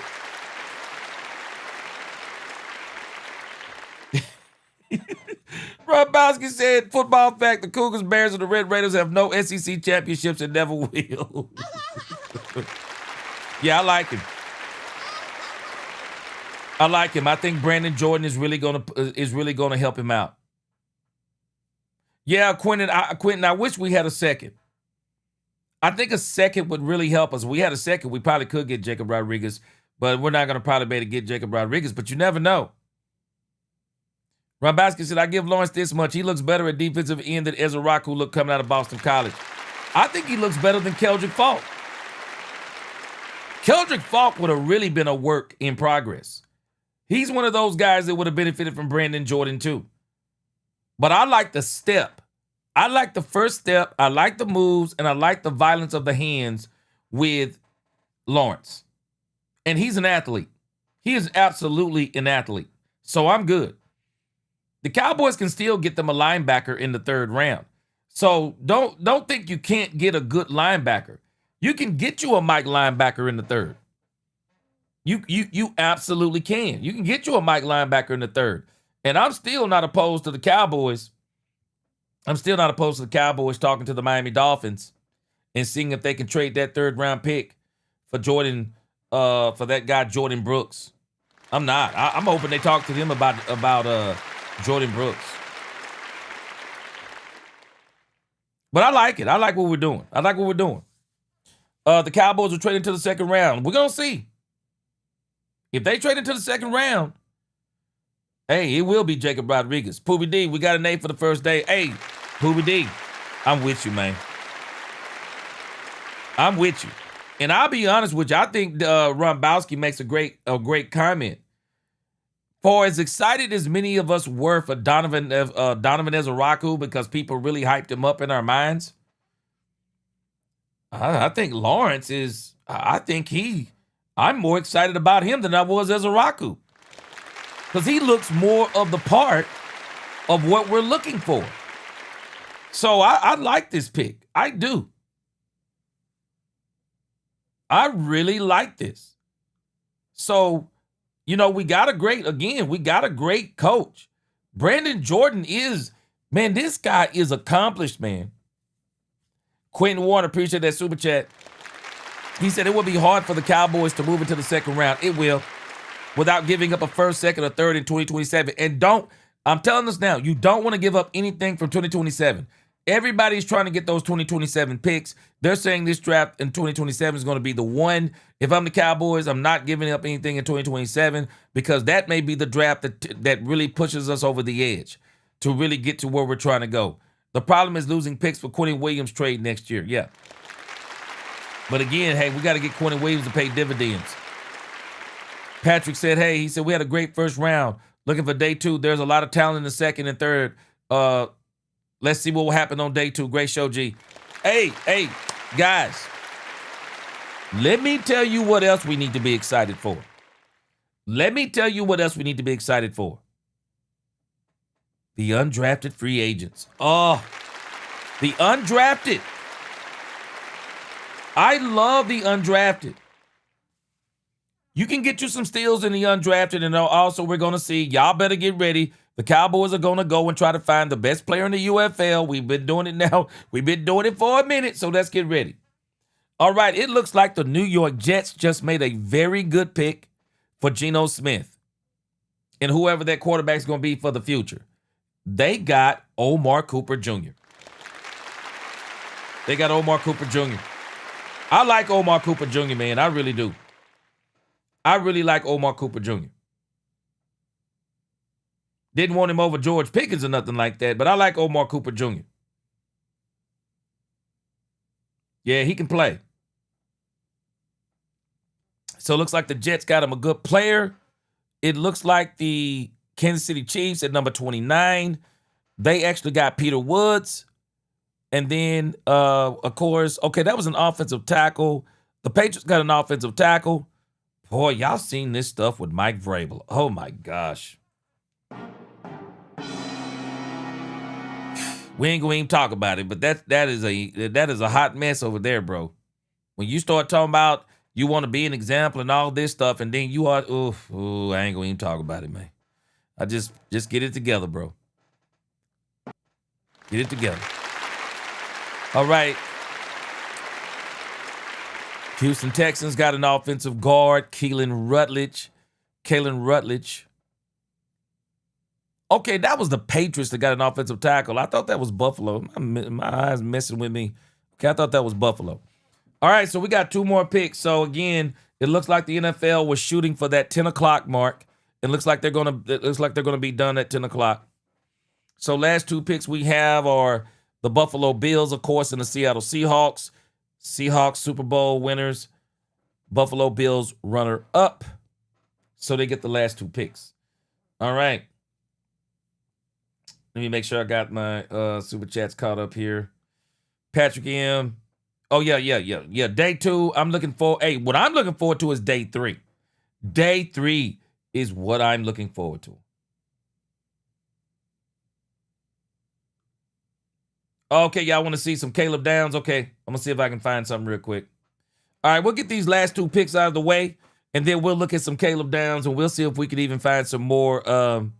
We might get us one more Mallet, because a lot of us aren't familiar with Lawrence, because I'll be honest with you, I saw the article on Lawrence, and I meant to bring it to us the other day, but I didn't get a chance to look at it.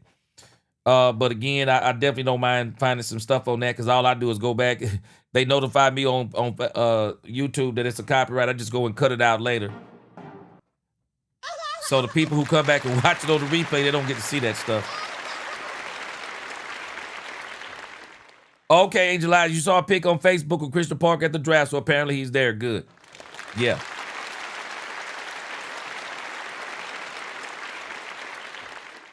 Frank Lawrence said, Malachi Lawrence, I agree. Quick step, moves and plays with violence.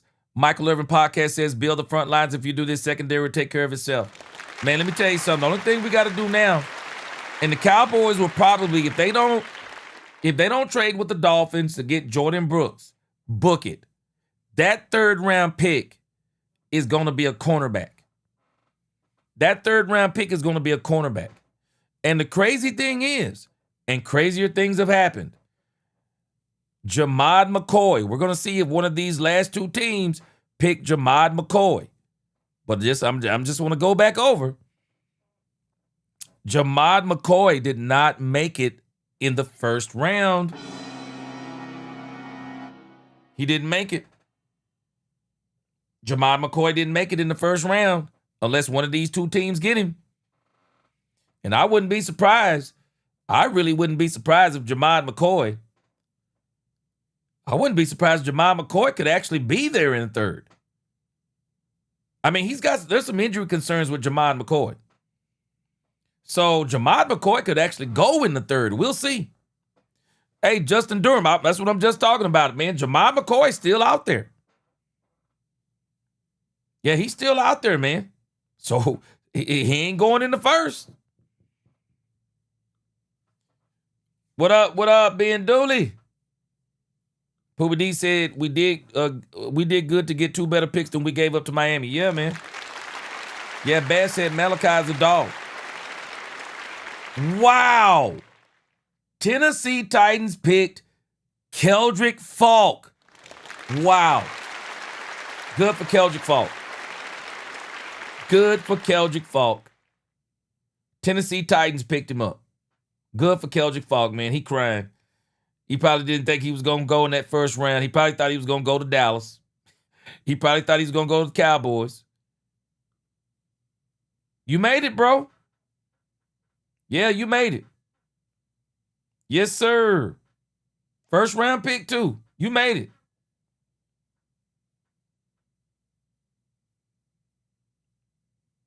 Yes, sir. You made it. And you going to be with Robert Saleh, too? Yes, sir. You made it, bro.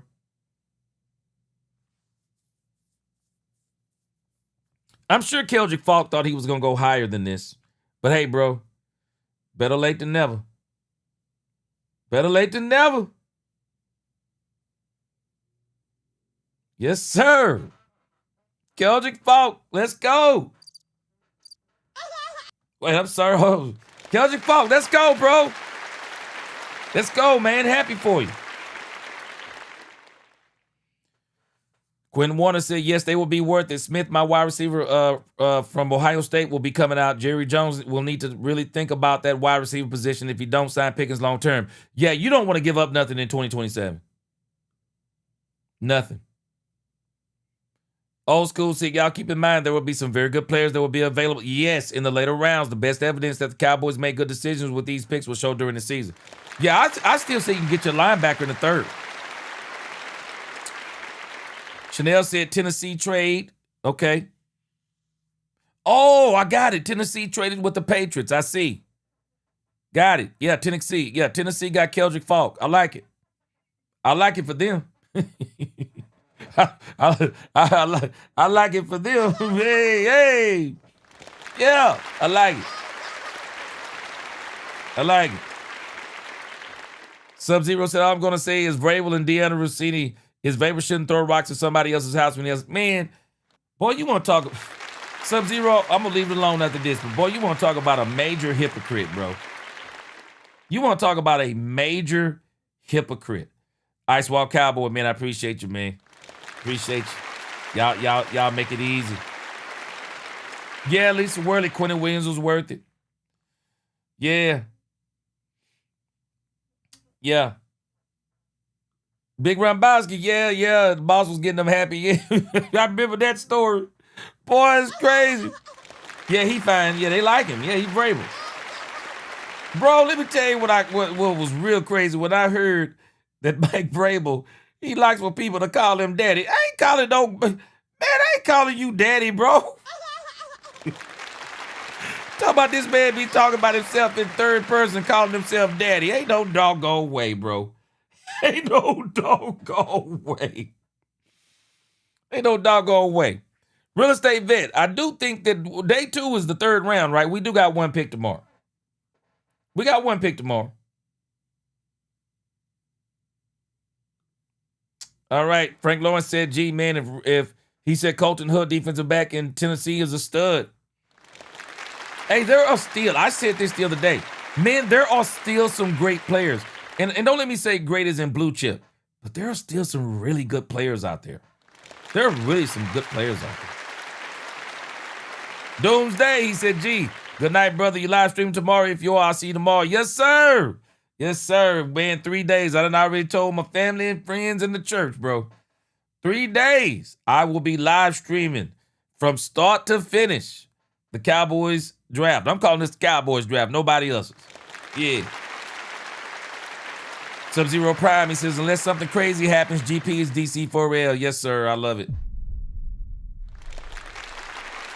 Yes, sir. I love it.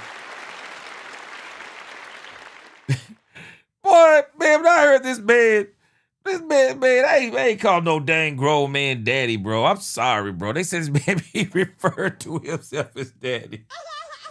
Man, ain't no doggone way, bro. Ain't no doggone way, not in this life, bro. I ain't calling no dude daddy. Freddie Morales said, any chance Lorenzo Style is there in the 3rd round? Man, anything is possible, man. I'm telling us anything is possible. Yeah, I agree, Pick and Pop. I think they wanted Messidor. And so they were not going to reach for Keldrick Falk. And I think when you look at the tape, looking at looking at Lawrence versus Keldrick Falk, I think you would have had to do a lot more work with Keldrick Falk if you want him to be a pass rusher. And I think there'll be less work. You'll be refining Lawrence more than you will be just totally working on that first step. Because you can teach that first step, don't get me wrong.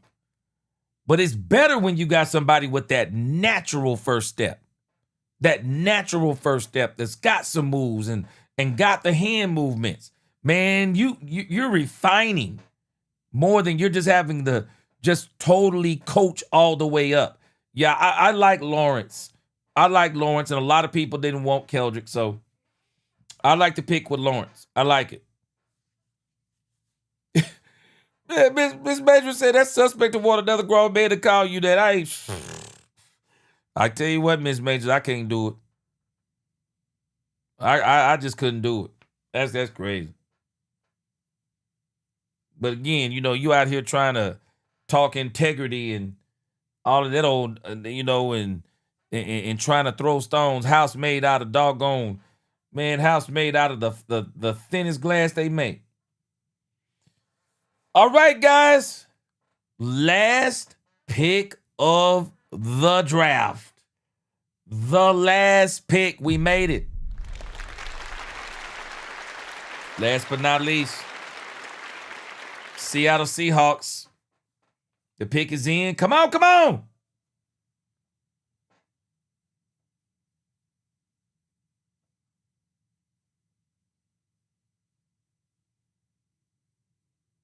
Oh, ooh. Whoa. That is a great pick by the Seattle Seahawks. That is a great pick. Man, let me tell you something. Frank Lawrence, you already know about this dude. Man, let me tell you something. Jeremiah Love is going to be off the chain. But do not be surprised if this dude, Jadarian Price, do damage. Do not be surprised if this dude do damage in the league this coming season. This dude run that rock, man. This dude run that rock. See, he played with Jeremiah Love, and so he don't get the, no pun intended, he don't get the kind of love that Jeremiah Love got. But this dude can run the rock, man. Oh, this was a great pick by the Seahawks. Great pick by the Seahawks, man. I give them credit. Great pick. Great pick by the Seahawks. To replace the running back, I forgot his name. What is it? Fred Warner, if I'm not mistaken. Great pick by the Seahawks. Great picks. Yeah, great pick by them, man. Jadarian Price, very good pick. Very good pick by the Seahawks.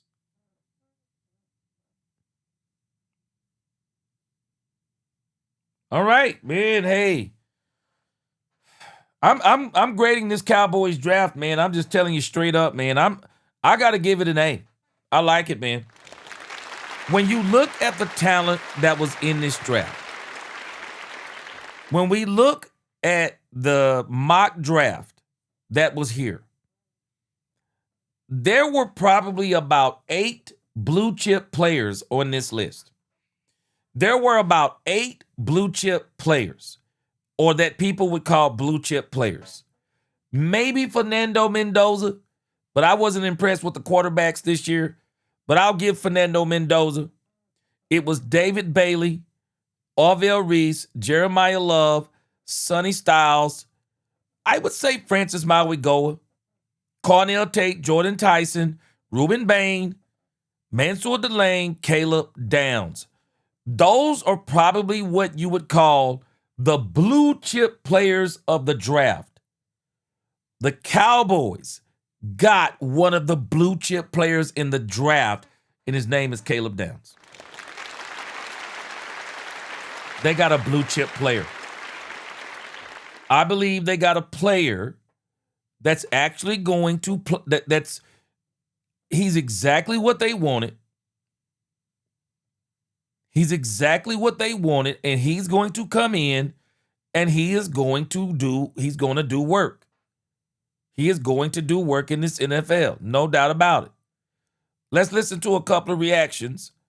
I want to see what Shannon Sharp and Chad Ochocinco, what did they have to say about the Cowboys drafting Caleb Downs? There's a lot of people talking about Cowboys getting Caleb Downs. Let's see what they are talking about with this. Right, all the guys that drafted. According to Albert Breer, one head coach earlier today told him Vegas odds on the guy with the best chance to get a gold jacket is Caleb Downs. I mean, of all the guys, right? All the guys that drafted in general. In this, yeah. Ooh, that means. Ooh, wow, wow, boy, they got Caleb Downs up there, man. Caleb Downs, gold jacket. Wow. That's high praise. That's high praise. Lying, that's high praise. I've heard a lot of people say that, Ocho. He's the cleanest player in the draft. Ooh. I like that.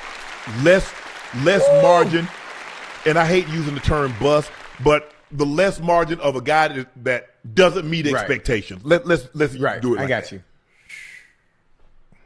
Yeah, I wonder why everybody's so high on him like that, huh? Solid. Man, that's high praise. Played Alabama, so he's well coached under Coach Saban. Then he goes to Ohio State. If I'm not mistaken, didn't he win the Biletnikoff Award? Not the Biletnikoff, the Thorpe Award.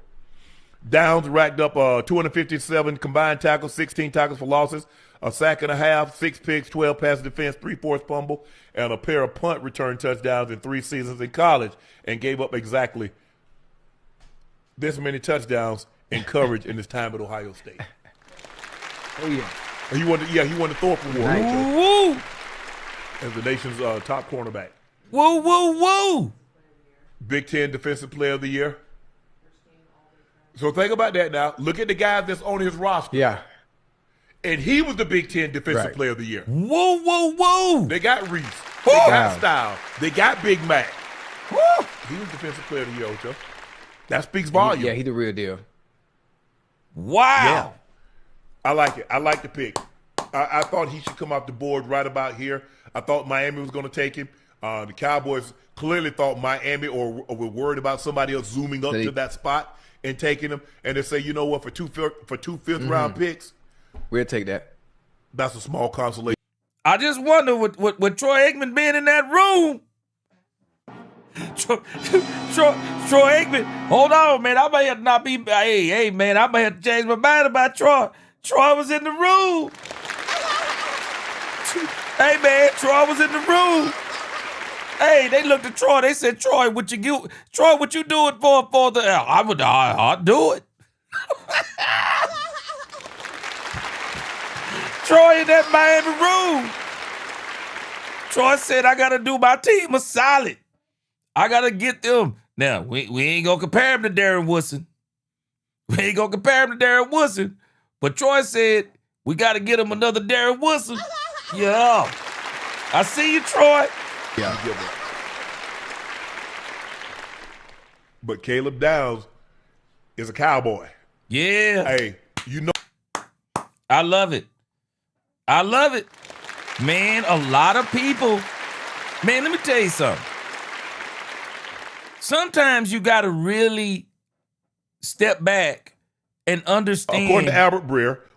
You got to step back sometimes and really understand what your team just did. When you look over on X, there are so many people that are really talking about how great Caleb Downs is. So many people are talking about it. I'm going to come back, man. Oh, it's just so much good material on here. They're talking about these players that the Cowboys have picked up, man. I mean, just look at some of the talk over here. Look at some of the talk. Robert Griffin III, he said the Dallas Cowboys just got the versatile safety prototype every defensive coordinator wants. Is Caleb Downs. He plays at 4.40 speed with pads on while processing at warp speed and can align at all three levels with the of the defense. Caleb Downs is what happens when technique meets rare ball hawking instincts. A day one every down starter the Cowboys fans and his teammates will love. Whoa. High praise, man. I mean, we literally got a blue chip when's the last time we can say we got a blue chip player in the draft? I mean, what, Micah Parsons? I mean, a true, almost can't miss player. Almost a can't miss player. I mean, man, just incredible, man. You just can't help it. You can't help but be excited for that pick.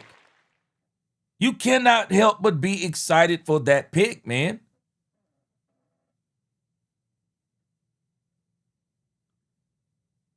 All right, let me hear. We didn't get a chance to hear this. Y'all heard it, but let me hear it. Just thanks for my Savior, Jesus Christ. Yes, sir. But it was a great conversation. I honestly couldn't hear it much. I was too excited to listen. So I'm just excited. And just moments ago, you were on the phone with Jerry Jones. Yeah. What did he tell you about the Cowboys' plans to use you?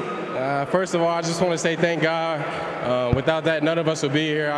Just thanks for my Savior, Jesus Christ. Amen. But it was a great conversation. I honestly couldn't hear it much. I was too excited to listen. So I'm just excited to do what I can do and be committed to the team.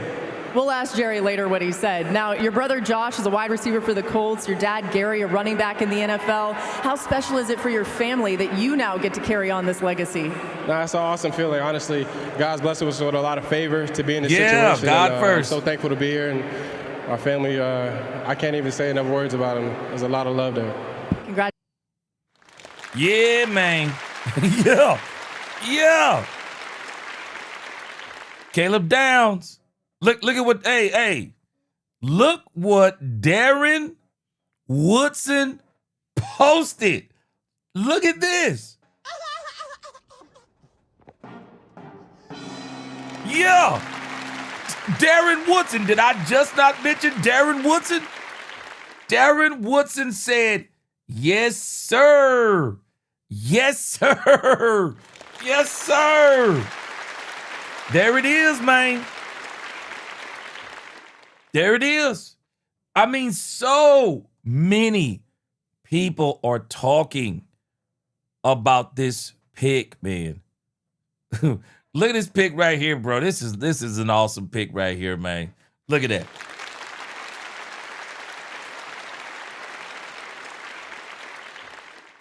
And it's so funny because I saw today that AOC had posted that Caleb Downs had been posting blue bonnets on his social media. And that is one of the flowers of Texas. I think they kind of knew. I think they knew that they started figuring out early on that Caleb Downs was going to fall to the Cowboys. But man, I'm telling you, people are going crazy over this pick for the Cowboys. I think that Jeremiah Love is the best player in this thing. But there are a lot of people saying that Caleb Downs was the best player in this thing. They're saying he was the best player in this thing. Let me see. Let's listen to real quick. Brandon is right. He's going to talk about being like a big Malachi Lawrence so that some of us can get familiar with Malachi Lawrence. Let's hear what he has to say about Malachi Lawrence. Check this out. It's okay that we don't know who a guy is. What matters is can he play? Let's check it out. The other team that I've heard connected to him, by the way, is the Cowboys.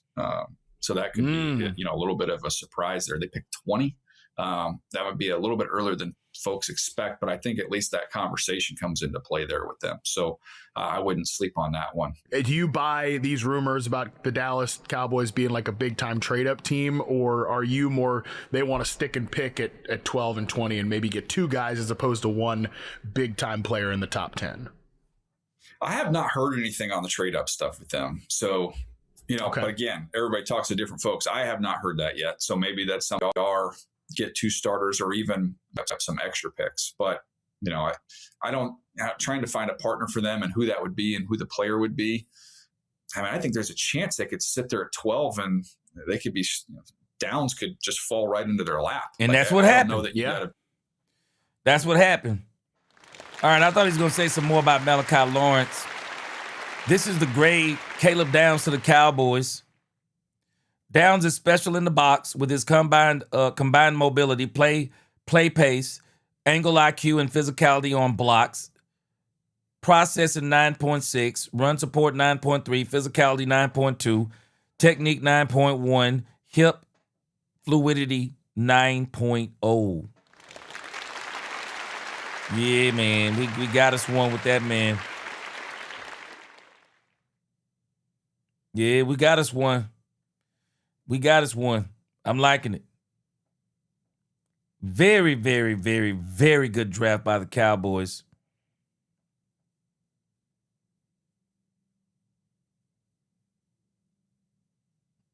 Let me see here. This can't be, okay, Caleb Downs. This is from earlier today. Yeah, I think they started kind of figuring out that it was going to be a good chance that they were going to be able to get Caleb Downs at the number 12 spot. And here it is right here. Caleb Downs was posting stuff like this today in case y'all didn't see it. Yeah, that's them blue bonnets back there. He was posting them blue bonnets, man. Yeah, he posted them blue bonnets. All right, and then some people, they're talking about Malik. They're talking about Lawrence.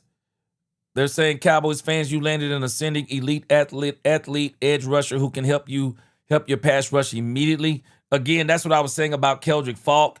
Keldrick Falk was going to be a lot of work, which I wasn't worried because of Brandon Jordan, but you can already tell just by looking at. See, it's look how quick the hands are. This is what they're impressed with. A lot more violent at the point of attack, man. A lot more violence. Look at that. And he going up against some right here.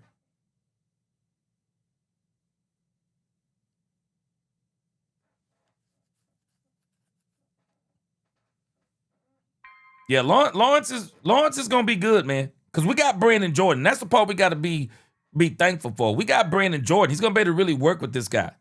He's already got a lot of natural ability. Got a lot of natural ability. So I like I said, man, I'm just happy, man. This is a great pickup for the Cowboys. Great pickup for the Cowboys. But boy, Caleb Downs, man. Just got to say it, man. Just great. I mean, you get Caleb Downs, man. You know, the next thing you get is just, it's almost like it's gravy. It's almost like it's gravy when you get, once you get a player like a Caleb Downs. And man, I'm telling y'all, for a minute, I thought the Cowboys were about to get Caleb Downs. I thought they were about to get Caleb Downs and Reuben Bain Jr. I really did. I ain't gonna even lie to you. I thought for a hot second that's what we were about to pull off.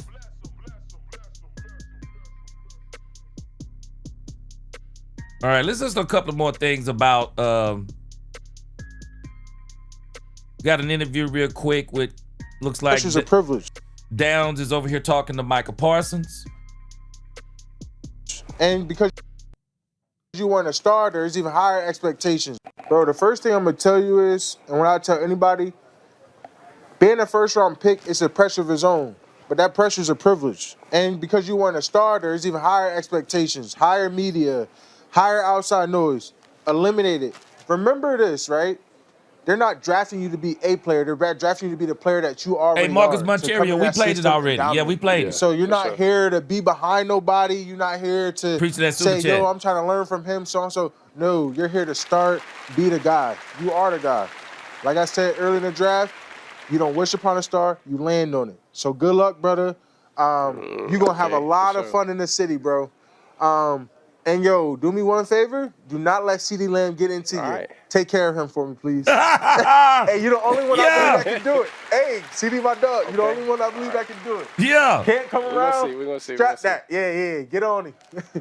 Bro, the first thing I'm going to tell you is, when I tell anybody, being a first-round pick is a pressure of its own, but that pressure is a privilege. And because you weren't a starter, there's even higher expectations.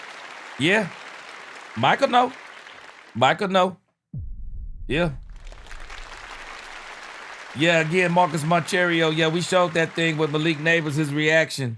Also, Sub-Zero Prime said the return of Doomsday. Hey, man. Ooh. Man, let me tell you what I appreciate about what the Joneses are doing. We got 2 more days to go. But they got him the players, man. They got him 2 good ones. They got him players. Now we gotta get it on the field, so we're not gonna jump too quick. But they got him players, man. They got us players. They got Christian Parker players, man. I love it. So what else can you say? Let me see here. Let's listen to Emmanuel Acho. I don't listen to Emmanuel Acho a lot, though. Yeah, I don't listen to him a whole lot. But a dead clock can be right twice a day. Let's check out what he has to say about Caleb Downs. He's calling Caleb Downs also the best player in the draft. Check it out. Dallas Cowboys getting Caleb Downs. Caleb Downs is the best player in the draft. I do not care about position. Caleb Downs is the best player in the draft. Caleb Downs can play in the nickel, and he can blitz from the nickel. Caleb Downs can play at the safety. There is not a more cerebral defensive player, plus physical defensive player, plus instinctual defensive player, plus impact defensive player than Caleb Downs. There is not a more prototypical player per his position than Caleb Downs. Caleb Downs, to me, is the most pro-ready day 1 starter in the entirety of the draft. And I will give you all this one better. And this is the argument that ends all arguments, Cowboys fans. There is no other player in this draft besides Caleb Downs that could come in and start on every single team. You think about the team, he would start. Think about the best defenses, he would start. Houston Texans, he would start. New England Patriots, he would start. Seattle Seahawks, he would start. Baltimore Ravens, he would start. Caleb Downs is as pro-ready of a prospect as you can find coming out of college. For the sake of argument, I will simply focus on defense. He is by far and away the best defensive player in the draft, and the Cowboys were able to get him at pick 11 moving up. Bravo, Jerry Jones. Bravo, Cowboys fans. Y'all better be turned up in Frisco at the Star. Let's get it. Yeah, we turned up, bro. We already turned up. We already turned up over here, man. Caleb Downs was a great pick for the Cowboys. Ronnie Dub, what up? He said, gee, we actually traded up, lost 2 5s and back and went back to game 2 4s. I thought we got a 4 and a 5. Did we get 2 4s? So do we got 3 4s now? Because we already had a 4. I thought they gave a 4 and a 5. Did they get 2 4s? Because that would be great. I thought they lost 2 5s and then they got a 4 and a 5. But again, hey, man. Yeah, day 3 going to be off the chain. Day 3 going to be off the chain for the Cowboys. It absolutely is going to be day 3 going to be off the chain. I wouldn't be surprised if the Cowboys tried to do some razzle-dazzle and got another pick back into day 2. I wouldn't be surprised if they gave up a 4 and a 5 and tried to get back into day 2. I just wouldn't be surprised. Because I still think they want that. They're probably still looking for a corner in this draft, and they're looking for a linebacker. But I still say at the 3rd round pick, you can get a corner or a linebacker in the 3rd round. You can get a corner or a linebacker in the 3rd round. Linebackers don't always have to be in the 1st round. They don't have to be in the 2nd round. I think you can get you one. And I'm still holding out hope. Man, call Miami. Hey, man. Y'all can have this 3rd, and we'll give you a 4th back if you'll let us have Jordan Brooks, depending on what you'd have to pay him, because it'd have to probably be a sign and trade because he's in a contract season. But I'm telling this man, a lot of people, they are just crazy on this Caleb Downs pick. I didn't realize people considered him, because I still say, I think Jeremiah Love, I could argue that Jeremiah Love is that player too. But the Cowboys didn't need a Jeremiah Love. Jeremiah Love would have been more of a want. But they needed Caleb Downs. They needed Caleb Downs. There is no doubt about it. I mean, our secondary, in particular, our safety play has been trash for a moment. Madman, what you think about the draft today, bro? What you give day 1? I'm giving it a solid A over here. Big Robowski. He said, I've never owned a purple suit. If I knew Downs was going to be drafted, then I would have got a purple suit tailored and fitted just to wear to work tomorrow. Man, I got a pink one, and I've been asking my wife about a purple one, Big Robowski. She keeps saying no. But now that we got Caleb Downs, I think I'm going to have to get me one. I think I'm going to have to get me a purple one. I mean, Prince is he's my favorite artist ever. So, man, I may have to go on and get that purple, man. I'm like you. I may have to go get that purple. I'm going to have to go get me a purple, bro. Jose, I'm feeling real good, man. I think we did good tonight. Boy, man, boy, it's a lot of y'all, boy. Y'all thought that Keldrick Falk was Taco Charlton. Well, obviously, the Cowboys thought he was Taco Charlton, too. He must have thought he was Taco Charlton, too. Football Fanatics said, gee, we just stabilized secondary. Hey, we did. Man, that safety position has been killing us for a while, though. Yeah, we got better at the edge. We got better in the safety position. We got us some corners already, but I think we do. I think the Cowboys may try to get them a corner or a linebacker tomorrow in the 3rd. And I wouldn't be surprised if they try to trade back into the 3rd some kind of way. I really wouldn't be surprised if they try to trade back into the 3rd some kind of way. I am not going to be surprised. Madman says Malachi is better than Bane. Yeah.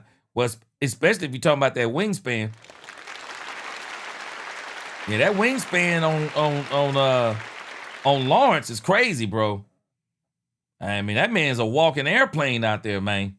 He got a wingspan out of this world and got really good hands. Got really, really good hands. But I still say I think Bane gonna be a beast. You don't wear your hair like that and not be a beast, bro. You got to be a beast if you're gonna wear your hair like that, man. I'm just keeping it 100% real, bro. You gonna wear your hair like that? Shoot, you better be out there tearing some stuff up, bro. Brady Morales said Cowboys new defense coordinator fleeced his whole team. Yay, man. Yes, sir. Primer Rage, we got what we need, and we ain't done. This was just, hey, man, this was just day 1. Yeah, just day 1. Darren Davis, he said, trade the 4th round pick for Anthony Hill Jr. Hey, I think they're going to get him a linebacker or cornerback tomorrow. Sub-Zero said, got to rock that purple and black. Yeah, man, I'm going to get me a purple suit, man. They get that Caleb Downs suit up in here, man. Shoot, I'm like Rumbowski now, man. I'm gonna go and get that purple suit, bro. One DJ Godfather, he said, how about them checking from the 9? What up? What up? He said, how about them Cowboys? Checking from the 903. Yes, sir. Frank Lawrence said, G-Man, we got an entire D-line in exchange for number 11. Man, I'm glad they didn't go up, bro. They did a very good job. Yeah, Melo, what is that? Melo Hag. I got you, Mel. Yeah, we need to get Rodriguez. Again, I've heard the Cowboys are not high on Rodriguez. That's what I'm hearing. They're not high on Rodriguez. And even if they would, if they were to get him, they would probably get him in the second. They don't have a second. And he won't be there in the third. Rodriguez is too good to be there in the third. I'll be shocked if Rodriguez is there in the third. I'm expecting to hear Rodriguez's name very early tomorrow. Brandon Cup said they got to have some kind of plan because we need a linebacker desperately. I'm holding out hope for Jordan Brooks. I am. I'm holding out hope. Madman said what was crazy was from 1 to 23, we only lost Delane and Styles. Everyone else fell. Man, let me tell you, I'm still saying the shock of the draft for me was Ty Simpson to the Rams. Literal insanity to me, man. I got you, Melo the G. Got you. Okay. Yes, sir. Yeah, man. Hey, man, Downs is going to be nice. Caleb Downs. Let's show a couple of clips before we get out of here tonight, man. The Queen says CJ Allen is my pick. We're going to see. He could be. Hey, they're going to get somebody tomorrow. Brandy said, I loved it. Yeah, I loved it. It's a great draft for him. What linebacker will be available at 92? There'll definitely be some back there. Let's look real quick on the big board, and then we'll find us a couple of Caleb Downs clips. Linebacker. So I'm expecting tomorrow in the second round. Unfortunately, I think these three linebackers will be gone. CJ Allen, I think he'll be gone tomorrow. Jacob Rodriguez, I think he'll be gone in the second round. I'm thinking these guys are going to be gone in the second round. Anthony Hill Jr., I think he'll be gone in the second round. Now, what we could hope for is maybe you hope that maybe Josiah Trotter is back there for the Cowboys to pick up. Maybe you get Josiah Trotter. I've heard a lot of people talk about Trotter. Maybe you got Jake Golday back there. And then, of course, you got Kyle Lewis. I mean, you're going to have some options back there. It's just a matter of how far back will you have to be. But I think there's a chance you can get Josiah Trotter, Kyle Lewis, Jay Sean, Barham, and the like. I think you can get those. So we're going to see tomorrow. But again, I'm not ruling out Jordan Brooks. Boy, I'm holding out hope for Jordan Brooks. Maybe Miami going to try to shake him tomorrow. Because they have no plan for him. They have no plan for him. I mean, he's in a contract season. Just a matter of how much that contract cost. But they have no plan for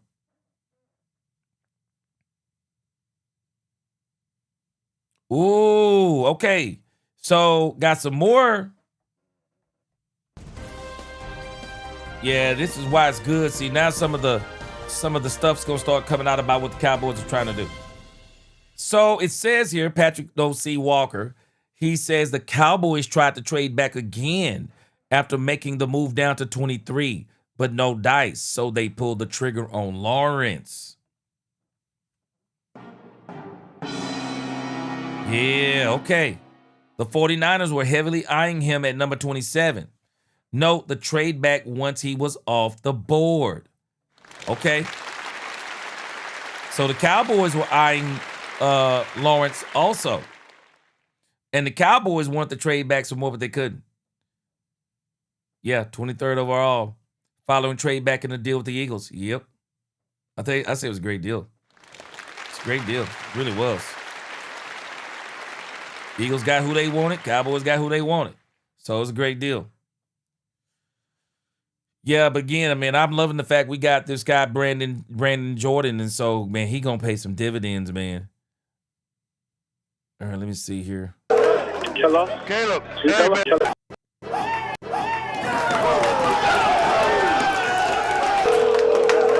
Hello? Caleb. Hey, baby, I got somebody who wants to talk to you. Hey, Caleb, can you hear me? Yes, sir. Yes, Caleb, sir. This is Jerry Jones. You're a Cowboy. Exactly. Yeah, man. He's gone if they win. Yes. Because we think he's too good a player. For 2 5s? 180. Say, hold on. He's not dead. 30. Yeah. Okay, we got it. Hey, this is Steven. And we're giving them our pick, number 12, and we're giving them 177, 180. Miami. Are we good? Turn it in.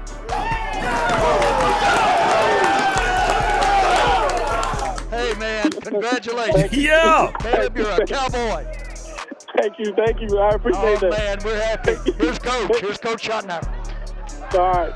Caleb, what's up, brother?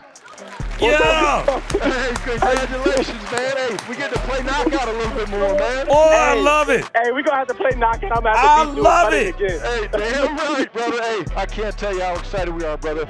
This is the perfect spot for you. God, cannot wait. I hope you're excited, man. Hey, CP! Hey, hold on. CP wants to talk to you. Yeah. Caleb. Yes, sir. Yes, sir. Hear me? Yes, sir. Yes, sir, I hear you. Hey, let's get to it, baby. Let's do it, bro. Hey, bro. I felt it when I felt it when I was there, too.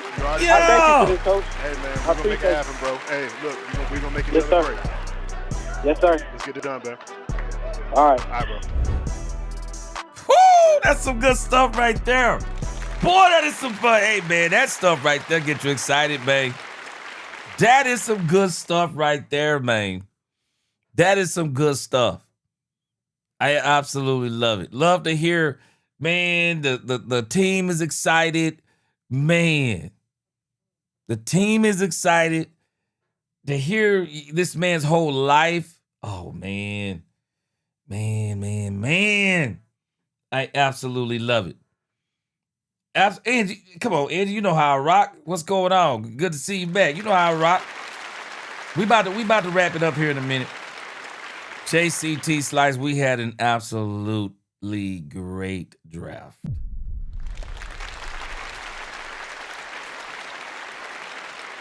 Yeah, that's what I don't know. Maybe I've been on so long. That's what I knew that, Brumbowski. Yeah, the 49ers traded back once Lawrence went to Dallas. They were interested in Lawrence. That's what I was saying.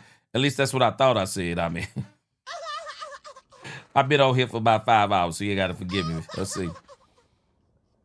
Darren said they were trying to get a second-round pick, so we're going to see what happens tomorrow. But if I'm the Cowboys, I'm not too concerned unless they want to trade what they have left. Again, I think they got, 2 4s now? They got 2 4s and 2 5s, if I'm not mistaken. 2 4s and 2 5s, if I'm not mistaken. Rabowski, he said this Downs video get him excited. Yeah, man. He said, I'm getting off work tomorrow. I'm pulling off the DNT and headed to the store to take in rounds 2 and 3s tomorrow. Dallas don't even have a pick. Yeah, we'll be at that number 3, though. We'll be at number 3. Yeah, we'll be at number 3. Oh, yeah, you wanted them to get Anthony Hill Jr. at 23, but the draft ain't over. Yeah, we got more to go. Yeah, we already played it. We already played it, the G. Yeah, we played it already. Yeah, we already played that one. All right, let's read something else here, man. We're kind of getting some of the aftershocks of people reacting to what the Cowboys have done with some of the players that they have. This is Robert Griffin III. Now he's talking about Malachi Lawrence. He says the Dallas Cowboys just got pass rush specialists in Malachi Lawrence out of UCF. He has top end rush juice, has developed his counters moves, and tacos up pressure galore. Now, so it's amazing. He said tacos because we did not want Keldrick Faulk because people thought he was another Taco Charlton. He said he tacos up pressure galore. I've never heard that language before. He creates havoc and can be a real weapon as a rusher for a Cowboy team that needs it. Yeah, man. Yeah, man. All right. So John Machota has posted it. So, okay, the Cowboys got 2 4s. Okay, so it says the Dallas Cowboys remaining picks in this year's draft. 3rd round, 92 overall. 4th round, 112.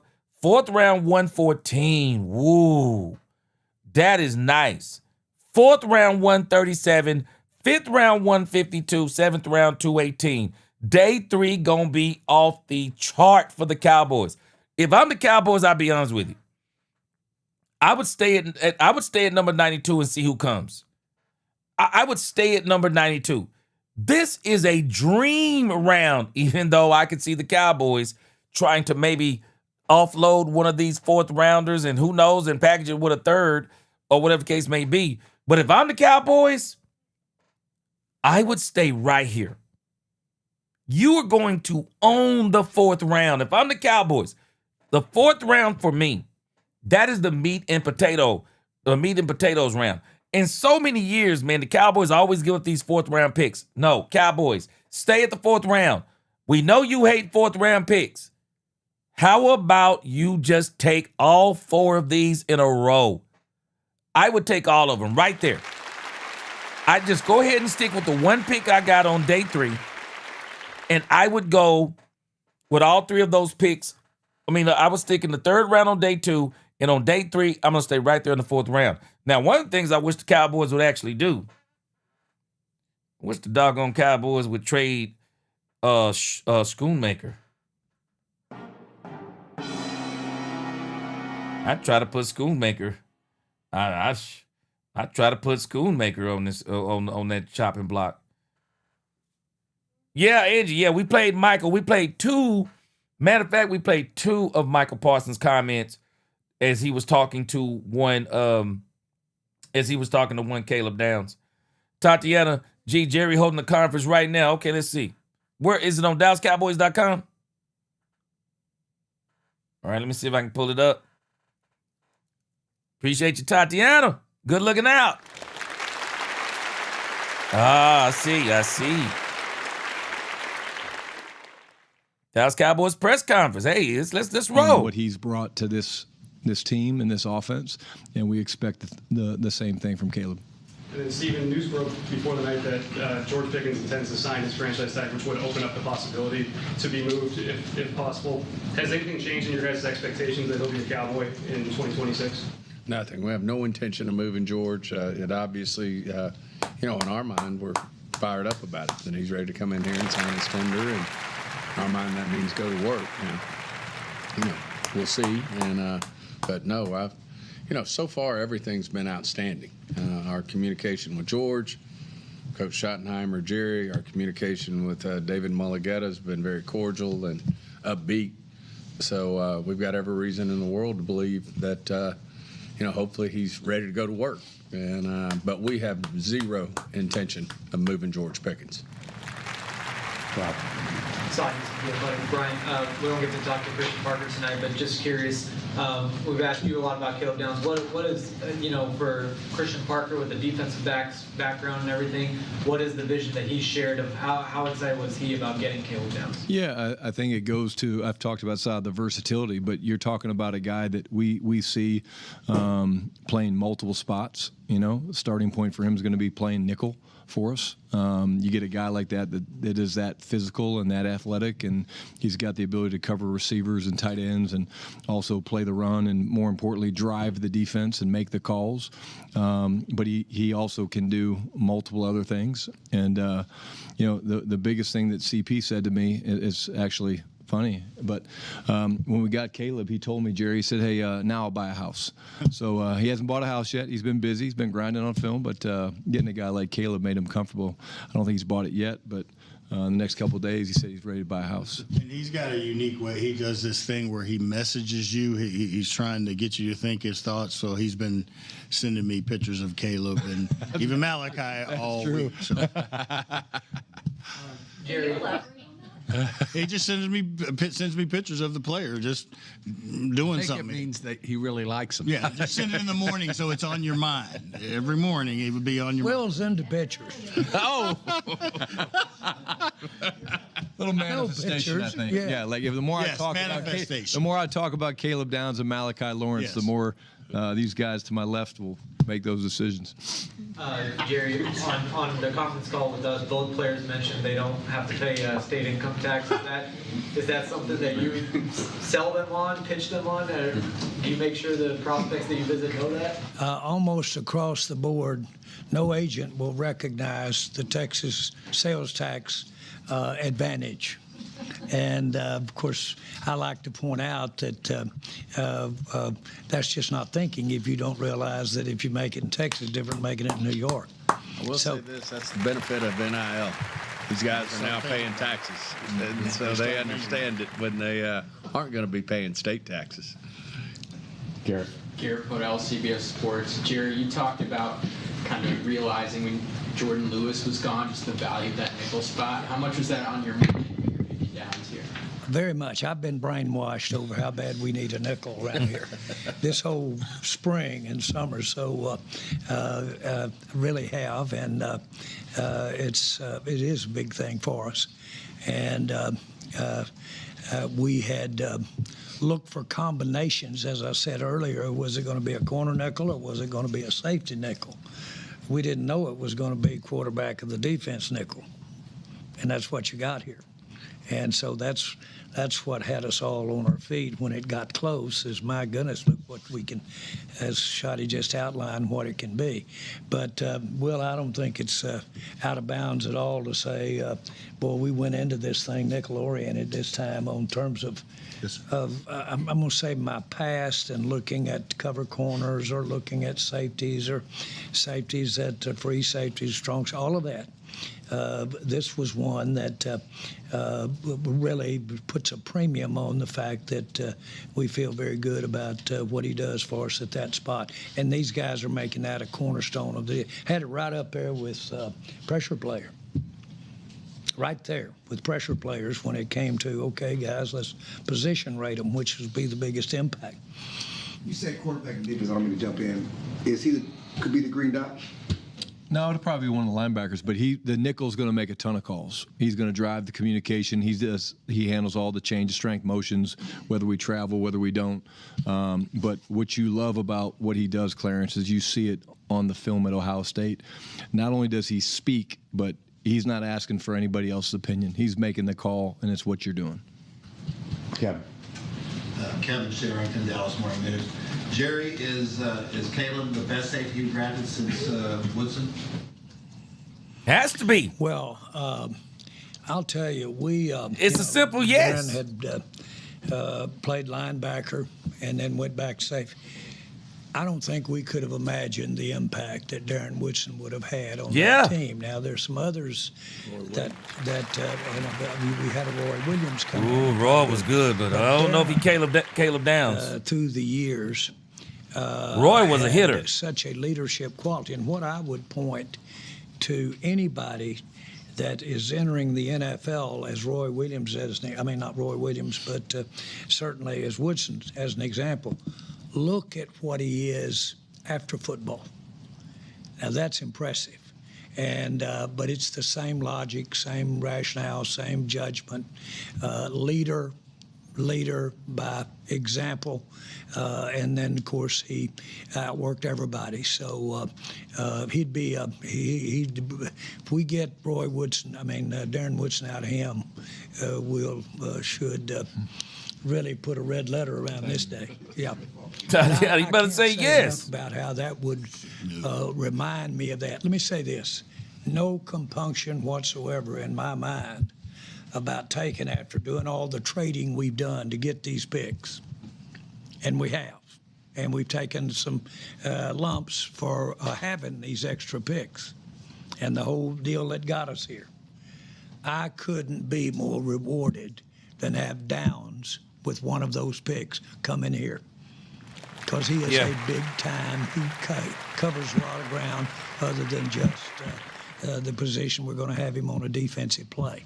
So I really did have a big, good inside feeling when we were able to get a player like that. The heck Jerry got in that cup, y'all? Labor.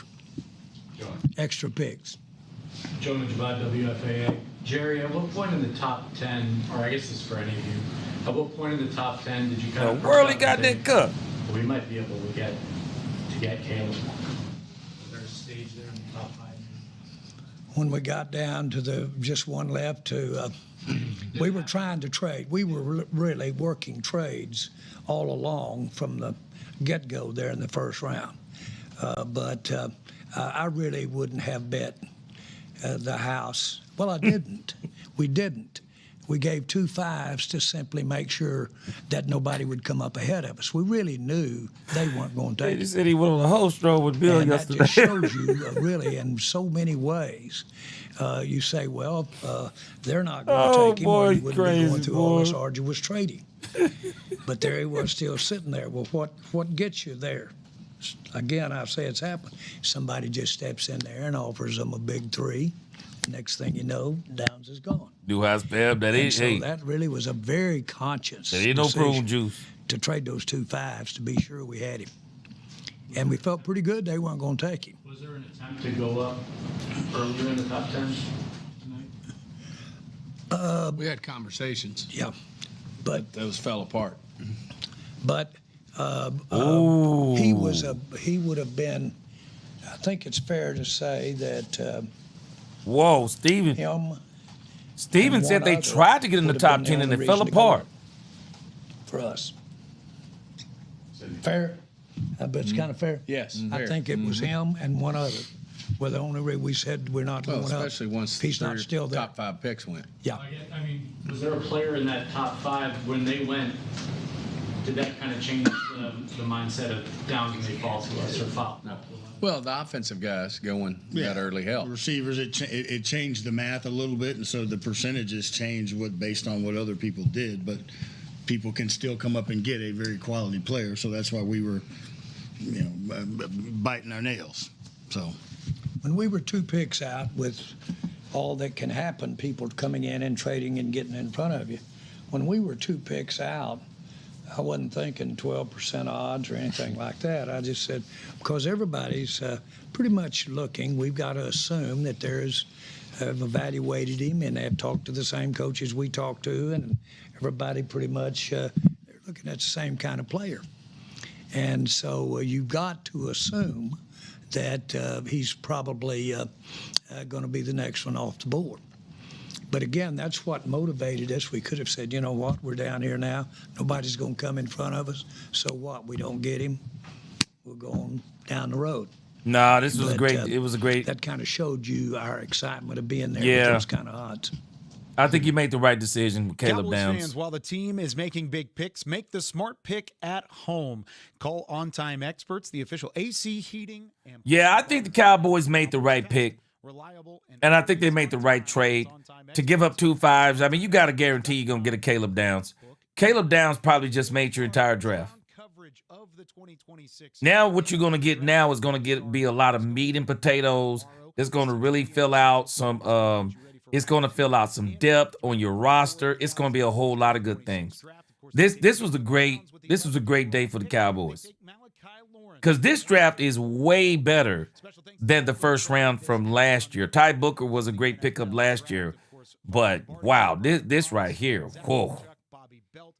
Whoa. I mean, this was great this year. Because it's basically like people are saying that Caleb Downs is, people are basically saying that Caleb Downs is he's a can't miss. And on DallasCowboys.com. The Cowboys get some defensive help on that side of the football, and we will see you tomorrow as they picked at the 92nd overall pick. They've got a little bit of ways to wait, but that does it for night 1 of the 2026 NFL Draft. Okay, so it looks like they didn't give us the entire interview there. Let's see if it's over on unless I'm going crazy. They didn't give us the entire interview there.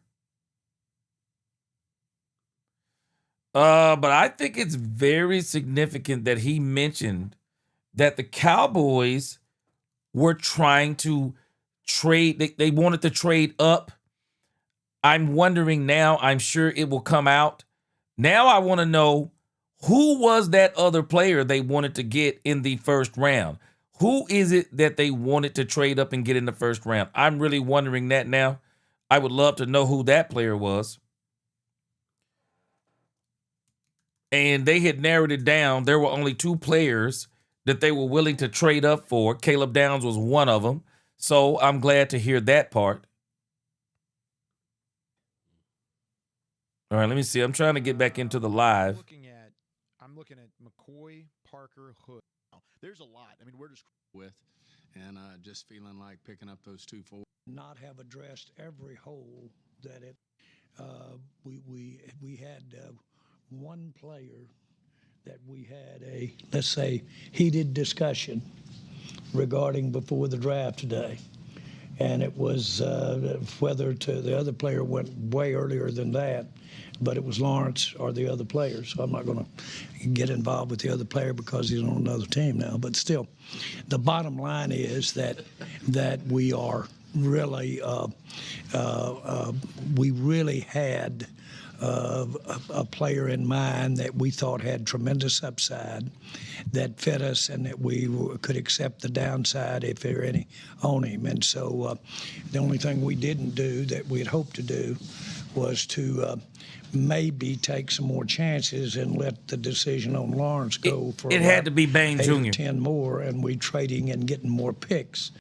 I think the only player that he could be talking about is Bain Jr., unless they were trying to, because by the time you get to the top 5, I mean, who could it have been? I can't remember. Hold on a second. Let's go back and see who was the player that he's talking about. It sounds like they were considering going up into maybe the top. Maybe they were considering going into the top 5. Maybe he's trying to say. Because the only player that I could think of, if you were trying to trade with the Cleveland Browns at number 6, that would have been Mansour Delane, Sonny Styles, and Bain went way further down than that. I wonder what that other player is. So I guess that's going to come out. Because he said the player, I wonder if it was, who was the player he said they had a downside? So I'm wondering if it's Orville Reese. Orville Reese. I'm wondering if that's who it was. We could add a big player.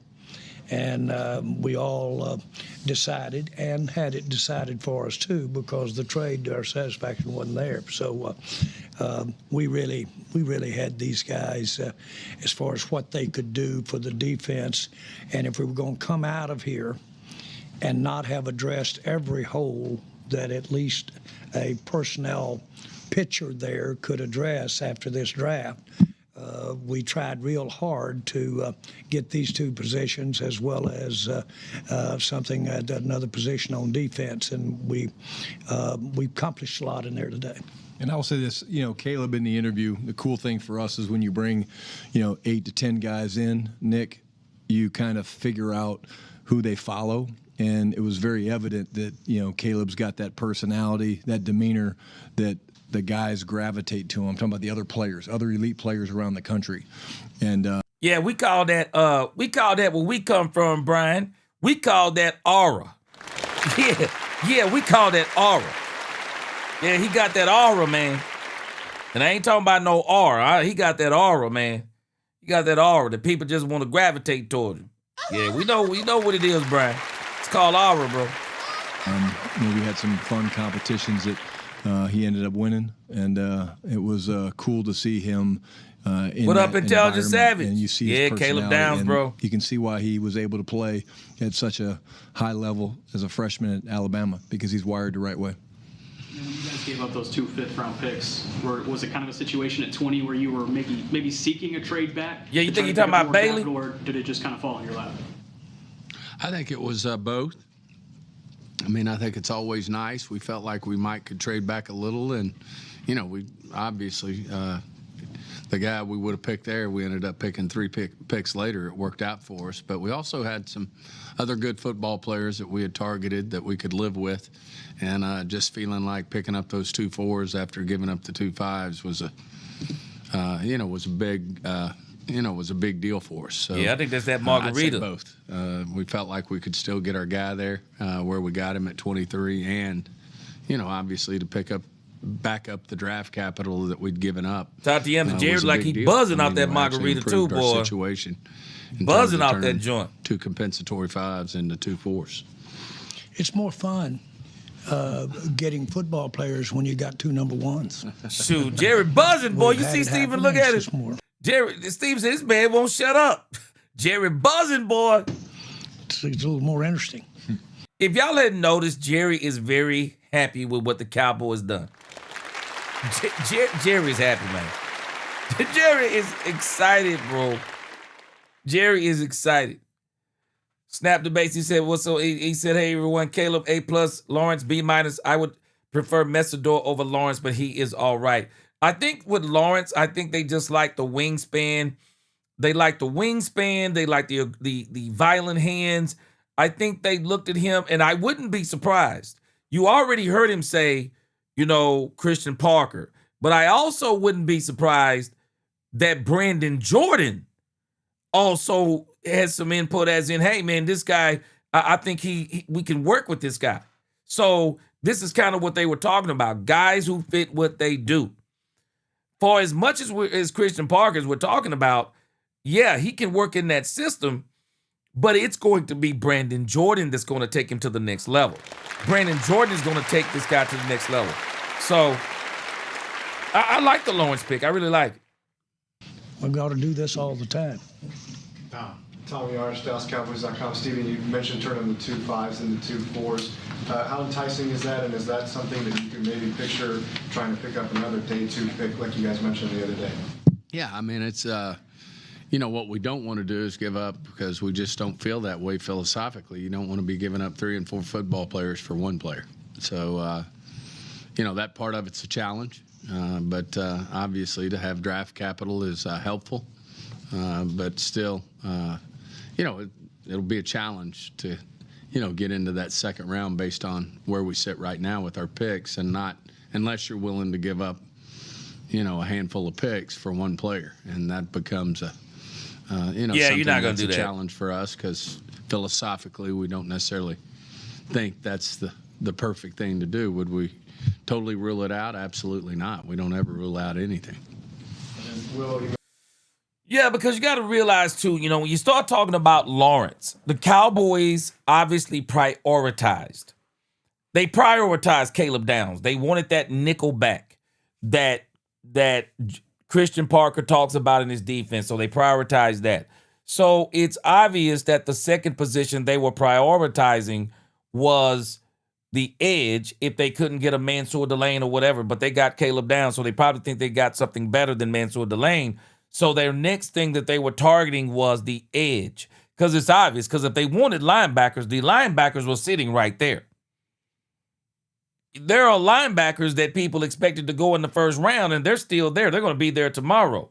And so it doesn't look like the Cowboys are going to move up tomorrow and try to get back in. I don't think they're going to try to move up in the second round. And if I were them, I actually wouldn't.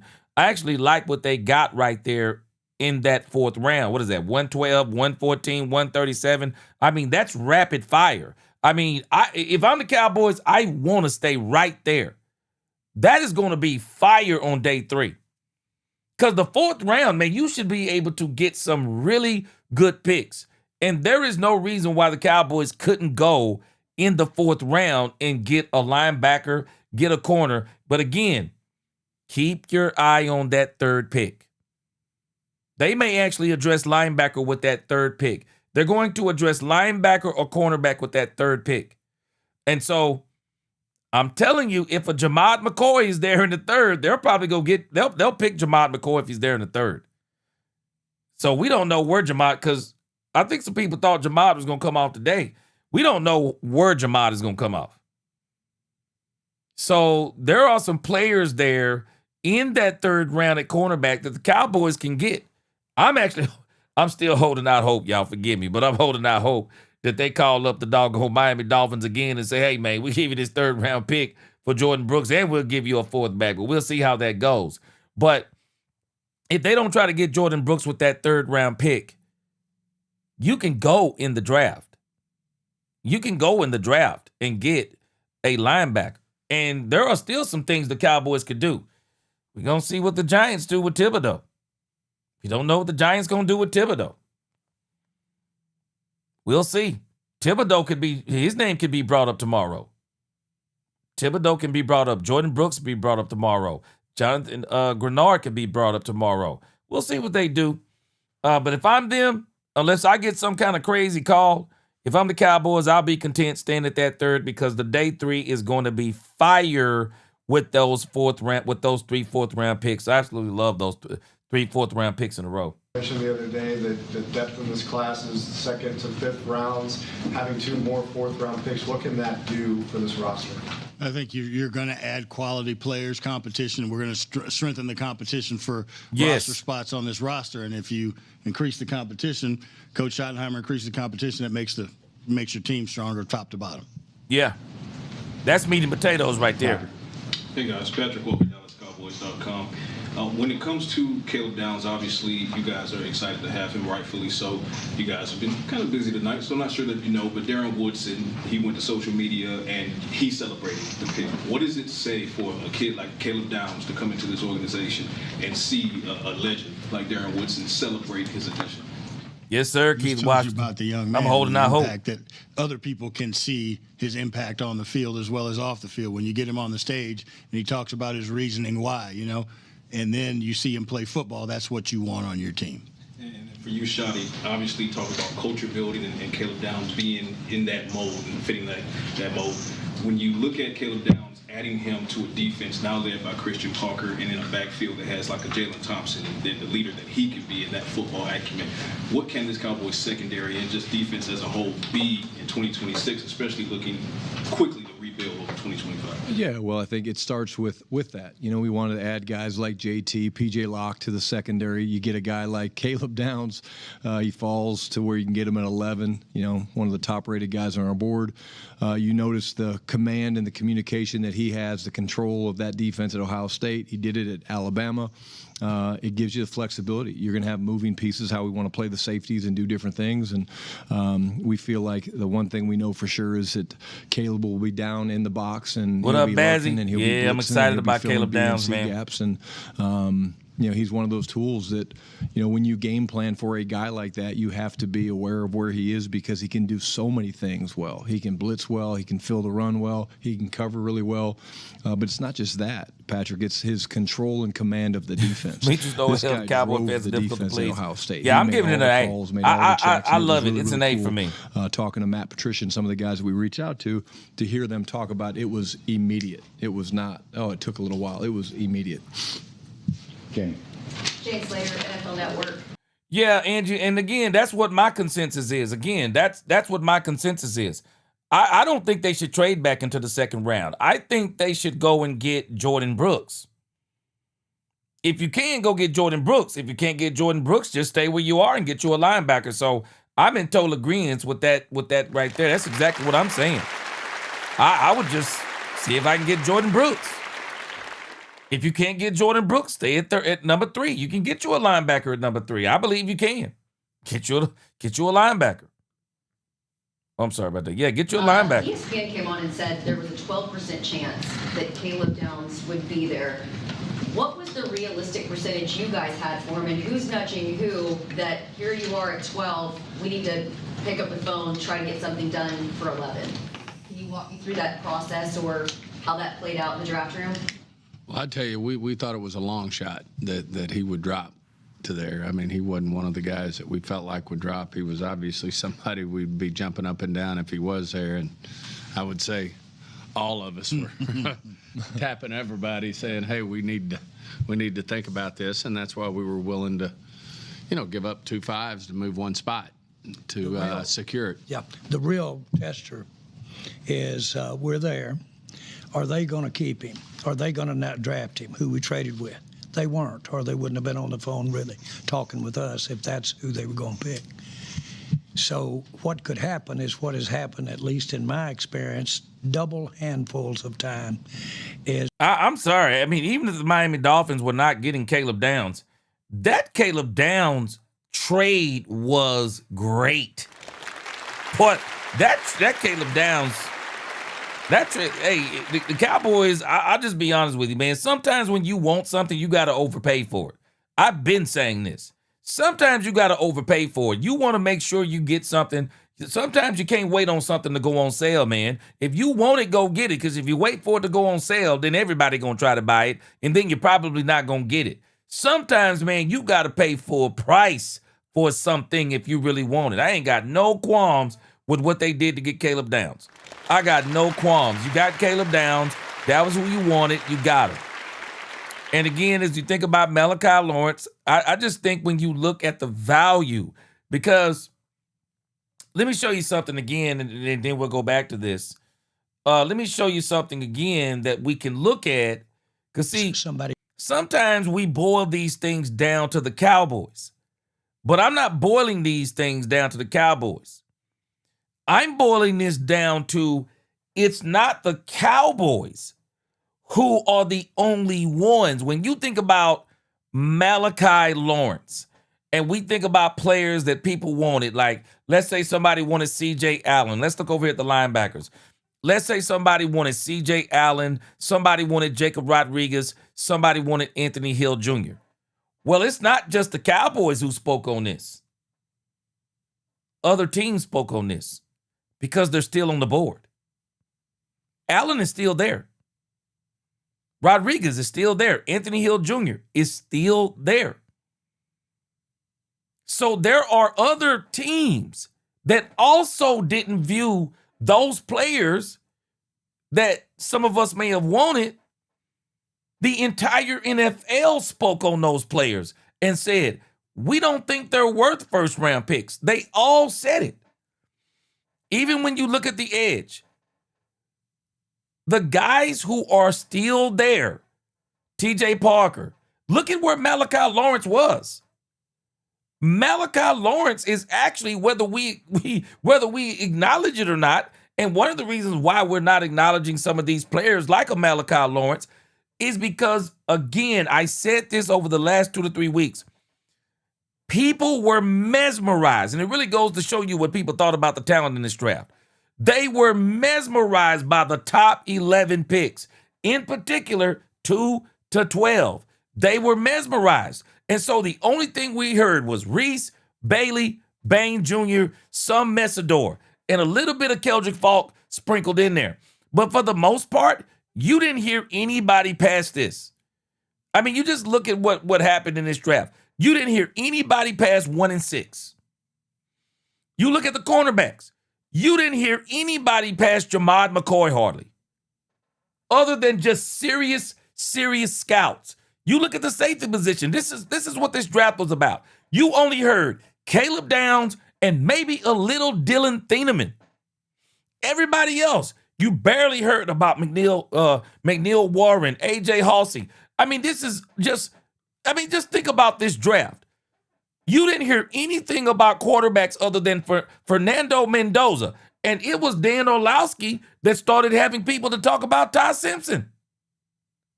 So when you think about what we're saying, we're not the only ones that didn't see the value in those players in the first round. This is why C.J. Allen is still there. Rodriguez is still there. Anthony Hill Jr. is still there. Why? Because these other teams obviously didn't have them high on their boards. They didn't. And a lot of these players that we're talking about, people had Malachi higher than those players. They had Malachi Lawrence higher than those players. Unequivocally, Malachi Lawrence, the reason why we didn't hear about him once again is because this was a weird draft and the only thing everybody talked about was 1 through 12. And nobody hardly talked about anybody out of the first round. And so again, man, when you look at these players, Malachi Lawrence, look where he is. He's right there at number 36. He's ahead of a lot. Look, he's ahead of C.J. Allen. He's ahead of a lot of the Jacob Rodriguez, Anthony Hill Jr. A lot of people actually had Malachi Lawrence ranked higher than these other players we're talking about. And they verified, the Joneses verified, or I wasn't the Joneses, it was, who was it, Patrick Walker? He verified that the 49ers, who could have got any of the players that we're talking about, they wanted Malachi Lawrence. They wanted Malachi Lawrence. And when the Cowboys got him, they decided to trade back. So, I mean, what we're looking at is this is what the talent level actually was in this draft. And the reality is the Cowboys got a player that was ranked higher than these players that we're talking about. Malachi is a very good pick. And again, just because we haven't heard of him, just because we didn't hear a lot about him, doesn't mean he isn't good. I think the Cowboys did a very good job on this. I really do. And I think we're going to realize something about Malachi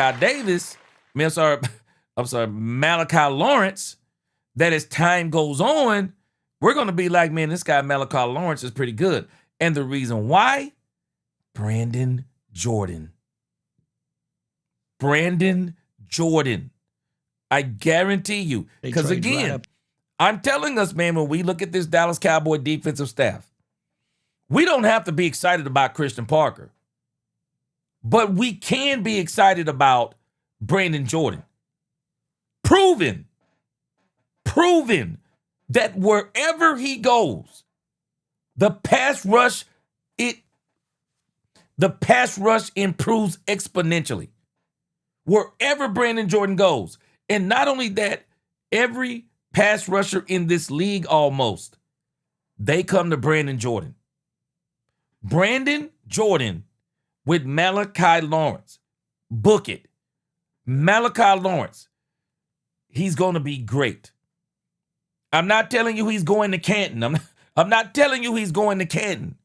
But I'm telling you Malachi Lawrence is going to be great. He's not going to be Taco Charlton. He is not going to be him. No doubt. No, he's good.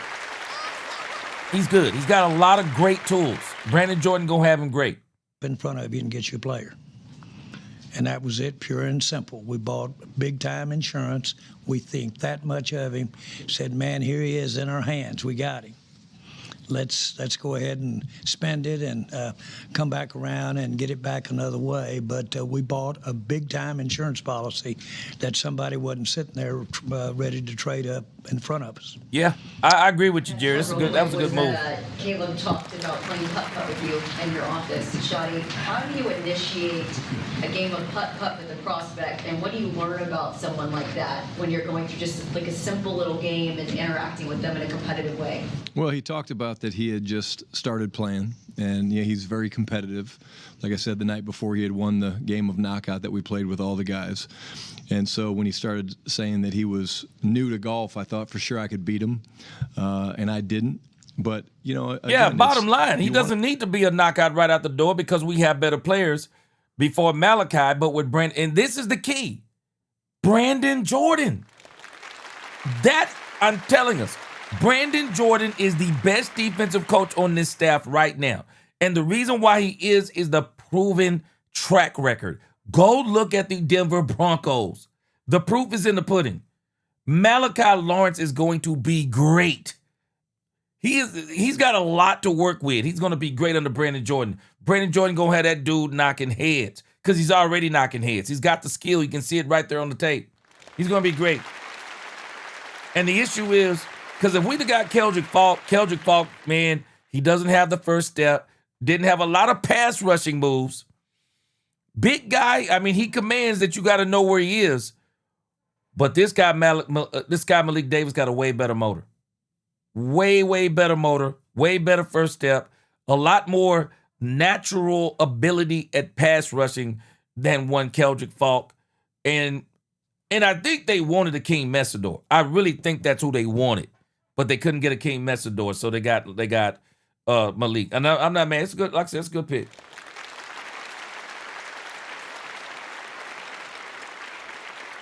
Demetrius, I have no clue what the Chargers were doing. I guess we just gonna We got to trust the process with them, man.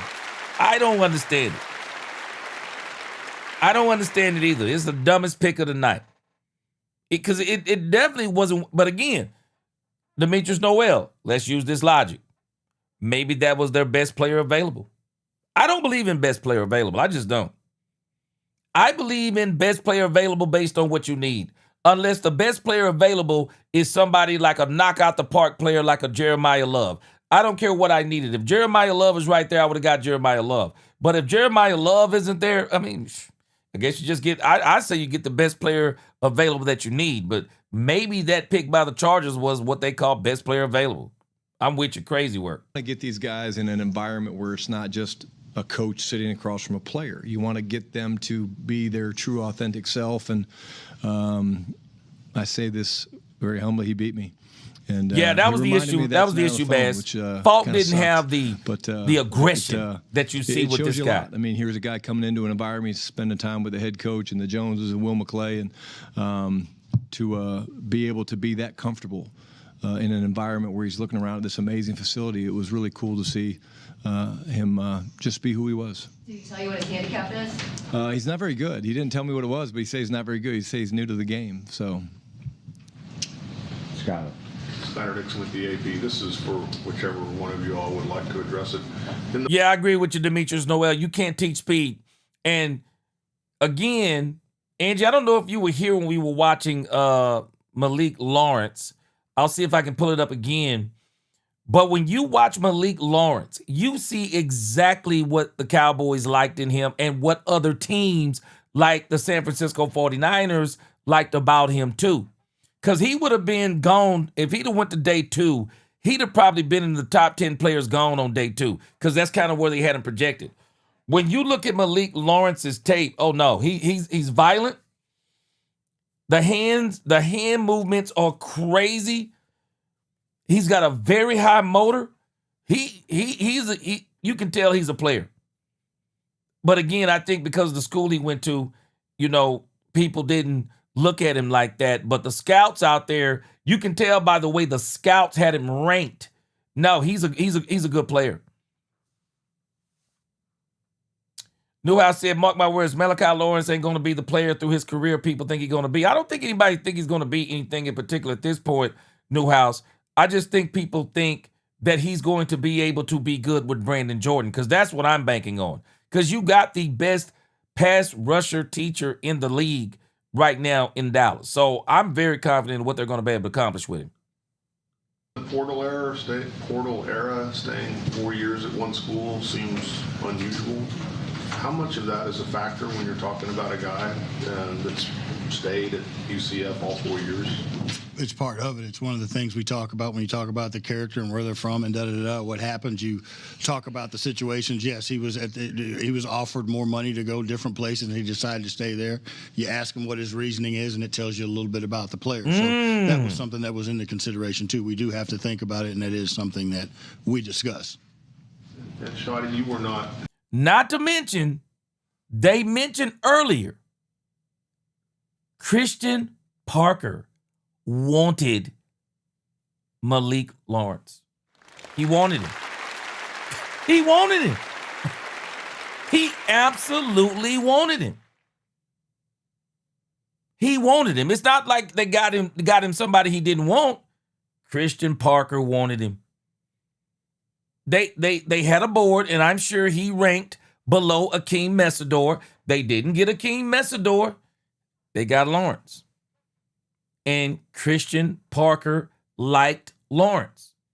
It's obvious Christian Parker scouted him. He wanted him. So they got him what he wanted. We've been talking about, get Christian Parker what he wanted. He wanted it. He wanted Lawrence. He wanted him. Here in 2020 when CD fell to these guys, what was your reaction? Yeah, we almost got banged.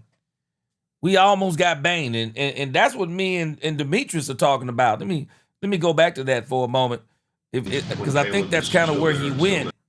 This is what me and Demetrius are dumbfounded. We're dumbfounded. The most shocking pick in the draft was Ty Simpson. That was the most shocking pick in the draft. But the dumbest pick in the draft is Akeem Mesidor. Meanwhile, your quarterback, Justin Herbert, getting his brains beat in every week because they can't block Lego blocks. They can't even block Lego blocks together, man. And you got Akeem Mesidor? I don't even understand the Akeem Mesidor move. I just knew he was coming to the Cowboys. I almost thought we had Reuben Bain Jr., but I said there were two teams I didn't think Reuben Bain Jr. would make it past, Tampa Bay and Detroit. I didn't think he was going to make it past those two teams. But I don't get the Akeem Mesidor pick. I'm dumbfounded on the Chargers. They don't care nothing about Justin Herbert, man. I'm sorry. They don't care nothing about that man health. You're going to get his brains beat in. They're going to be better on the edge or a little bit better on the edge, but Justin Herbert going to continue to be running for his life and get his brains beat in. I don't even understand that Akeem Mesidor pick. Had to be the craziest. Man, that had to be the craziest pick of the night, man. Who does that, bruh? Who does it? If I'd have been Justin Herbert, man, I'd have picked that phone up and asked him, what in the world what did y'all just do, man? I think the cool thing was how swiftly, these guys to my left acted. And like I said, we had a high grade on this guy. We think he's a multiplier. We think the versatility that he brings to the defense is incredible, and how quickly these guys reacted. And so we have a chance to go get what we think is a difference maker, and it was very surgical. I asked Shotty to make a list when he goes home tonight or tomorrow night. And I want you to make a list who you think you're going to be sick to your stomach that we didn't get into next week. Make that list right now. And, of course, obviously he was second on the list, and it didn't have it in order. But the point is, you put four of them on there, and he was one of the four that come Monday, Tuesday, Wednesday, and you come out here, because we've been looking at 100 and some 200, 300 players. There's not going to be but about 4 or 5 of them out here that we drafted, and then we'll have some free agents. It isn't what you see in the draft. It's what you end up with that you're going to build a team around out there, and so you've got to kind of look ahead and say, well, I'll be sick if we don't have him, or can I live with it? And man, Jerry on that jungle juice, man. Y'all remember that jungle juice? Hey, man, Jerry on that jungle juice. Jerry on that jungle juice, man. You can tell Jerry on that jungle juice, bro. He on that jungle juice. Well, Bosky said the Chargers got 2 all-pro offensive tackles, had season-ending injuries last year. But my issue is they may not even be back at the beginning of the year, but we going to see. I still think he's going to get his brains beat in. I still don't get that one, but I feel you on it. Yeah, James said, like they hit a high grade on Mozzie and Taco. I don't think Malik Lawrence is going to be, I don't think he's going to be that. Because, again, it's not just the Cowboys who had Malik Lawrence up there on the draft. Other teams did too, in particular, the San Francisco 49ers. And he's ahead of a lot of these players that some of us have talked about. No, he was ahead of these guys. The issue is you just hadn't heard about him because people weren't talking about him. But again, I meant to talk about him yesterday because I'd already saw the article where they were saying that there was smoke that the Cowboys may be getting him. But boy, I'm going to tell you right there, man, that boy Jerry on that jungle juice, man. He on that jungle juice. He on that jungle juice. He was on your can't live with. He was. If he had a chance to get him, I couldn't live without getting him. Would have been disappointed, but he's a Cowboy. Yeah, he's a Cowboy. We got Caleb Downs. Brian, the way you talk about Caleb Downs and the way that people gravitate to him, it kind of sounds like how you talked about Tyler Booker last year in the pre-draft process. I'm just curious, how much did maybe those interactions with Tyler Booker and how you guys looked at Caleb Downs kind of mirror each other a year later? It's interesting, Joe. Like I did not talk to Tyler about Caleb, but my phone started blowing up when we made the selection of Caleb, and the very first text I got was from Tyler Booker, and he was ecstatic. He's like, this guy is different. Yeah. And so you guys all know how much we love T-Book and what he's brought to this this team and this offense, and we expect the same thing from Caleb. And then Steven Newsbrook. Man, I'm going to tell y'all right now, I really appreciate how a lot of these guys who were drafted, I really appreciate, you know, some of the emotions and things of that nature that we saw. But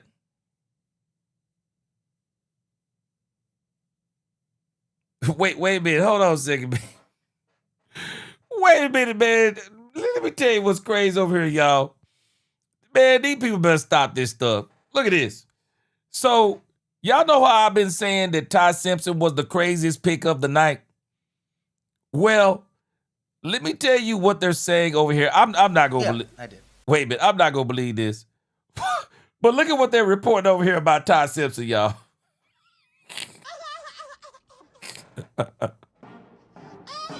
Look at what they reported about Ty Simpson. They said head coach Sean McVay appears to be extremely angry that they picked quarterback Ty Simpson with the 13th pick. It says McVay was not happy throughout the entire press conference tonight. Sean is extremely tight with starter Matthew Stafford. And they said he wasn't happy about the pick. I said it was the craziest pick. I thought Sean McVay was behind it. Let's check this out for a minute. I'll keep that between us. We'll see. He's going to compete with Stetson.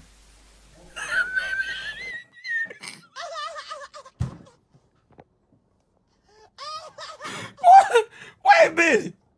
Boy, I thought this man was behind this. I thought Sean McVay was behind this pick. Boy, this joker is hot. Bro Bowski, look, Bro Bowski, let's look on his face, Bro Bowski. That boy is hot. Hold on a second. Let's play that again. That boy.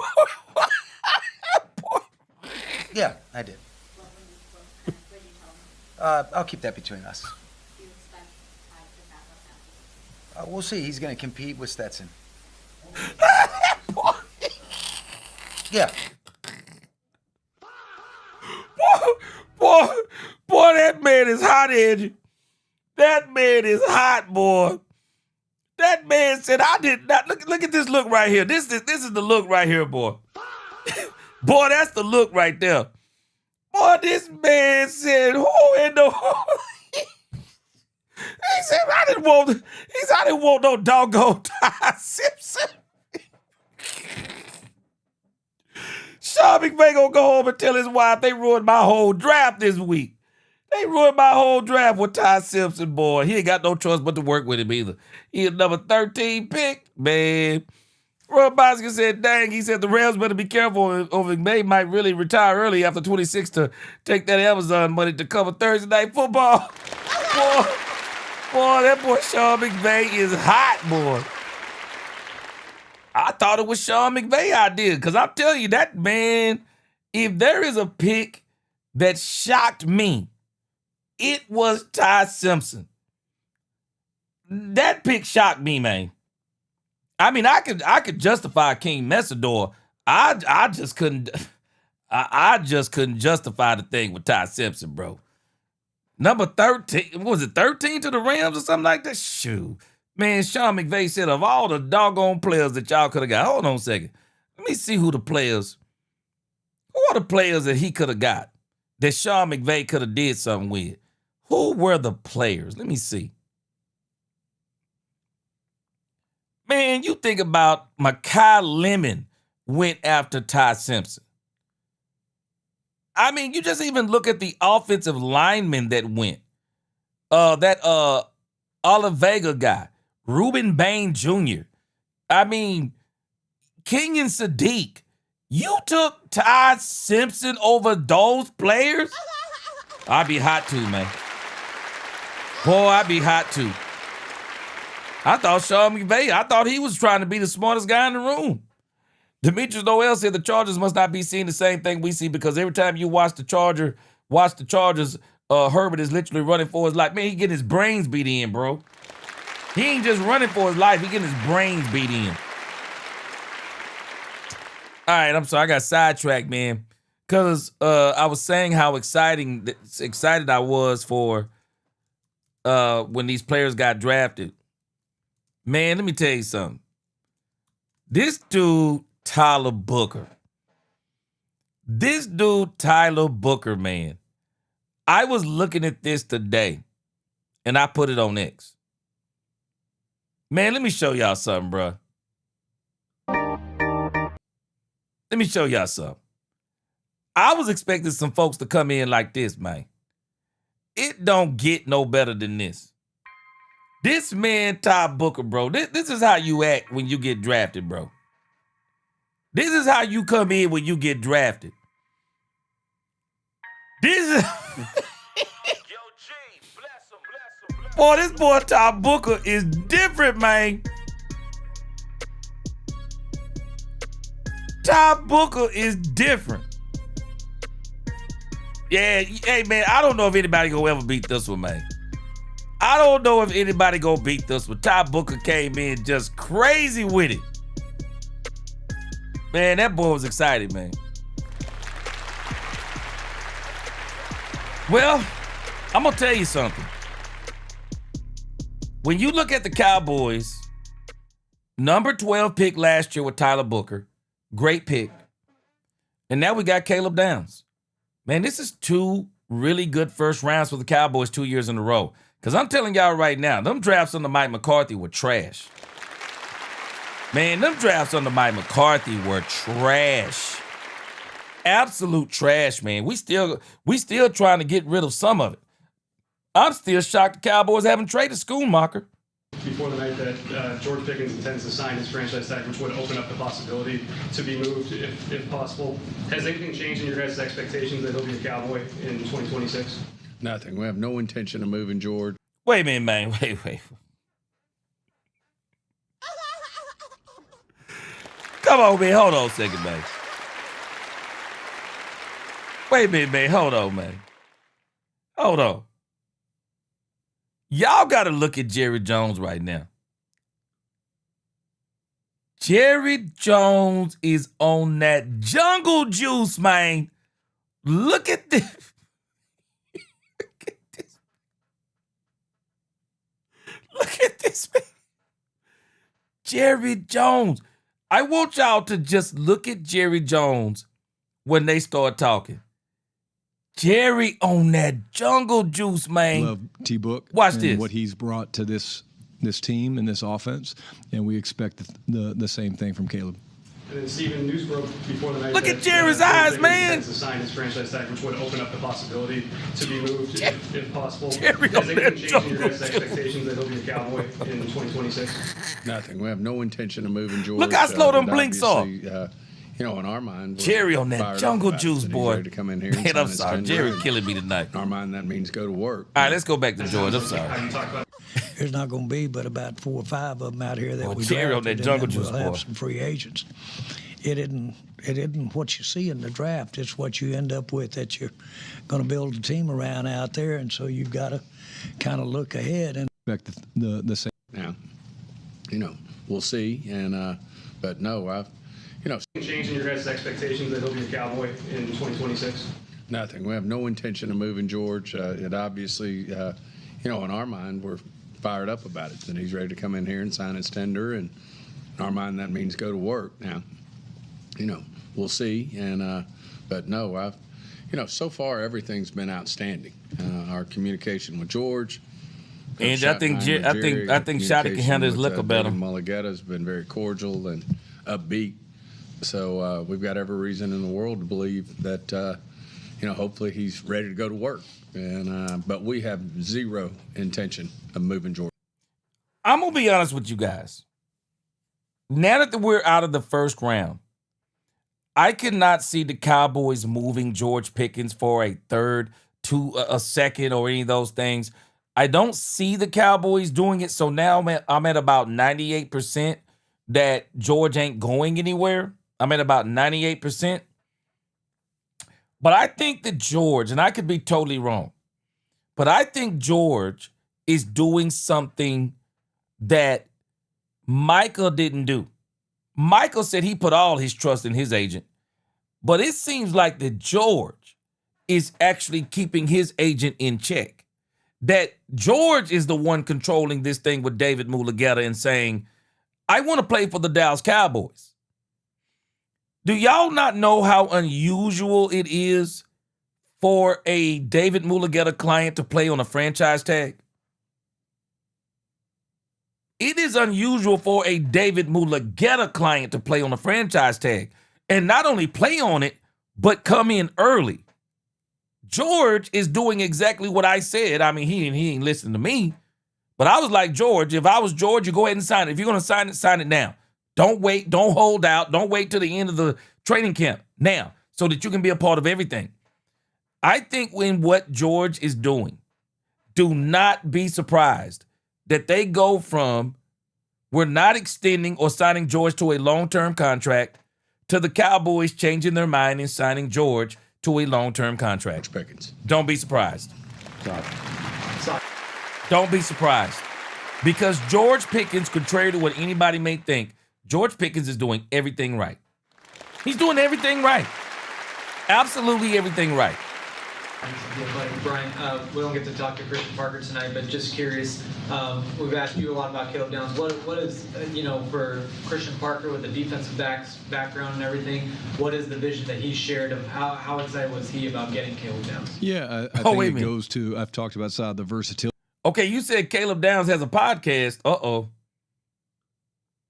And you said Caleb Downs has a podcast. Okay, I'm about to go find that. All right. Thank you for letting me know. I'm going to go find it. But you're talking about a guy that we see playing multiple spots. Starting point for him is going to be playing nickel for us. You get a guy like that is that physical and that athletic, and he's got the ability to cover receivers and tight ends and also play the run and, more importantly, drive the defense and make the calls. But he also can do multiple other things. And, the biggest thing that CP said to me is actually – funny, but when we got Caleb, he told me, Jerry, he said, hey, now I'll buy a house. So he hasn't bought a house yet. He's been busy. He's been grinding on film, but getting a guy like Caleb made him comfortable. I don't think he's bought it yet, but okay, we heard this part. Let me go back forward a little bit. Really have, and it is a big thing for us. I'll tell you, we, Darren had played linebacker and then went back safety. I couldn't be more rewarded. 2 5s to simply make sure that nobody would come up ahead of us. We really knew they weren't going to take him. And that just shows you, really, in so many ways. You say, well, they're not going to take him, or you wouldn't be going through all this arduous trading. But there he was still sitting there. Well, what gets you there? Again, I say it's happened. Somebody just steps in there and offers them a big 3. Next thing you know, Downs is gone. And so that really was a very conscious decision to trade those 2 5s to be sure we had him.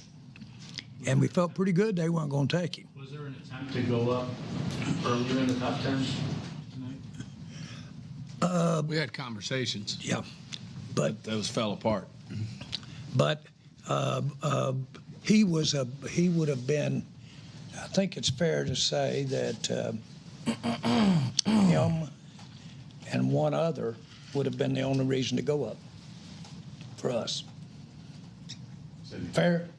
I bet it's kind of fair. Yes. I think it was him and one other were the only reason we said we're not going up. Especially once he's not still there. Top 5 picks went. Yeah. I mean, was there a player in that top 5 when they went? Did that kind of change the mindset of Downs may fall to us or foul? No. Well, the offensive guys going that early help. Receivers, it changed the math a little bit, and so the percentages changed based on what other people did, but people can still come up and get a very quality player. So that's JP the Good, we got Caleb Downs and Malachi Lawrence. So we were Malachi Lawrence. With all that can happen, people coming in and trading and getting in front of you.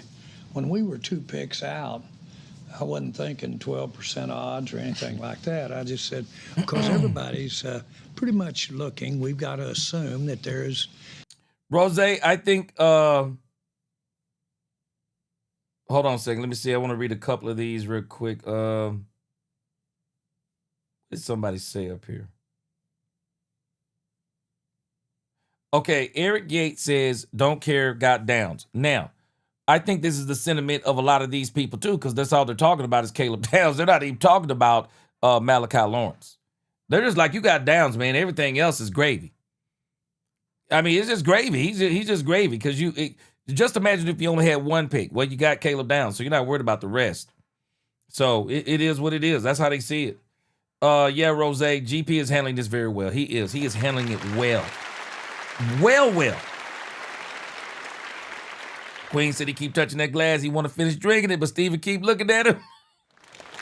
Yeah, they all toasted. They on that jungle juice, Queen. They on that jungle juice. Oh, hey, Angie, I already got to pull. I already got to pull up. You know what? We gonna see, because I don't think Caleb. We'll see. I don't know if Caleb Downs has that same kind of.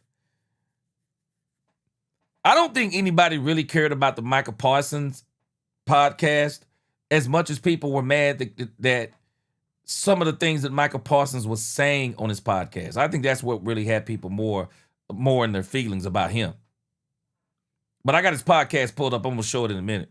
Have evaluated him, and have talked to the same coaches we talked to, and everybody pretty much they're looking at the same kind of player.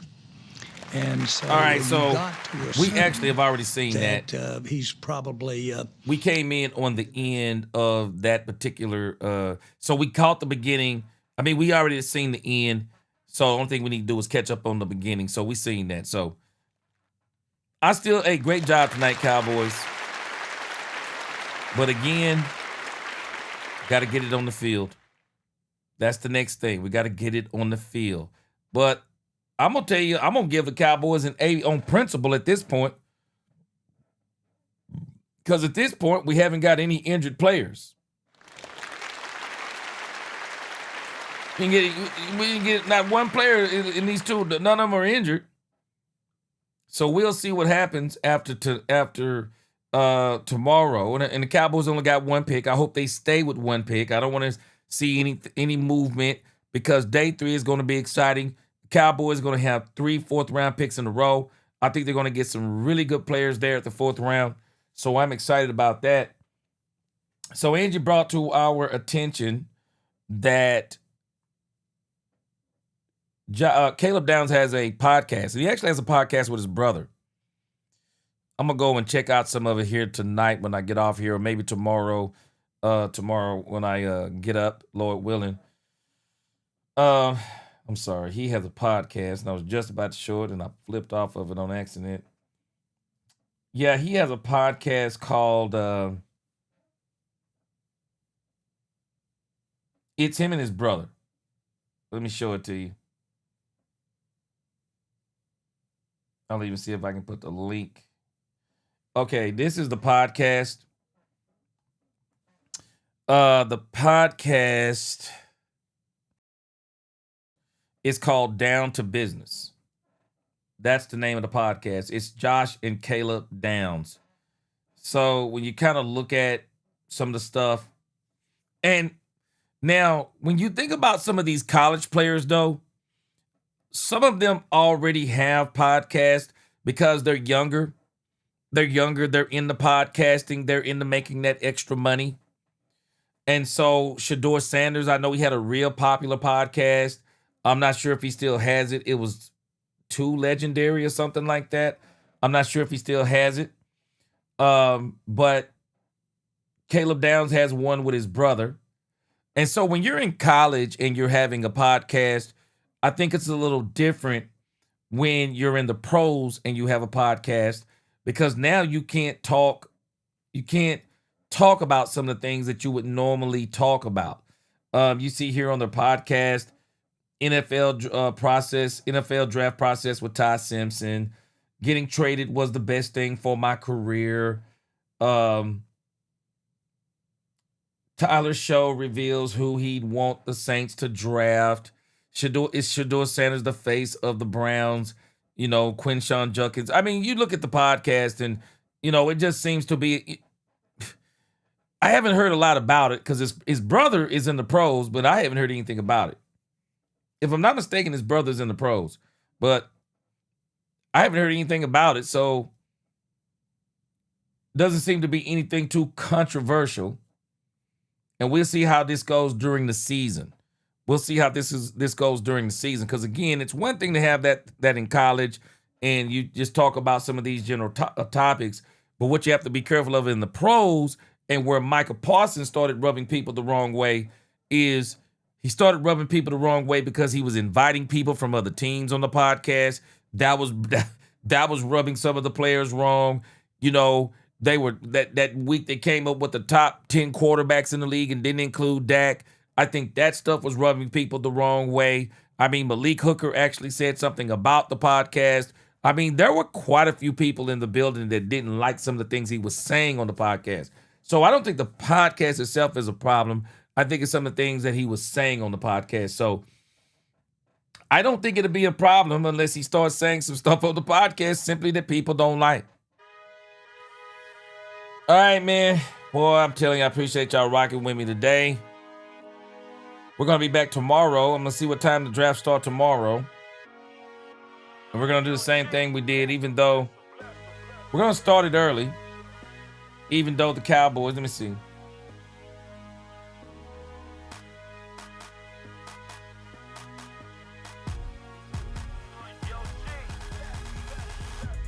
See, so tomorrow, it looks like the draft is going to be, trying to see what the time is. They ain't telling me.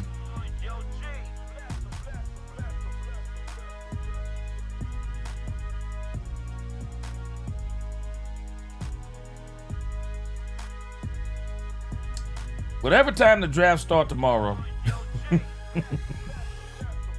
we're going to do it similar to what we did today. I'll probably start about an hour to an hour and a half before. Talk about some of the current things.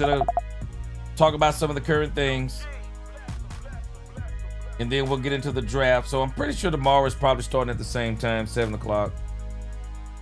Let me see. All right, here we go. All right, so we may start 1 hour earlier tomorrow, it looks like. It may be 1 hour earlier tomorrow because it said 8 p.m. today. So this is Eastern time. So I think Eastern time may be, 1 hour ahead? So tomorrow we'll be on around 5. We'll probably hit about 5:30. Draft starts at 6. They'll be doing rounds 2 and 3. It'll be pretty boring. The Cowboys won't be doing anything in the second round. So we'll be excited for the third round. And then we'll be 4 through 7. That's going to be the good day. 12 p.m. We're going to go from about 11 to 11:30 till the draft is over. And that'll be it. And then we'll be talking about it the whole week next week about it. Appreciate you, Ron Bowski. Man, I need to get that purple suit. I'm with you. I need to get that purple suit. All right, guys, I appreciate y'all rocking with me. Until the next time, DC4L, God bless. Let's talk Cowboys when we talk facts. Peace.